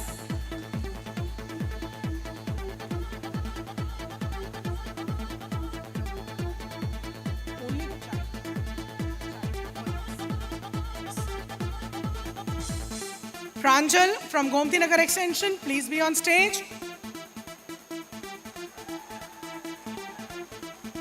Udita Khushwaha from RDSO Campus.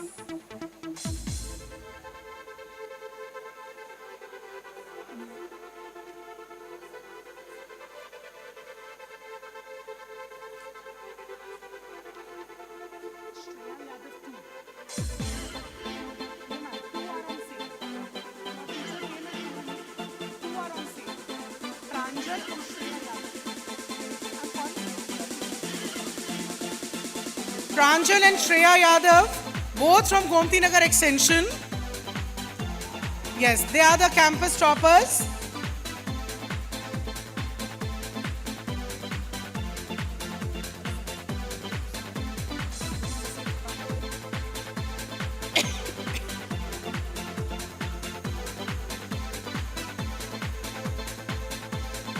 Daksh Gupta from Chalk Campus.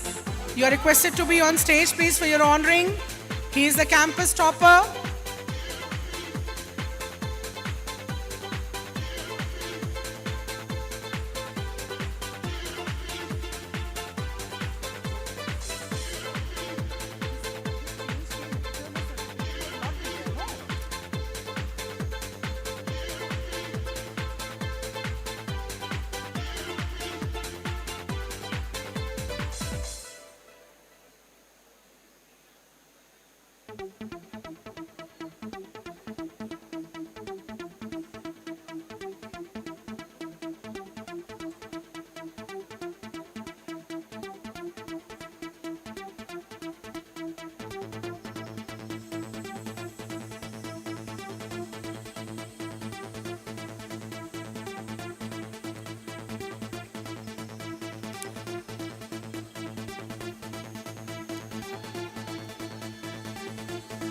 Aliza Rizvi from Asharfabad Campus.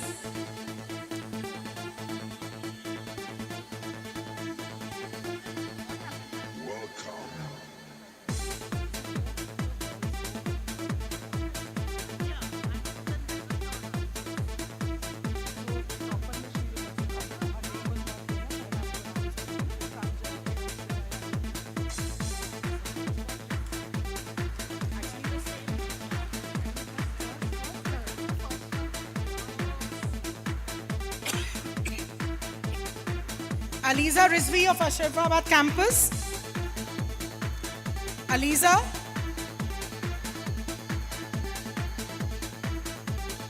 Is Aliza there in the auditorium? Okay. Vaishnavi Gupta from Anand Nagar campus. Please be on stage, child.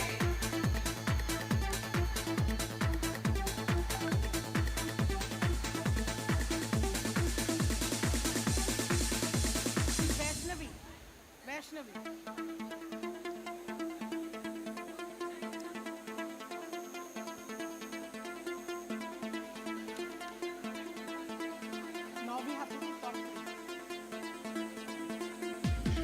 Now we shall begin with the honoring of the top 3 rank holders from every campus. From Aliganj campus 1, I request Mohammad Akbar to be on stage. He secured the first rank in the campus, followed by Tanish Mishra, the second rank holder, and Vedika Vats, the third rank holder. So Mohammad Akbar, Tanish Mishra, and Vedika Vats.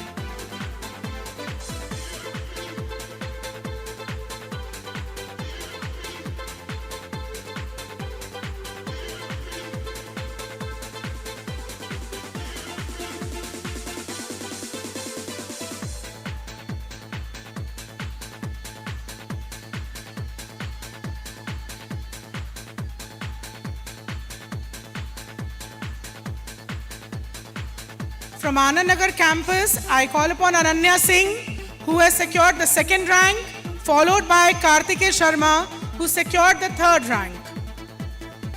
Anand Nagar campus, quickly children. Ananya Singh and Kartikeya Sharma. Next, I request the students of Ashrafabad campus to please be ready. Jaza Fatima Mirza and Lakshya Gupta. Please be ready.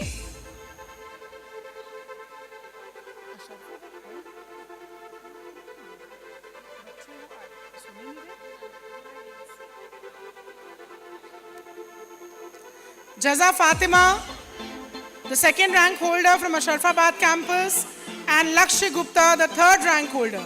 Are these children there? Ashrafabad campus.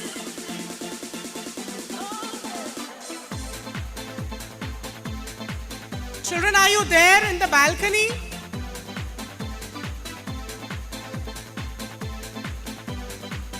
Now I call upon Raza Muhammad of Chowk campus, the second rank holder, followed by Ahmed Zayan Tayyebi, the third rank holder.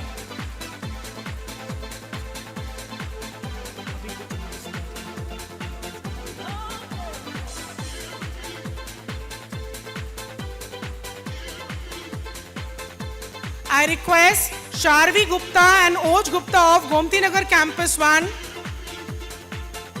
Are you there? Sharvi and Oj?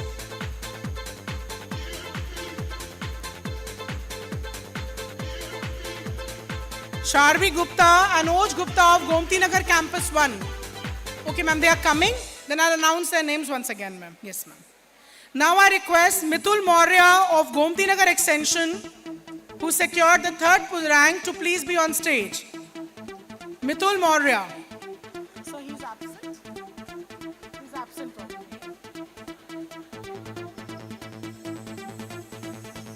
Atharv Sinha and Mohammad Faizan Khan of Kanpur Road campus. Are you there, children? Atharv Sinha of Kanpur Road campus. Mohammad Faizan Khan of Kanpur Road campus. Atharv Sinha, the second rank holder, followed by Mohammad Faizan Khan, who secured the third rank in Kanpur Road campus.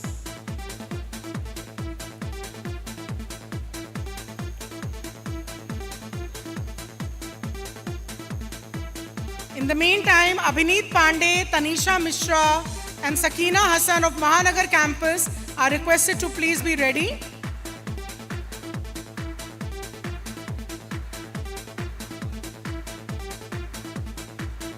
Abhineet Pandey, you're requested to please be on stage, the second rank holder of Mahanagar campus. And at the third position, we have two bright girls, Tanisha Mishra and Sakina Hassan.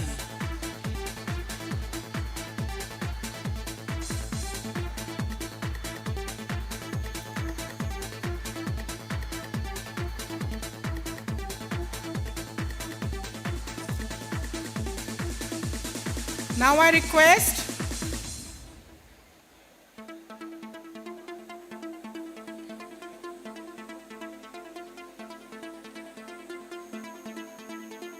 Samiksha Maurya of Rajipuram Campus 1 to please be on stage.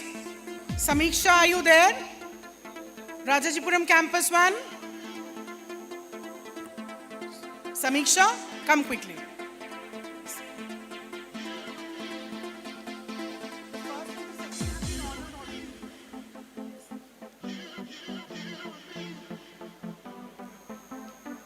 Now I request Krishna Gupta and Alankrit Agarwal of Rajan Nagar Campus 1 to please be ready. So Krishna Gupta, please come on the stage, followed by Alankrit Agarwal.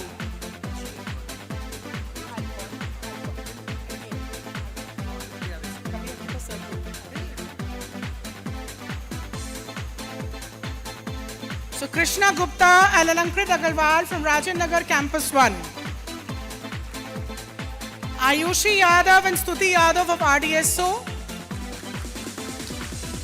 Ayushi Yadav and Stuti Yadav from RDSO campus. I request Purvi Pandey of Session Road campus along with Alisha Fatima of Session Road campus to please be on stage, who've secured second and third ranks respectively.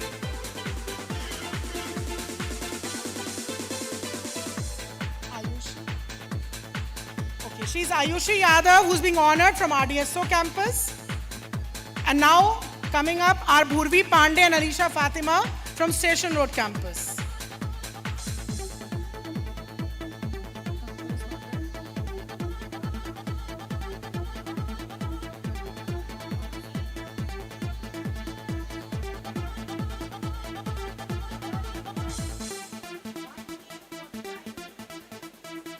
Bhuvi Pandey and Alisha Fatima of Station Road campus. Next, I request Sharvi Gupta of Gomti Nagar campus 1 and Oj Gupta of Gomti Nagar campus 1 to please be on stage for their honoring. They have secured second and third rank respectively. Children, be on stage, please.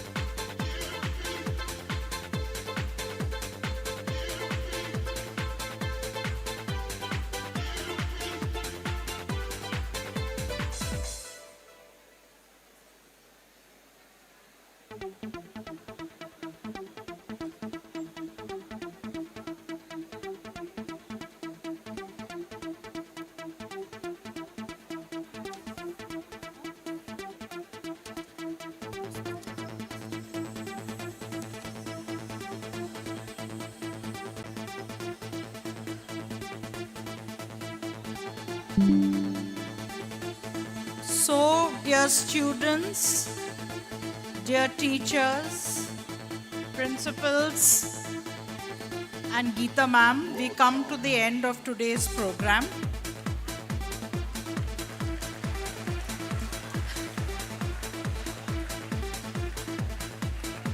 Can we have silence?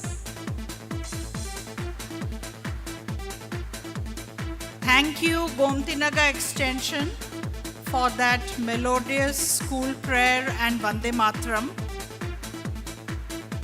The all religion prayer and dance by Mahanagar campus was very effective and Ma'am is coming? Okay. After that, we had the school pledge administered by Arushi Singh Chauhan, the topper from Rajajipuram 1. We had a very effective speech by our respected manager, Professor Geeta Gandhi Kingdon.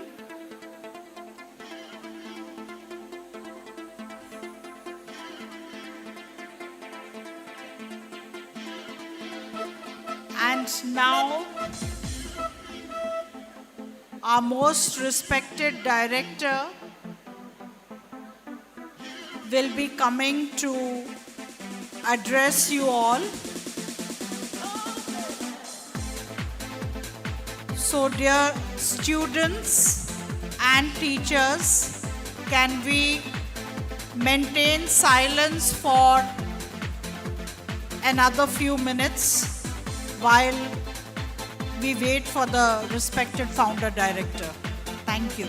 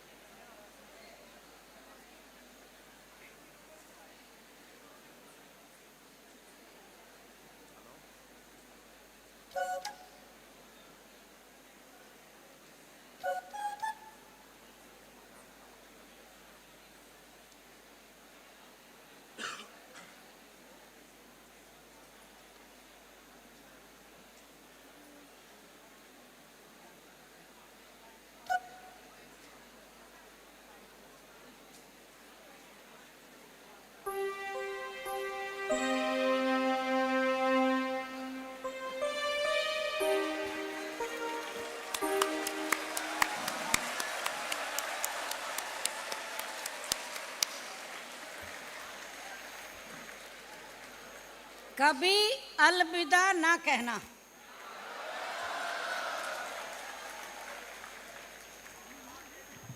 आज बहुत अच्छा दिन है, खूब शोर मचा सकते हैं आप।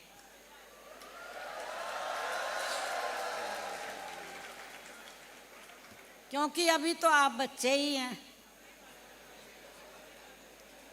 ठीक है ना, स्कूल में है ना, इसके बाद यूनिवर्सिटी चले जाएंगे तो जिम्मेदार हो जाएंगे, ठीक है। वहाँ कहें अरे क्या बच्चों की तरह हंस रहे हो, कहिए नहीं नहीं अब हम एडल्ट हो गए। एडल्ट की क्या एज होती है?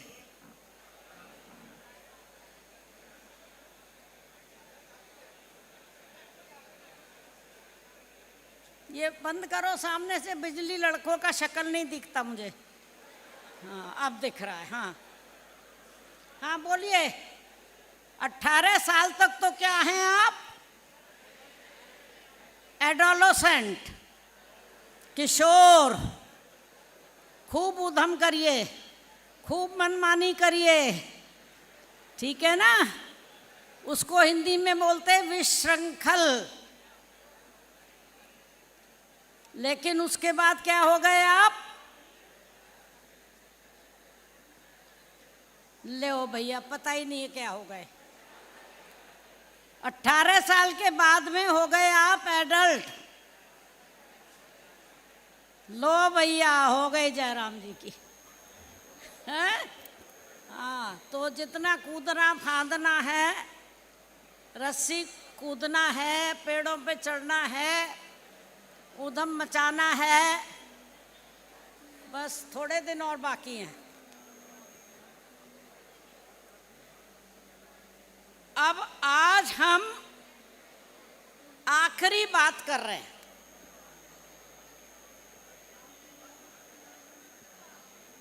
हम तो नहीं आएंगे आपके स्कूल में, आएंगे क्या? शायद नहीं।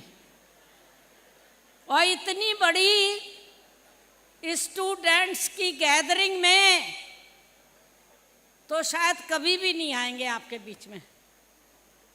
और आप जैसे महान युवक बहुत ऊंची ऊंची पोस्टों पे पहुंच गए हैं, और जब वो हमसे मिलने आते हैं तो भूल जाते हैं वो ऑफिसर हैं या जज हैं।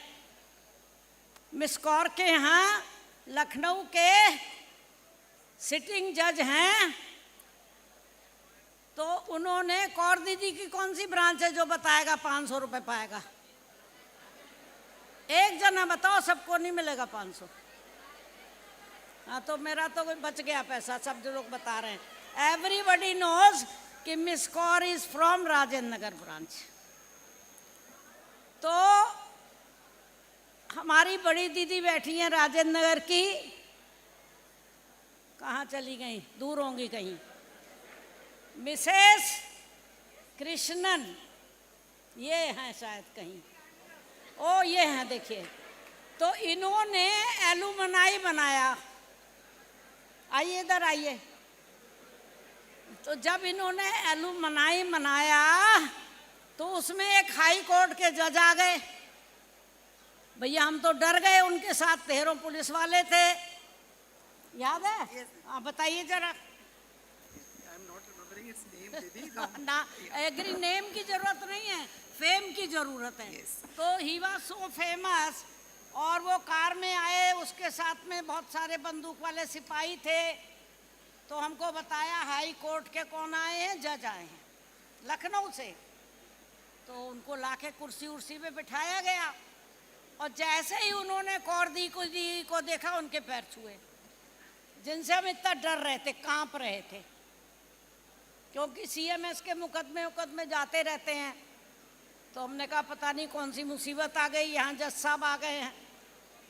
तो प्यारे बच्चों, आपसे अब हम डरने लगेंगे।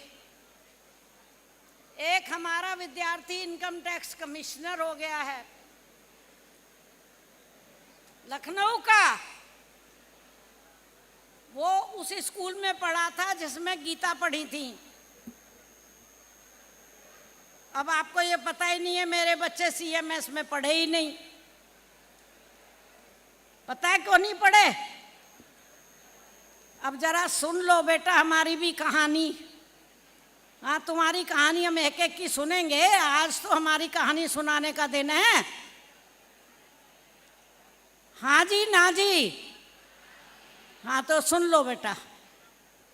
और थोड़े दिनों बाद तो हम आपको साहब बोलेंगे, अभी तो बेटा बोल रहे हैं, ठीक है? तो आज तो बेटा ही बने रहो।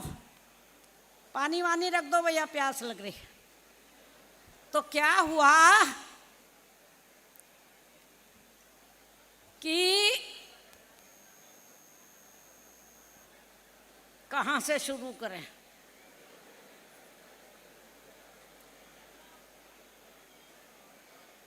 अभी तो आप पे इम्तहान का भूत सवार नहीं है ना?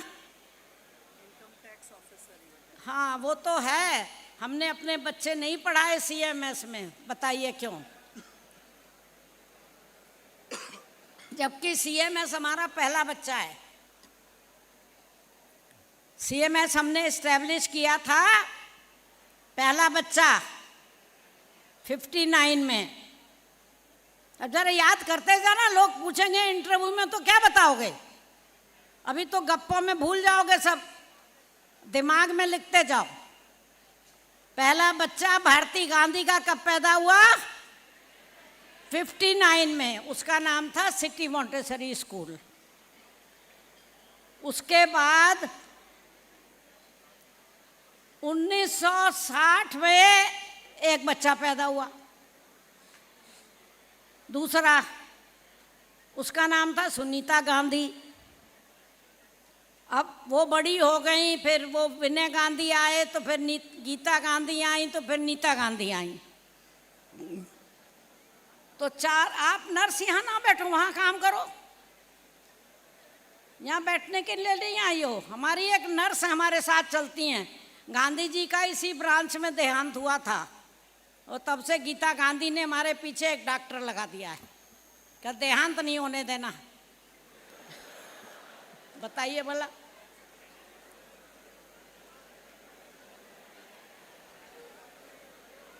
यहाँ 4 डॉक्टर बैठे हुए थे, तो यहाँ जब अनाउंस किया ऑनरेबल प्रिंसिपल ने, गोमती नगर 1 का प्रोग्राम था, तो उन्होंने जब अनाउंस किया कि ऐसी हालत हो रही है, जरा डॉक्टर साहब कोई हो तो आ जाएं, तो तुरंत 4 निकल के आ गए, और इतने में तो गांधी जी को उठा के ले गए लोग। मैं जानता, हम जैसा पागल आदमी वहाँ जानता नहीं कुछ भी, आप होते तो होशियारी से काम लेते। तो हमारे वहाँ पे 2 चपरासी थे, एक ड्राइवर था, एक चपरासी था, बस 2 ही जने थे, उनके जितनी अकल थी सो किया, उठा के कार में डाला, मैदानता ले गए। वहाँ जाते ही उनको ट्रॉली में डाला और वो ऐसे ऐसे करने लगे। क्या होता है वो? हार्ट को इंग्लिश में क्या बोलते हैं?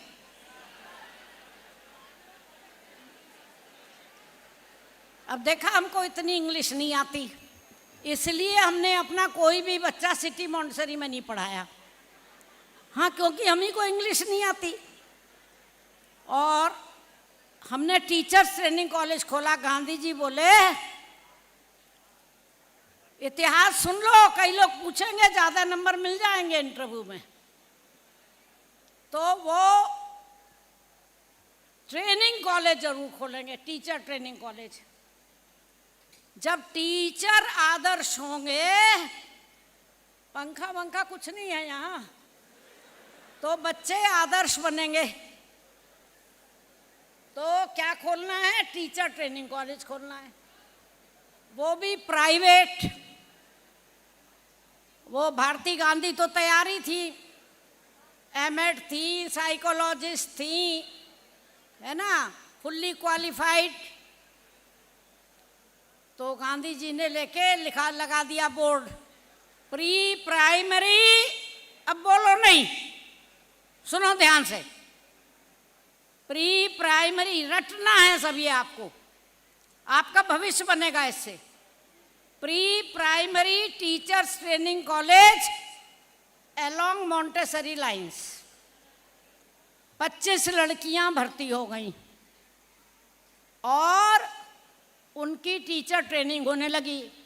2 मास्टर थे हम लोग, एक गांधी जी और एक हम। एक हमने मॉन्टेसरी ट्रेन टीचर और बुला ली, तो 3 मास्टर हो गए। पार्ट टाइम में पीटी सिखाने वाले आ जाते थे, आर्ट सिखाने वाले आ जाते थे। मिलजुल करके 25 लड़कियों की ट्रेनिंग शुरू हो गई। कहाँ पे? जहाँ हम रहते हैं। क्या नाम है उसका? 10 स्टेशन नहीं, 12 स्टेशन रोड। 10 स्टेशन रोड पे तो शाखा है। कौन सी शाखा है? वहाँ के सरदार जी हैं एक हमारे स्टूडेंट, आज नहीं आए क्या? जोगिंदर सिंह। बहरहाल, तो उस ब्रांच पर छोटा सा स्कूल खोल दिया, उसका नाम रख दिया मॉडल स्कूल। तो वो लड़कियां वहाँ छात्राध्यापिकाएं पढ़ाने जाती थीं, वो सब हिंदी मीडियम की थी। तो अब हिंदी मीडियम की टीचरें हमने तैयार करी 1 साल में। कितनी? अब देखो 7 तो तुम दे नहीं रहे हो, नहीं सुनना तो बंद कर दे। सुनना है या नहीं? हाँ तो बताओ कितनी थी? 25। और उनके सामने हमने जब इंटरव्यू लिया, भैया पंखा चलाओ, हम नहीं बोल पा रहे, गर्मी बहुत है, इसीलिए लड़के बोल रहे हैं।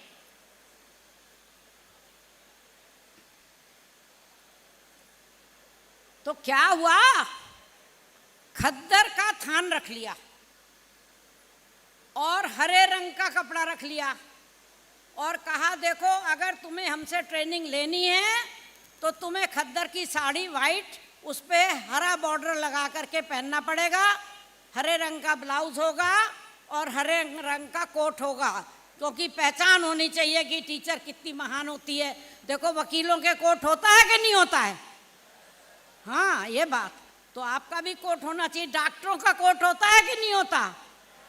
हाँ तो ऐसे ही हमारी और गांधी जी की उम्र थी, अगर हम 34 से देखें तो 23 साल थी और 36 से देखें तो 25 साल थी।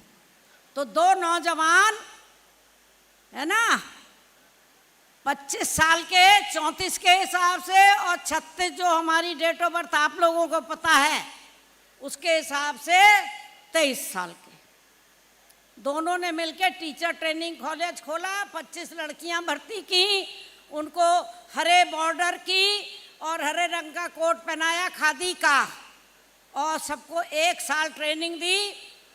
अब अखबार वाले आ गए। आपने कभी अखबार वालों की शक्ल देखी है? हाथ उठाइए, देखी है कि नहीं? हाँ ठीक है। तो उनका काम होता है खोट निकालना। कोई अच्छा काम हो रहा हो तो उसमें अड़ंगा लगाना। उन्होंने छापना शुरू किया कि ये 25 लड़कियों की जिंदगी बर्बाद कर रहे हैं, क्योंकि इनका जो टीचर ट्रेनिंग कॉलेज है ये कहीं से भी मान्यता प्राप्त नहीं है, तो इन पे कार्रवाई करे सरकार। और रोज अखबार में यही निकले। तो हम दोनों कहने लगे भाई करें तो करें क्या। तो आपको पता है गांधी जी जीनियस थे। आप जैसे जीनियस है ना, हम तो आपको पढ़ाने में बहुत डरते हैं क्योंकि आप हैं जीनियस, हम हैं नॉर्मल। तो नॉर्मल आदमी की क्या हिम्मत जो जीनियस को पढ़ाए। लेकिन गांधी जी तो जीनियस थे। उन्होंने क्या अकल लड़ाई, उन्होंने कहा कोई बात नहीं है, हम इन लड़कियों के लिए 3 नए स्कूल खोलेंगे। पैसा कौड़ी एक भी नहीं। यूनिवर्सिटी से स्टूडेंट निकले दोनों जने और जा कर के क्या तय किया कि नए स्कूल खोल देंगे। ये कौन सा सन था जरा बताओ? अब कोई नहीं बता पाएगा क्योंकि ध्यान कहीं और है।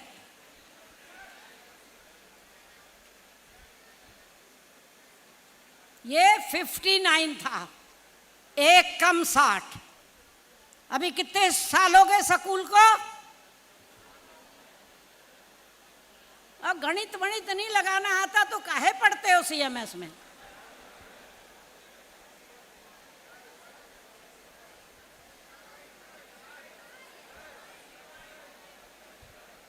$65 हो गए। आज की सन में से 59 घटाओ। और कंप्यूटर तो लाए नहीं हो, कैसे घटाओगे?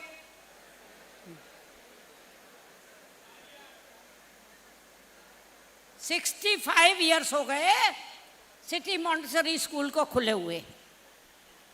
तो वो लड़कियां 65 ईयर्स साल पहले की थी।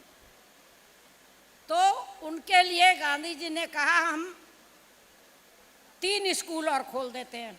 एक तो था ही स्टेशन रोड पर हमारे घर में।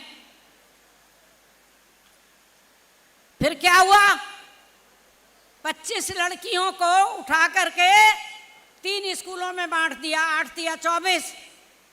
उसी में से प्रिंसिपल भी बना दी, उसी में से टीचरें भी बना दी। और उनसे कहा देखो भाई मेहनत बहुत करनी पड़ेगी। बोले हाँ करेंगे, क्योंकि ठन गोपाल था ना, बाहर तो कोई नौकरी मिलेगी नहीं। करेंगे साहब, करेंगे मास्टर जी, करेंगे। तो उन्होंने कहा कि गांधी जी ने मैं पर्चे छपा लाता हूँ और मैं किराए की बिल्डिंग 3 महीने ले ली हैं, घर जानते हैं, घर में स्कूल खोला। हाँ, आप जैसे बड़े बड़े स्कूल नहीं थे तब, तो उसमें 20 बच्चे बैठ सकते थे एक कमरे में, तो वो खोल दिया। लेकिन खोलने के पहले बच्चे कहाँ से आते? आप ला सकते हैं बच्चे? बड़ा मुश्किल होता है पटाना किसी को। हाँ, अब वो भी नया स्कूल, और वो भी जिसकी इतनी बदनामी हो गई हो किसमें?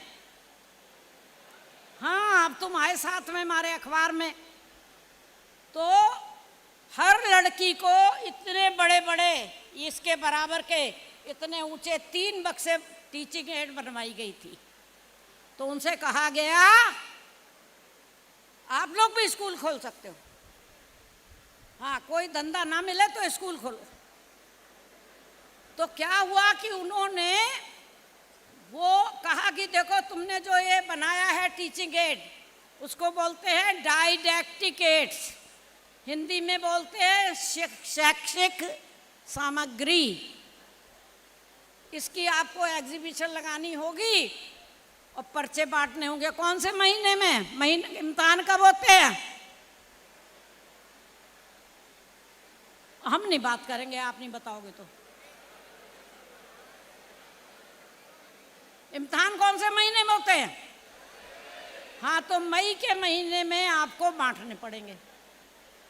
तो सबने एग्री किया और खूब गर्मी में खूब पर्चे बांटे और 3-3 दिन की एग्जीबिशन तीनों बिल्डिंगों में लगाई। एक जगह में 3 दिन की, फिर 3 दिन की, फिर 3 दिन की। हो गया काम। बहुत लोग आए और 5 रुपया फीस थी उस जमाने में। मालूम है 5 रुपए की क्या कीमत होती है? उस जमाने में घी 5 रुपए किलो था। हाँ, तो वो 5 रुपए महीने की फीस पर 400 बच्चे भर्ती हो गए 3 ब्रांचों में, और चौथी तो थे ही, उसमें हमने 100 बच्चे भर्ती किए हुए थे पहले से। तो कुल कितने हो गए? 400 और 100 500 हो गए। और ब्रांच कितनी हो गई? 3 + 1 4 हो गई। ठीक है। और फिर हमने दूसरे साल भी ट्रेनिंग कॉलेज खोल दिया, माने फिर भर्ती कर ली। अब की बार हमने 37 लड़कियों को बनाया, भर्ती किया। उसके साल दूसरे, ये हमने किस साल में खोला? 60 में। और पंडित नेहरू को बुलाया। अरे जानते हो पंडित नेहरू कौन थे? हाँ, लड़कियों की बनाई हुई एग्जीबिशन देखने के लिए दिल्ली से बहुत बड़े बड़े हॉल ले लिए अग्रवाल कॉलेज के। हमारे पास तो वही घर वाले थे, और उसमें हमारी हर 2 लड़की ने, 37 लड़कियां थी, तो हर 2 लड़की ने एक कमरे में एग्जीबिशन लगाई, उन्हीं की जिनसे बच्चे भर्ती किए थे हमने। और सारे लखनऊ में नाम हो गया। इनके यहाँ तो पंडित नेहरू आए, इनके यहाँ तो प्राइम मिनिस्टर आए। तो हमने 5 ब्रांच और खोल दी। बोलो सियावर रामचंद्र की। तो कितनी हो गई? 9 हो गई। तुम्हें अच्छी गिनती आती है। तो सीएमएस की 9 ब्रांच हो गई और 700 बच्चे हो गए, पता नहीं 900 हो गए। ठीक है। और काफ़ी टीचरें हो गई, लेकिन वो सब हिंदी मीडियम थी। खाली उसमें 3 इंग्लिश मीडियम की आई थी। एक कर्नल कोहली की वाइफ, एक कर्नल ढिल्लन की वाइफ, और एक क्या होते हैं वो ब्रिगेडियर की वाइफ, मिसेस, जो हमारे बच्चों की प्रिंसिपल बनी।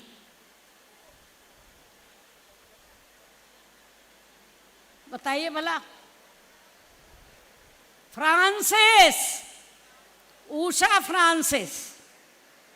तो ये 3 हमारे यहाँ इंग्लिश मीडियम की भी छात्रा अध्यापिकाएं आउट ऑफ 37 पढ़ने आ गई।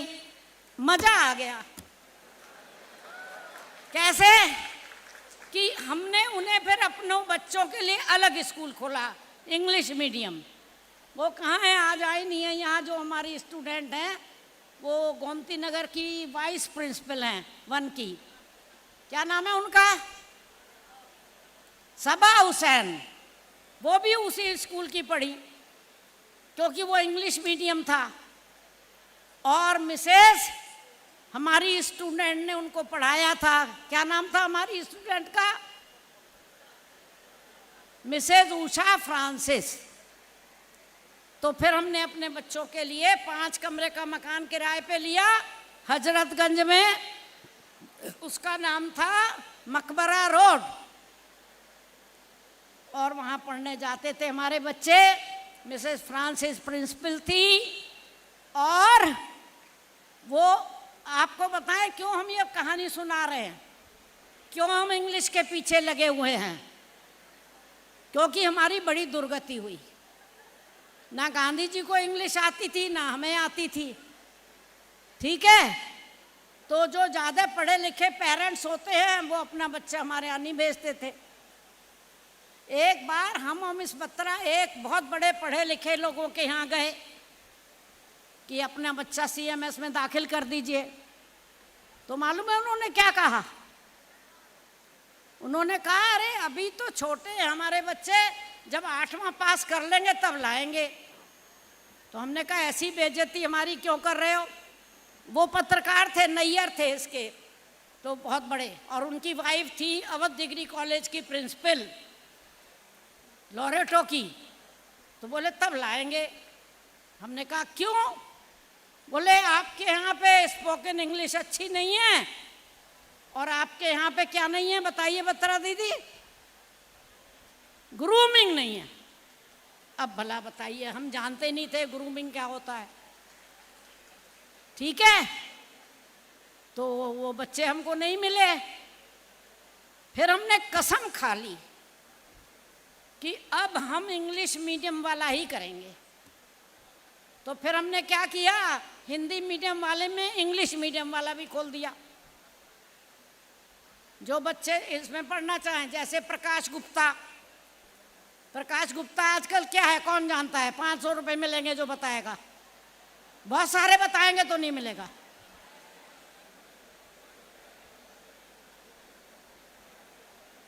प्रकाश गुप्ता IAS है जिसको मोदी जी ने चुना था G20 इंडिया में करने के लिए। वो है स्टेशन रोड का विद्यार्थी। उसके पिताजी जो थे वो हिंदीवादी थे। तो वो 4 साल का बच्चा लाए और कहने लगे मेरे बच्चे को भर्ती कर लो।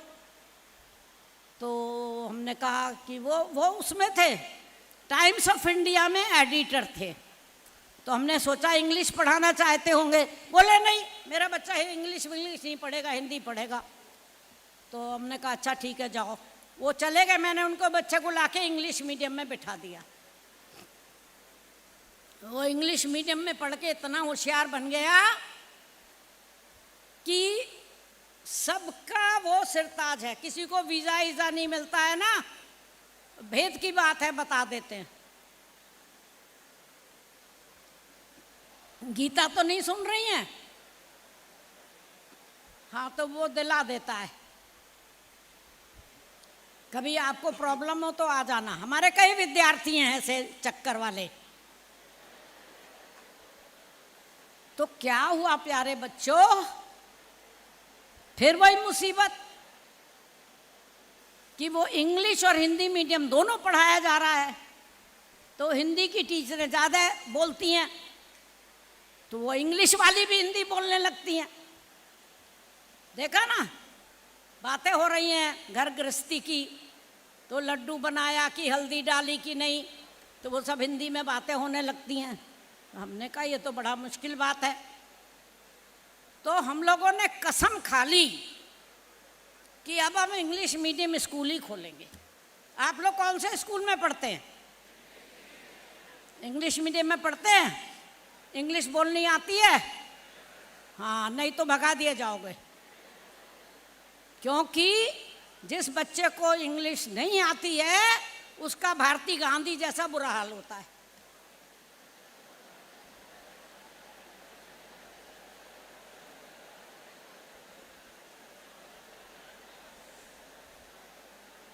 फिर क्या हुआ?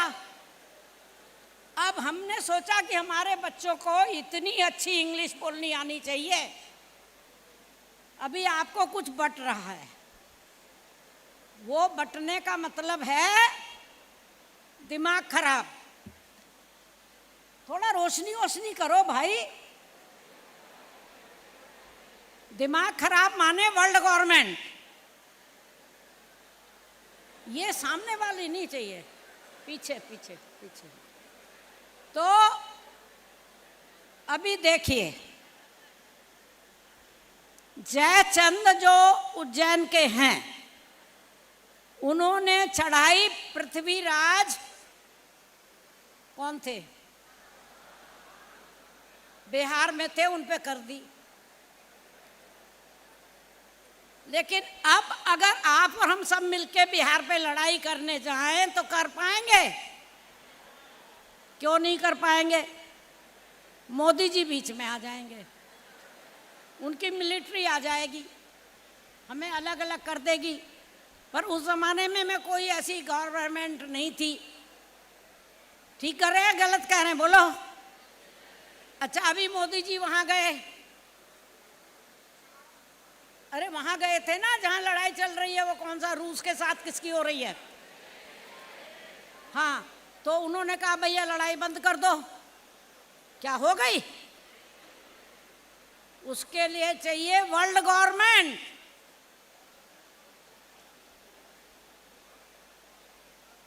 इंडिया गवर्नमेंट बिहार और यूपी की लड़ाई रोक सकता है, इंडिया गवर्नमेंट रूस की और किसकी लड़ाई हो रही है, हाँ, नहीं रोक सकता है। अपना समूह लेके लौट आए, ऐसा ना कहना, उनसे इज्जतदार आदमी हैं, ठीक है। बहरहाल उनकी बात किसी ने नहीं मानी। अब तुम क्या चाहते हो? तुम लड़ाई चाहते हो या लड़ाई बंद करना चाहते हो? ये आपका आईएएस में प्रश्न पूछा जाएगा, ठीक है। तो आप कहोगे भाई लड़ाई होती है तो उन्हें, तो हमसे क्या मतलब, हम पे तो बम नहीं गिर रहा है, रशा पे गिर रहा है, गिरने दो, ऐसा बोलोगे? वहां पर तो आपको वर्ल्ड गवर्नमेंट पर आना पड़ेगा। तो उसकी किताब अभी आपको बट रही है। चीफ जस्टिस कॉन्फ्रेंस होने वाली है 18 को, 234 जज आ जाएंगे। अभी मैं पूछूंगी कितने जज आएंगे, हाँ, उन सबको आपको पट्टी पढ़ानी है, क्योंकि वो हर साल आकर के, वो कहाँ है मेरी किताब है, अम्मा लाओ, वो रिजोल्यूशन पास करके गए। जो आपको किताब बट रही है वो सन 16 की है, उसमें रिजोल्यूशन पास है, कोई पढ़ेगा?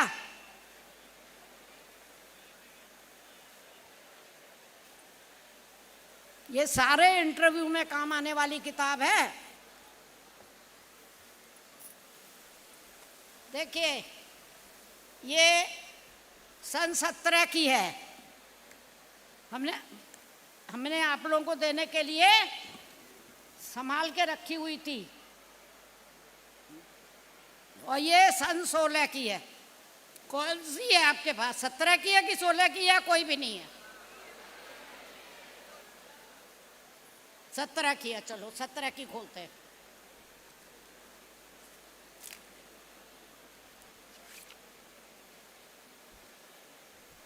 अब बात कहाँ है इसमें, रिजोल्यूशन बताओ भाई।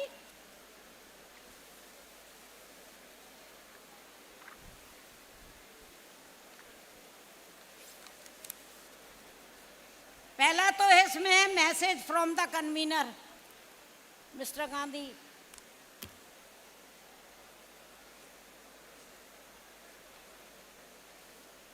आपको मिला किसी को रिजोल्यूशन? नहीं मिला? चलो हम दूसरे में देखते हैं, अभी हर एक में है। हाँ हमें मिल गया, ये सन 16 वाले में मिल गया। ये किसने पास किया resolution?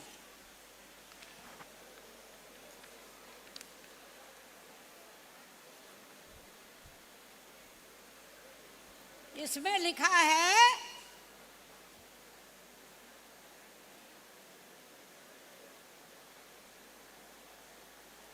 "17th International Conference of Chief Justices of the World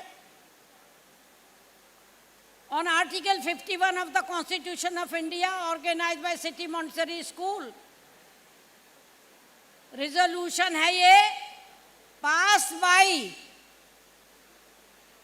हम और आप पास करेंगे तो कोई पढ़ेगा नहीं, ये है पास by participating chief justices and judges of the final plenary session of the conference on Monday 14th November 2016। Whereas, अब सुन लो भाई, काहे बोल रहे हो? नहीं सुनना तो हम नहीं बताते, हमारे कोई दिमाग खराब नहीं है। तुम्हें इंटरव्यू में पास होना है, तुम्हें आगे बढ़ना है, तुम्हें डीएम बनना है, तुम्हें जज बनना है, तो सुनो। एक आईएएस ऑफिसर मुझसे मिली, कहने लगी भारती जी अगर हमें पता लग जाए जो लड़का इंटरव्यू में आया है हमारे सामने, लड़का या लड़की, वो सिटी मोंटेसरी स्कूल का है, तो इसका इंटरव्यू 1 घंटे का होता है और वो इंटरव्यू में पास हो जाता है। हमने कहा ये क्या जादू बताया आपने? बोले हाँ, क्योंकि फिर हम उससे बहुत सवाल पूछते हैं, जय जगत क्या है, वर्ल्ड गवर्नमेंट क्या है, वर्ल्ड पीस कैसे आएगी, ये सर्वधर्म प्रार्थना क्या होती है, ये सब हम पूछते हैं और वो ठीक बताता है, तो फिर हम उसको इंटरव्यू में पास कर देते हैं। ठीक है, तो आज आप इंटरव्यू में पास होने की टिप्स सीख रहे हैं। सीखना चाहते हैं? हाँ। नहीं सीखना चाहते? ना। बोलो हाँ। थोड़ा है ना? ना है ही नहीं तो ज्यादा ही बोल दो हाँ। कुछ लोग कहते हैं ना हम ना हाँ बोलेंगे ना बोलेंगे, बकते हो तो बकते रहो। ऐसे थोड़े ही हम बकते रहेंगे, हम 90 साल के हैं। हाँ, बद्दुआ लग जाएगी तंग करोगे तो। हाँ, और क्या, ध्यान से सुनो, तुम्हारे फायदे की बात कर रहे हैं। तो इंटरव्यू में आप लोग निकल जाएंगे। अब रिजोल्यूशन में क्या लिखा है देखो, ये है रिजोल्यूशन, अपनी किताब में खोल लो आप लोग।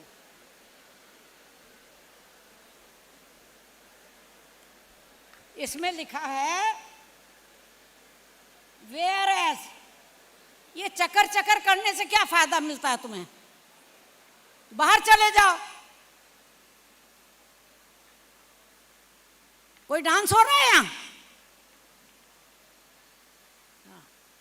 Whereas world peace is of paramount importance, as there can be no development without peace, and no peace without development, and as such, concrete steps are required to bring about peace, so that in this era of globalism, benefits of science, technology, and development reach even the poorest people of the world, in which children and future generations may live in peace and security. Whereas करते करते आ जाइए यहाँ। Whereas we the chief justices and judges from 56 countries से आए थे वो सन 16 में, of the world participating in the 17th International Conference of Chief Justices of the World on Article 51 of the Constitution of India, organized by the City Montessori School, Lucknow, India, from 11th to 14th November 16, do hereby reaffirm the resolution passed. आ रही है अंग्रेजी मेरी समझ में नहीं तो तुम आके पढ़ो. आ रही समझ में, हाँ या ना? चलिए. प्रीवियस कॉन्फ्रेंसेस, अब रिजोल्यूशन सुनिए ध्यान से और कोई बोलेगा नहीं.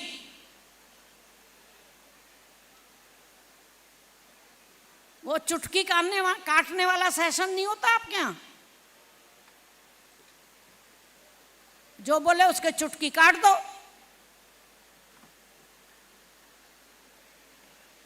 और नहीं तो कहो बाहर जाओ. थोड़ा टीचर भी सहयोग दें बाहर निकालने में, 2-4 को तो निकाल ही दें, क्योंकि उन्हें ना नौकरी करनी है ना इंटरव्यू में जाना है, खाली यहाँ आप लोगों का काम खराब करना है. खुद तो कुछ करना नहीं है, दूसरों को भी नहीं करने देंगे.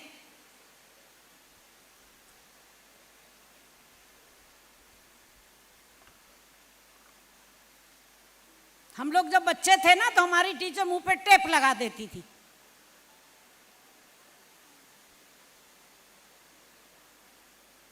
That urgent attention of heads of state and heads of government of all countries of the world be drawn to the present sensitive and disturbing global situation, urging them to call a meeting of heads of state government of all the countries of the world.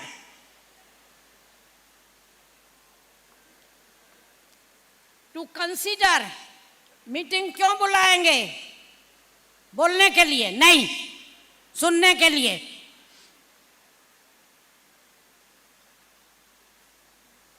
To consider the present grave global problems facing mankind and to find solution to these problems and to work for establishment of a world parliament, to enact enforceable world laws, a world government. पढ़ा कहीं किसी ने निकाला? World government हम पढ़ रहे हैं, मनगणंत नहीं पढ़ रहे हैं. A world government and a world court of justice at the earliest, before it is too late. अभी चलने वाला है, आप बचे नहीं रहोगे. क्या चलने वाला है? Nuclear bomb. भगवान सुन रहा है, हम ऐसा भाषण दे रहे हैं और आप हमारी तौहीन कर रहे हो बक बक करके. कौन से हमारे सिर में परेशानी है जो हम बोल रहे हैं?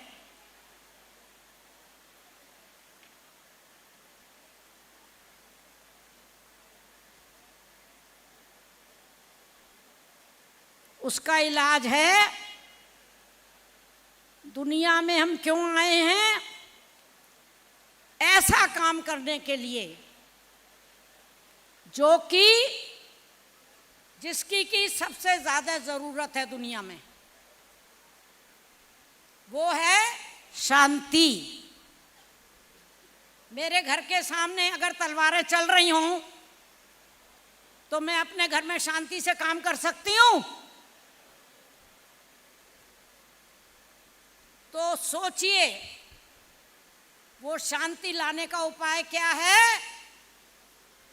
महात्मा गांधी ने, पंडित नेहरू ने कहा, महात्मा गांधी ने कहा, सर्वपल्ली एस राधा कृष्णन ने कहा, रशिया का एक ग्लोबल कौन थे वो, गोर्बेचोव, उन्होंने कहा, कैनेडी ने कहा, और अब करने का टाइम है. और ये जजेस कर रहे हैं. जजेस नहीं कर रहे हैं, आप कर रहे हैं. 14,000 CMS के बच्चे ये जजों की कॉन्फ्रेंस को पार्टिसिपेशन करते हैं, बातचीत करते हैं.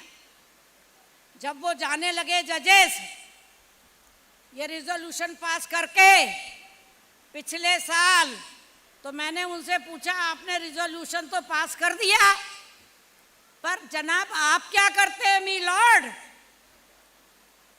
वर्ल्ड पीस के लिए रिजोल्यूशन तो कर दिया, पर आप क्या करते हैं? बोले बात ये है कि हम जजेस हैं, हमारे पास कोई स्टाफ नहीं होता। याद कर लो क्या जवाब दिया। खाली हमारे पास डिक्टेशन लिखने वाले वो होते हैं, तो जजमेंट हम डिक्टेशन दे देते हैं, वो लिख देते हैं, तो हम किसको बताएं?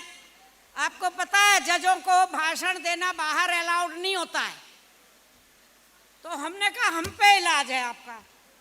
बोले बताओ।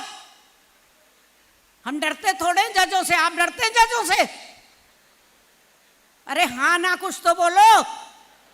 हाँ तो आप पूछना कि आप क्या करते हैं।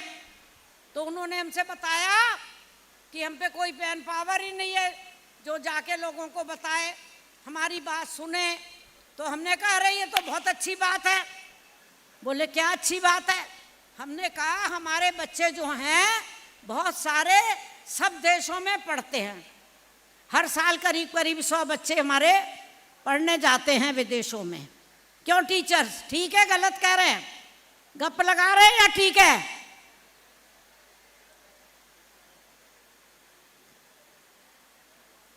आपको नहीं मालूम दीदी? बड़ी दीदी आपको नहीं मालूम? कितने बच्चे जाते हैं हमारे यहाँ हर साल पढ़ने के लिए विदेशों में? अबाउट 100। Thank you.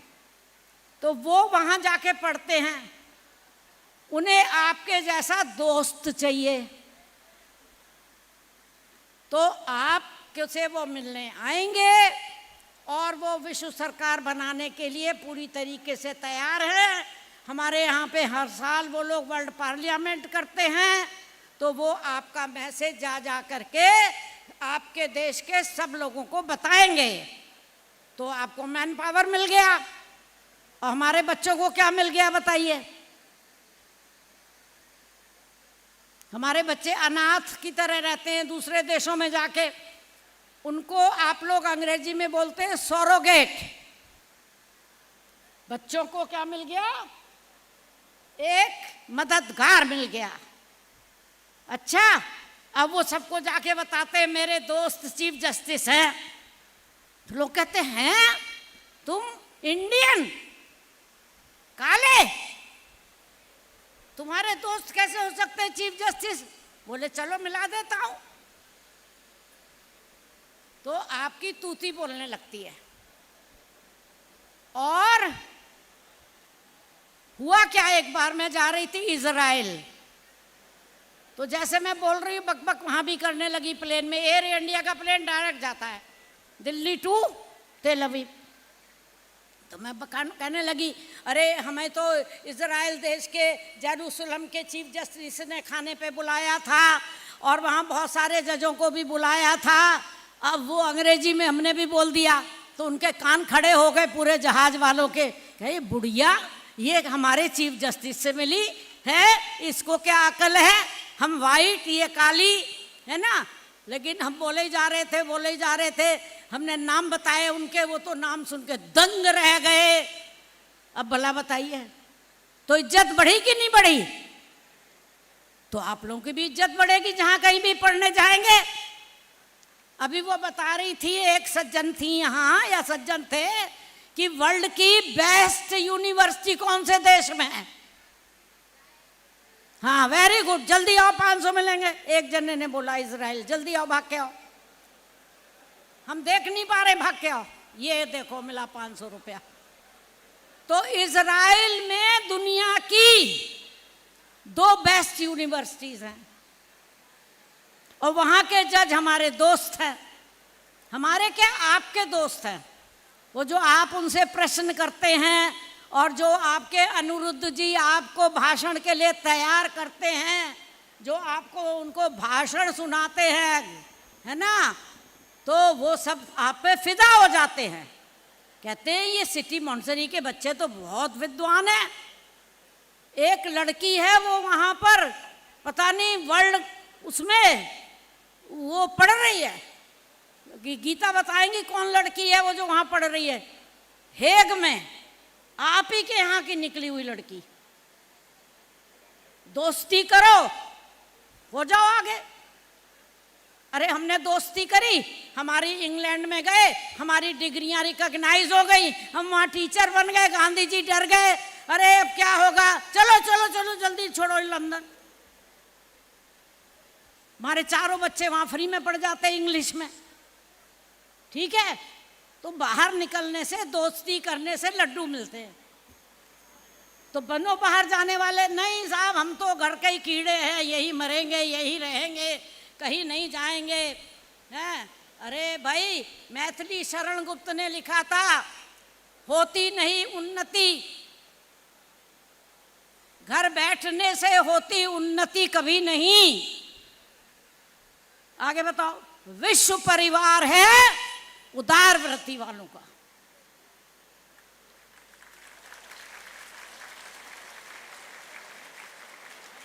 तो अब आपके यहाँ चीफ जस्टिस आ रहे हैं और आपको जजों से घृणा हो तो चलिए हम साइंटिस्ट की बात बता देते हैं।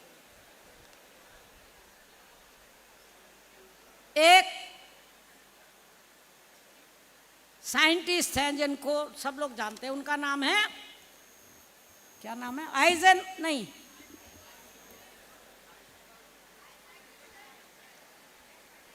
उन्होंने कहा है, try not to become a man of success.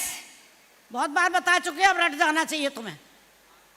Try not to become a man of success, rather try to become a man of values. अब लिख लो जल्दी से।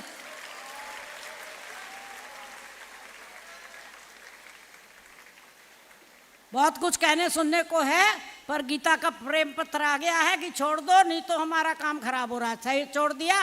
ये बच्चों के खातिर हो, 500 रुपए तो दे दो उसको। लाओ, बुलाओ बुलाओ जल्दी बुलाओ।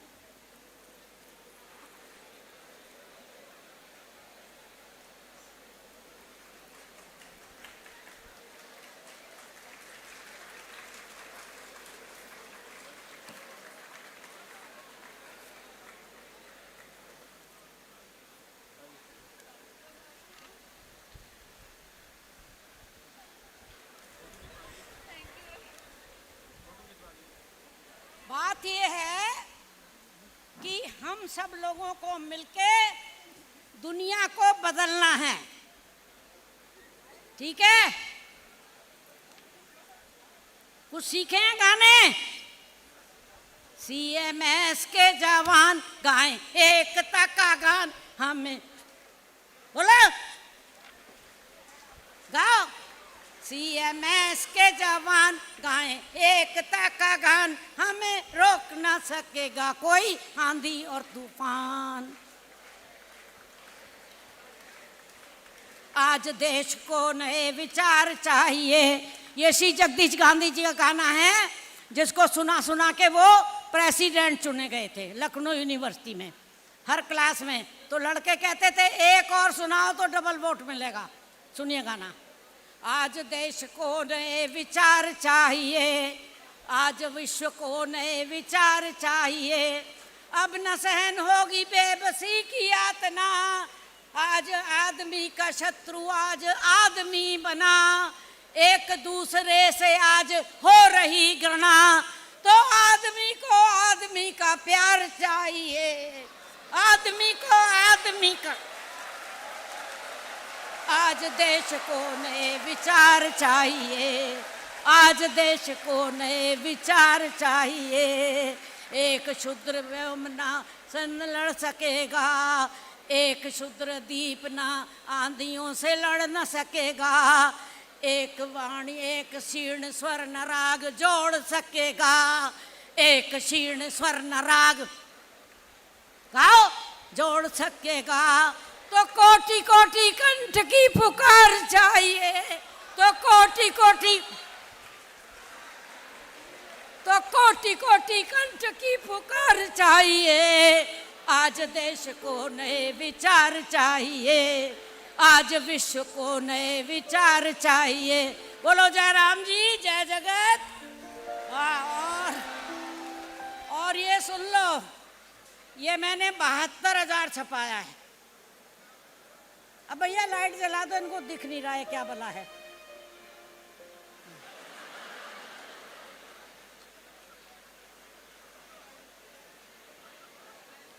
गांधी जी ने अपने जीवन के 30 साल में ये चार्ट बनाया।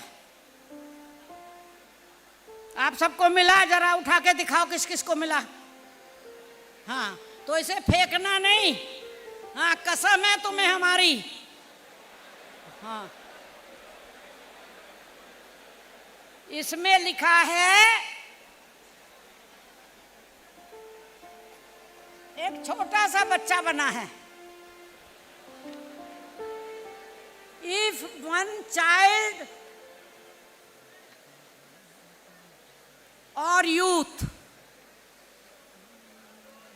is made a total quality person, TQ, पता ही नहीं आगे क्या है, TQP, total quality person, he can change the world. एक जना चाहिए, एक महात्मा गांधी थे।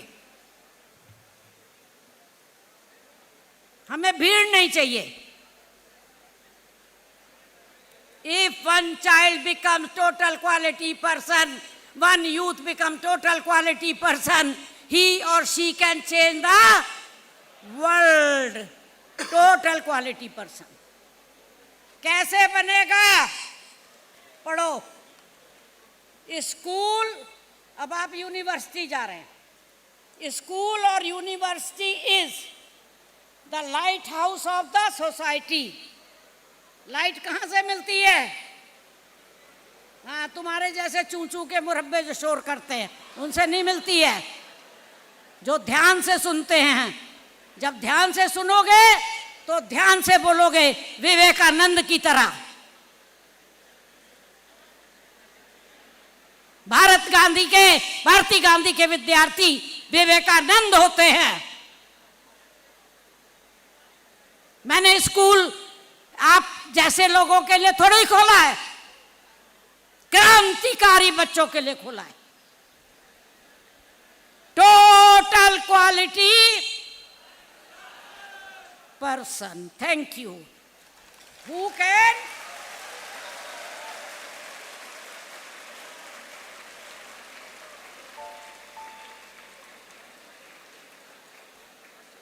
प्यारे बच्चों, इसे ठीक से पढ़ना।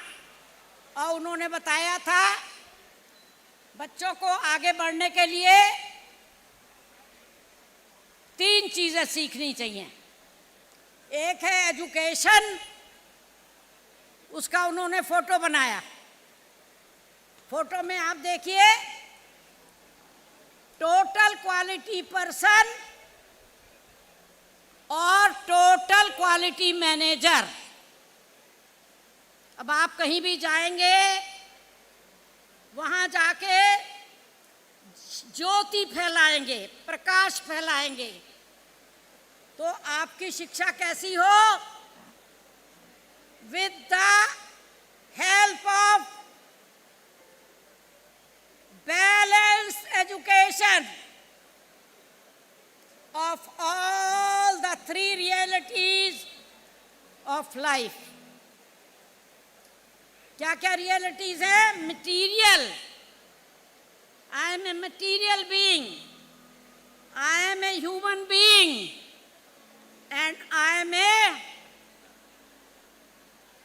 फिल इन द ब्लैंक करो।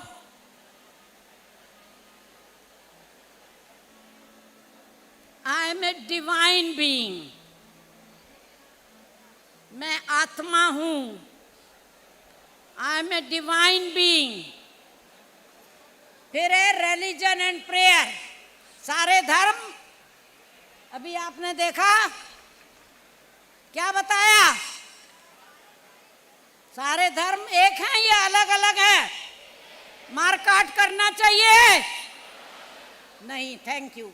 और तीसरा और आखिरी है, महात्मा गांधी का चित्र बना इसमें, देखो, लॉ, ऑर्डर एंड जस्टिस। तो न्याय की गंगा आपके यहाँ बहने जा रही है। 18 तारीख को,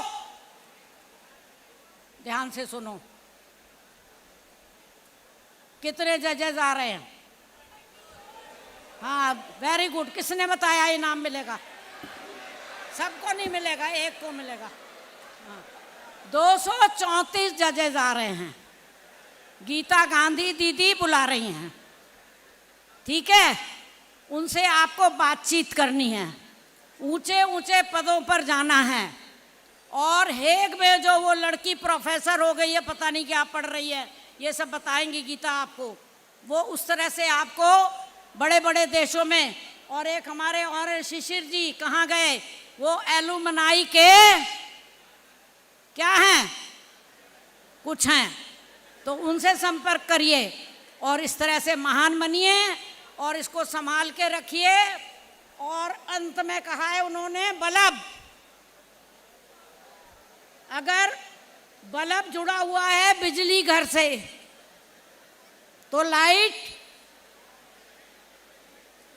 होगी, और अगर बिजली घर से कट गया तो कैसे होगा? अंधेरा। ठीक है?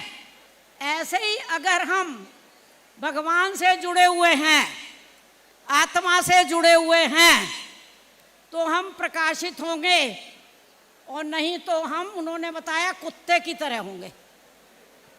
देखो कुत्ता भौंक रहा है।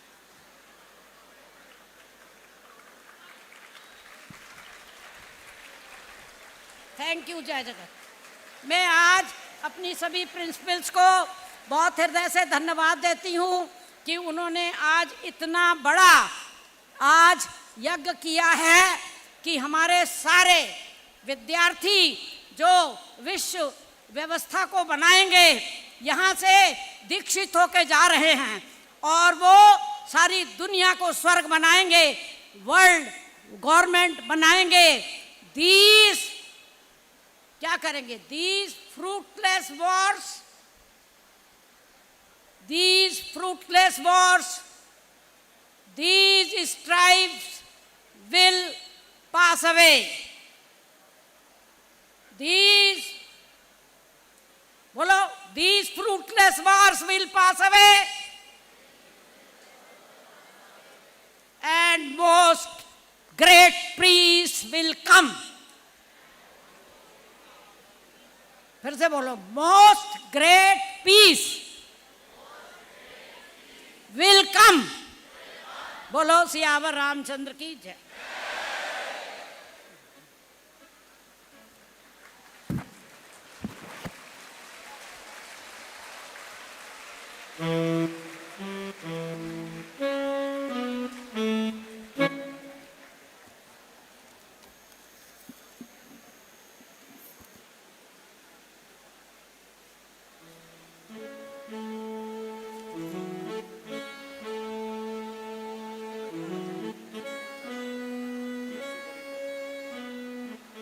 अभी किसी को ना मिला हो तो हम उनकी ब्रांच पे भेज देंगे। कोई आदमी रुक जाए और टैक्सी में चला जाए यहाँ से।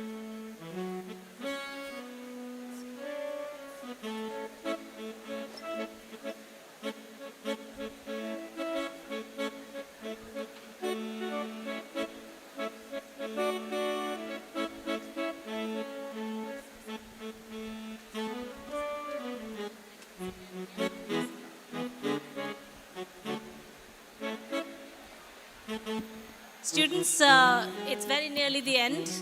Just wanted to say something that I've just received a message about an hour ago from a group called Next Genius Foundation.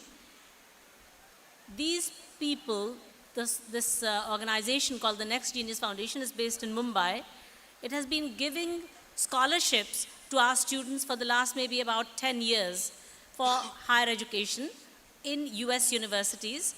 And many of our students, maybe 3 or 4 every year, have gone on Next Genius scholarships to study at US universities with anything between 33% to 100% scholarship. So he's just texted me to say that just a final reminder, Next Genius Scholarship registrations will close next week. If you have students looking for scholarships in US and Europe, please encourage them to apply on next-genius.com. Let me know if you'd like a forwardable WhatsApp message or flyer to share with them. So I will get the flyer and send it to your, through Basu ma'am, send it to your career counselors, and who will hopefully be able to transmit that to you for any of the students who are interested in applying for the Next Genius Scholarship. They always announce the outcome of these applications in early January. And many students have gone. I can think of one straight away, Mallika Saxena from Kanpur Road campus went to study architecture at Cincinnati University with a scholarship from the Next Genius Foundation, and many, many other students have gone as well. So just thought I'll flag that up with you.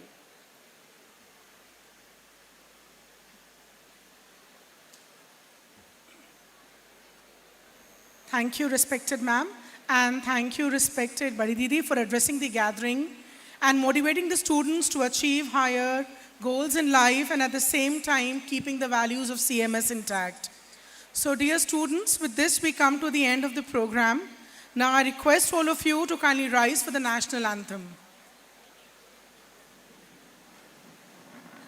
गण मन अधिनायक जय हे भारत भाग्य विधाता पंजाब सिंध गुजरात मराठा द्राविड उत्कल बंगा विंध्य हिमाचल यमुना गंगा उच्चल जलधि तरंगा तव शुभ नामे जागे तव शुभ आशीष मांगे गाहे तव जय गाथा जन गण मंगलदायक जय हे भारत भाग्य विधाता जय हे जय हे जय हे जय जय जय जय हे